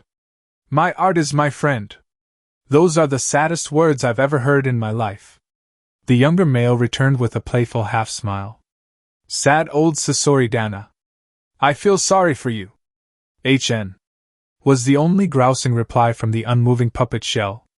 Really? I pity how lonely you are. He drew light circles on Hirako's chest. A wiggling grin fought not to stretch madly across his face. Everyone's so scared of you, except me. He pushed Deidara away and the mad bomber cackled, lacing his fingers behind him and allowing his face to break out in a massive grin. Let's go and find your wing-senpai.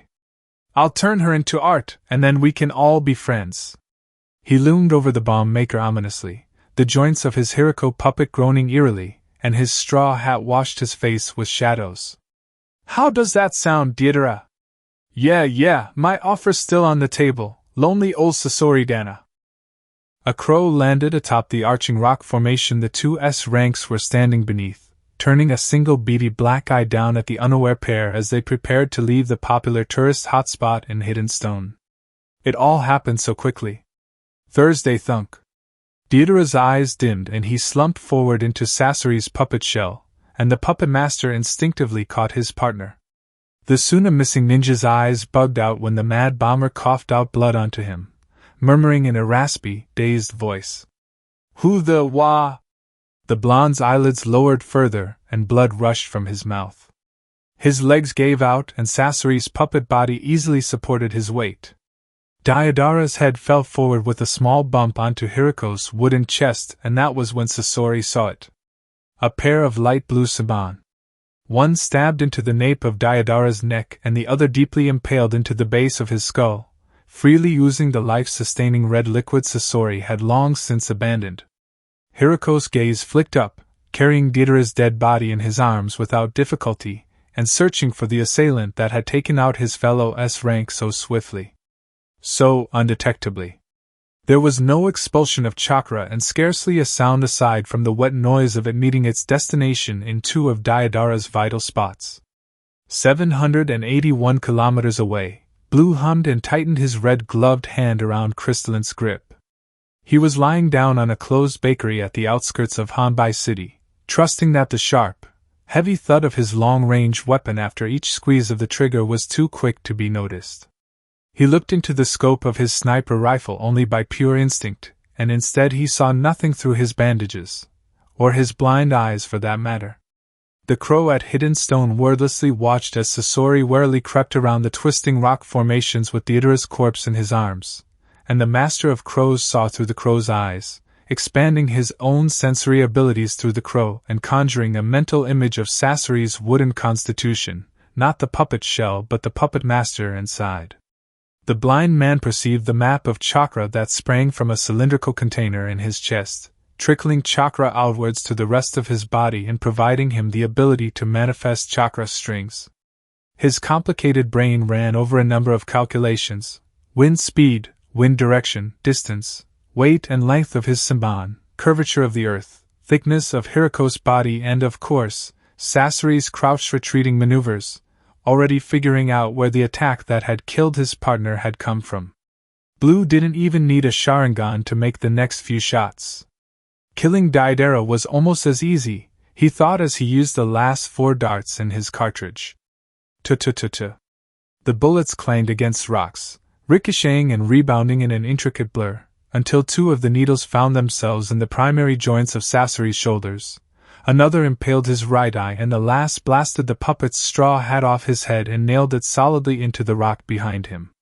Sasori became alarmed at the hissing sound and the soft popping noises coming from his protective Hirako puppet, and when he peered down with his one good eye at his dead partner, he saw that Deidara's brain was leaking thinly out of his ears and nose, and his eyes had burst not unlike 2 deflated balloons.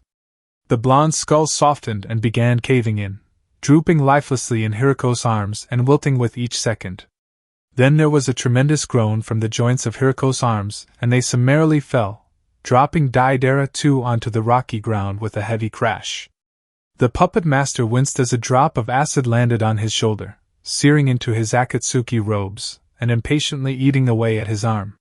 He looked about the darkened interior of his puppet, and noticed that the greenish ooze leaking from the Senbon had eaten away at the shell's body, throwing in light from the outside from places where light was never meant to pass. The sniper wanted him to vacate Hirako. He didn't have the option of staying either, as the lumbering puppet was crumbling all around him from the mysterious green acid. Sasori flinched again and pulled at a string from his ring finger, popping open the back emergency exit of his Hirako puppet. He rolled backwards and landed in a crouch, sweeping his eyes around and dashing to Deidara's corpse. "I will analyze the acid in my workshop and report this to Lord Payne," he decided, hefting the lifeless blonde bomber onto his shoulder, and Blue popped out the empty cartridge, formerly filled with his hollowed-out needles that were primarily used to contain lethal toxins, poisons, and acids. He clicked a new cartridge of 6 Senbon into crystalline, and the needle at the top chambered itself in the semi-automatic weapon due to a spring loaded inside the Senbon casing. This new casing contained his normal darts, the ones he used to bring down targets in a straightforward manner. The blind man started a fresh spiral of calculations. He pulled the trigger only once. Sasori's fate was sealed. Crack! Thump! The redhead was flung back as the dart nailed his chakra core, unintentionally releasing Deidara from his arms and knocking against Hirako's eroding form. The large shell moaned deeply and fell onto its master in a clutter of wood and iron limbs, seeping the acid ruining its body onto the Suna-missing ninja. Sasori of the Red Sands was long dead before his back hit the ground. He didn't feel the sensation of his wooden and metallic body being gradually worn down. Back in Fire Country, Naruto flexed his fingers and muttered to himself. "Now, where are you, Kakuzu?" His ears twitched and he beamed, getting up and lying back down, this time facing the general direction of Wind Country. "Money isn't everything," Blue scoffed under his breath, fingering the trigger of his long-range weapon. "I should know, I had a little." His sarcasm was lost on Yujitoni as she silently watched her crush, nervous to speak else break his concentration. Relocated Kamizawa Settlement. Wind Country Bounty Collection Station. "The cache isn't complete," Kakuzu droned, throwing the scroll of Ryu notes back to a greasy-haired man, who fumbled with it, and dabbed his brow with a dingy rag. 1 million Ryu is missing. BB but Mr. Kakuzu, Sir Dash. You hired me to kill your brother, and I did.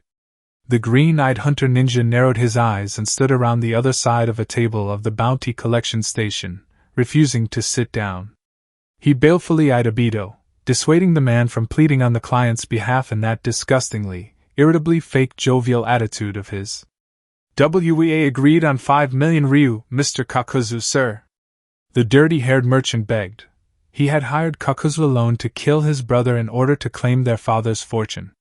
A simple case of sibling rivalry turned murderous, and over an inheritance no less. This sleazy, reedy, nasally man would have been more outgoing and forward if he was swindling the hard-earned money from a customer, but his bravery fled him at the presence of the infamously effective bounty hunter. The bounty collection station they were in was a newly relocated settlement, where the old one had been swept up by a powerful sandstorm, and professionals at predicting the weather forecasted that the high winds would only get worse over time. The Kamizawa people, a splinter clan of the Kazekage clan, packed up their properties and gathered what family they had left, and relocated to a safer area in the desert, where the sandstorm would not reach them. Wind Country's miserly daimyo had not spared a single dime to aid the valuable town in their plight, only explicitly saying that they were to not step a foot outside of Wind Country, or show any sign of defecting to other countries. Though, shockingly enough, the Yandame Kazekage had sent some of his ninjas to the Splinter clan to provide them protection as they moved. A past Wind daimyo made the Kamizawa settlement into an important trading post in Wind Country out of contempt for the then Nidame Kazekage, and this further widened the rift between original clan and Splinter clan, though not enough to tear their familial ties. There was bad blood between the Kazekage clan and the Kamizawa clan, but at the end of the day they still shared an ancestry, and thus were still family. Sabaka no Raza was a hard-faced, stone-hearted and cold human being, and in spite of the failure of his own family, of which was primarily his fault, kinfolk was important in Suna because in the beginning it was all and everything they had. As of now, the bounty collection station was nothing more than 4 tall sticks and a tarp, nothing to protect the occupants from the elements. The houses of the Kamizawa people were primarily tents. The frigid late-night wind blew, lightly spraying sand on the sparsely populated unit. The merchant mopped the sweat on his forehead again, blubbering fearfully. "FF 5 million ryu. The agreement we reached explicitly said so. His wife got involved, and I killed her," Kakuzu said coldly, recalling without that the woman had screamed at him with a kitchen knife, and he had turned the blade on her, plunging it into her heart, and watching blandly as she gurgled on her own blood.